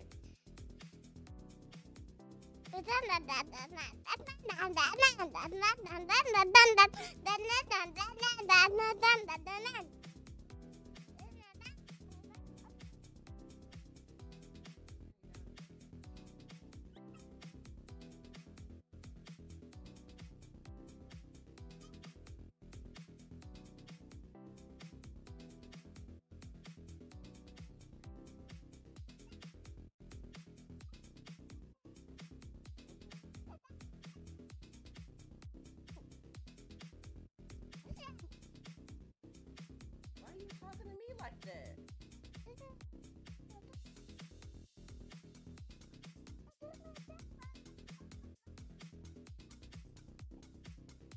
Now my mic's up. All right. I don't know. Oh boy.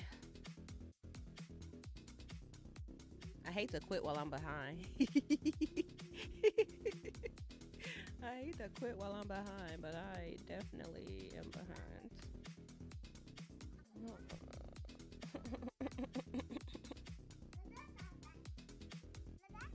Sit down. Sit down. Don't play in that chair. You cannot get down over there. You cannot get down right there. If you want to get down, you gotta go that way.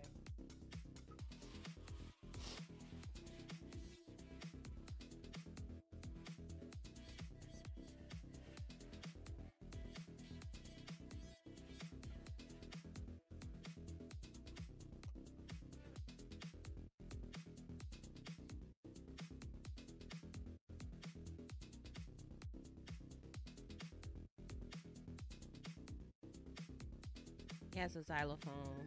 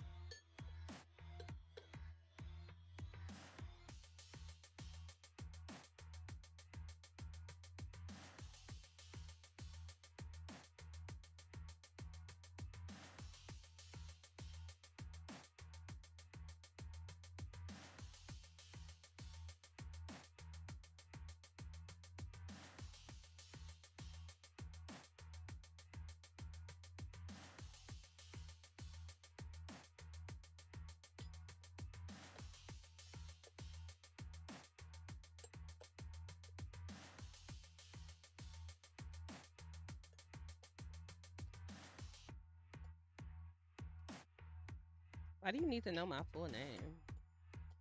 Why is that? Jesus. Why is it trying to autocomplete? I don't like that. It's trying to dox me.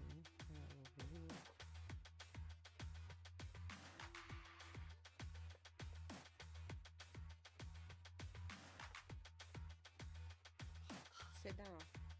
Sit down.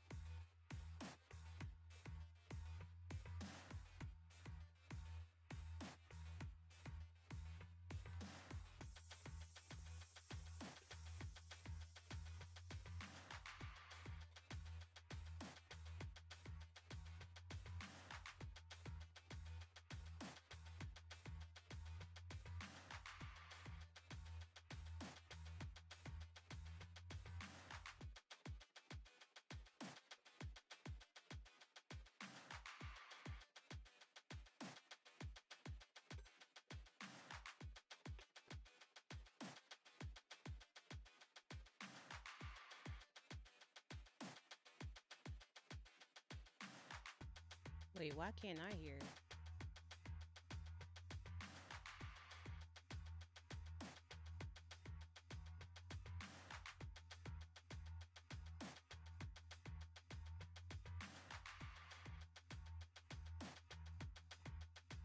What just happened?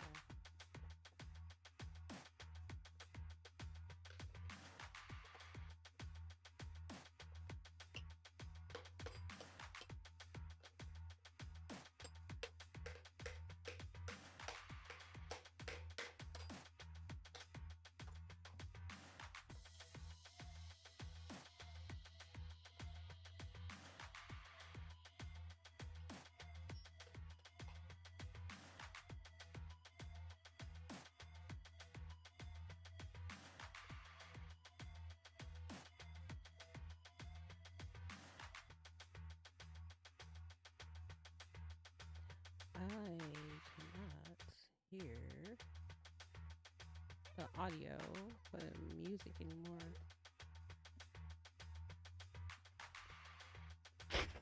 Justice.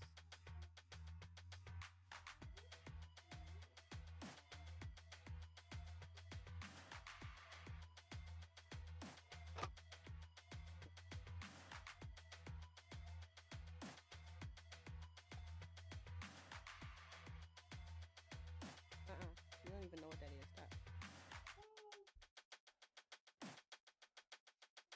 Get down. Get down.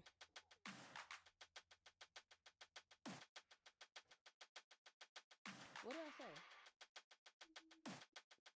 That's not even what you think it is. It's not anything you can consume in any way, shape, form, or fashion. Okay? I can't hear the music.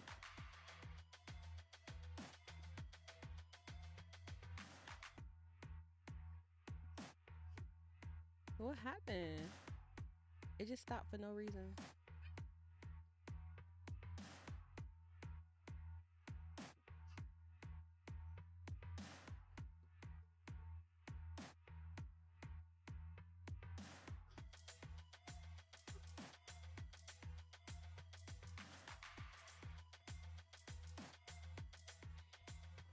I'm trying to figure something out.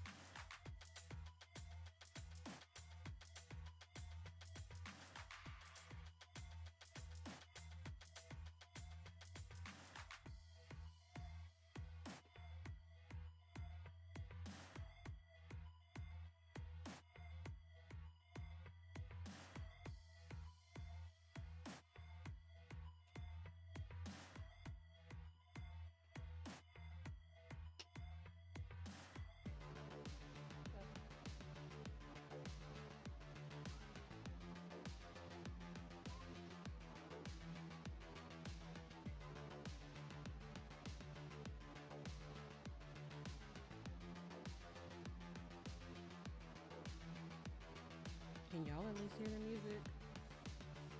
I don't know what my phone is on. I mean, what my computer is on.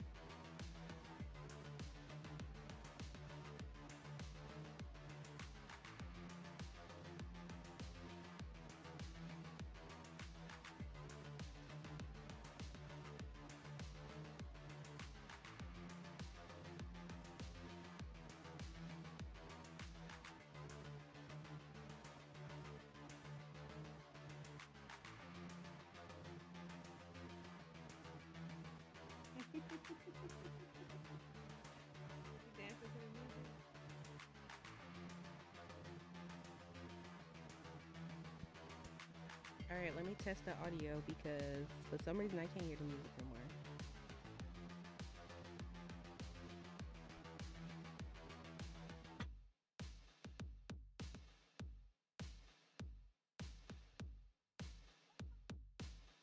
Stop.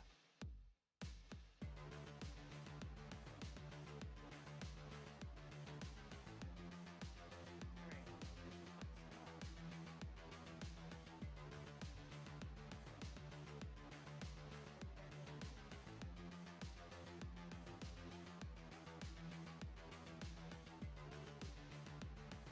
No, I'm about to turn this off.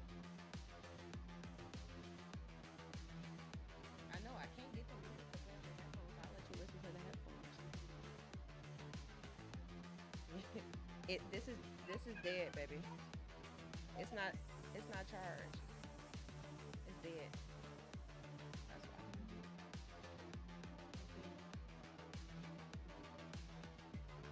It's dead.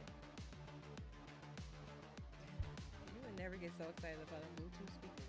It's dead, baby. I gotta charge it. I gotta charge it, okay?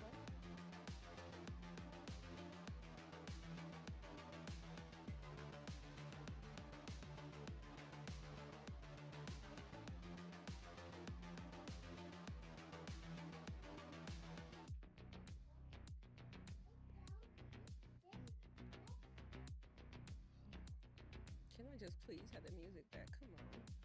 Why are you doing this to me? Did it come out?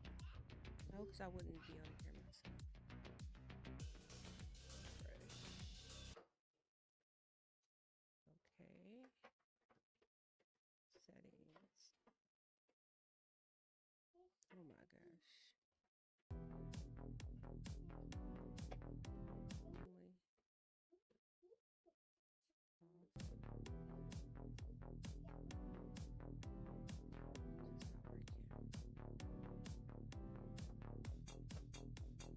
At this point, I might just have to.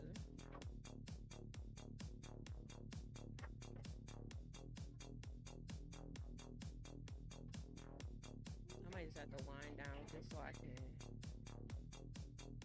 Baby. It's weird. I can't even hear myself think.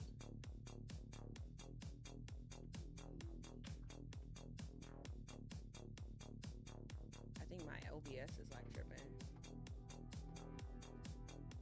Justice.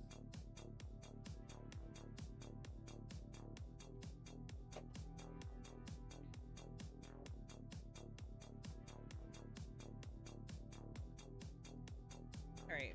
Well, I feel like at this point, it's only so much I can do. My stream is acting stupid though. My OBS is acting weird, so we'll see when I come back to stream. What I am gonna try to do is let Justice take a nap or something.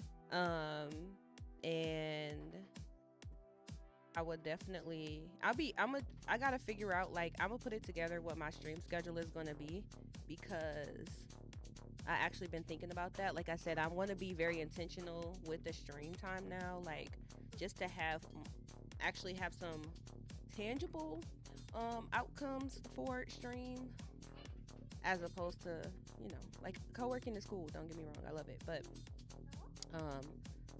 I would like for there to be like kind of some value add that I have on the stream. So if I know what the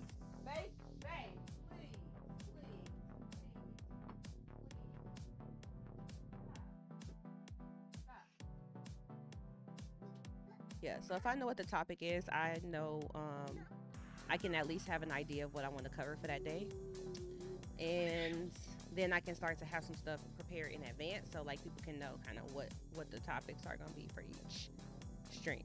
But right now I want to say at least hey at least on Wednesdays, I'm definitely going to stream on Wednesdays, and then I'm going to come up with like a better stream schedule. Not going to be an everyday thing, but a few times a week. Yeah, at least a few times a week. But at this point, I'm going to quit while I'm behind, because he's really really sleepy. I know it seems like he's high energy, but that means that he's tired.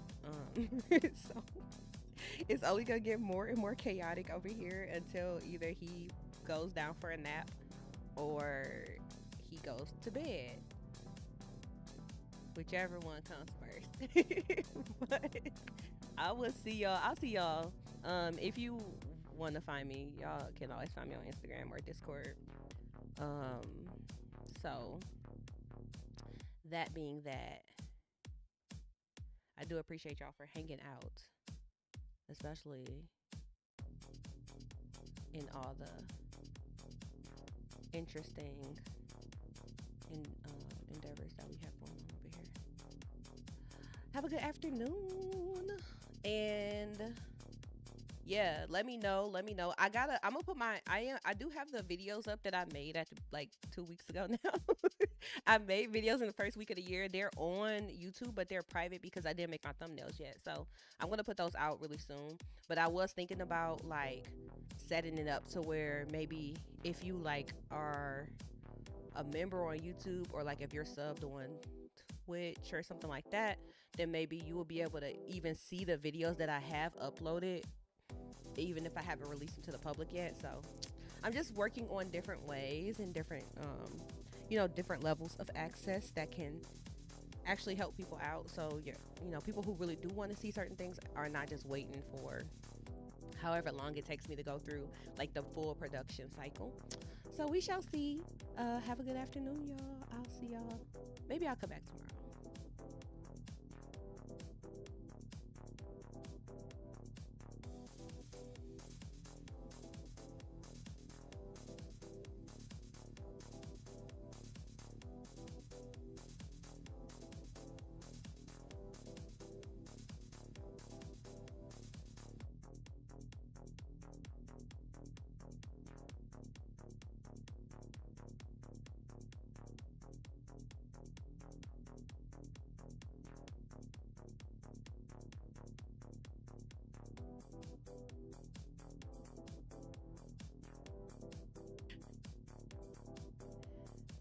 This is just for proof of my logic.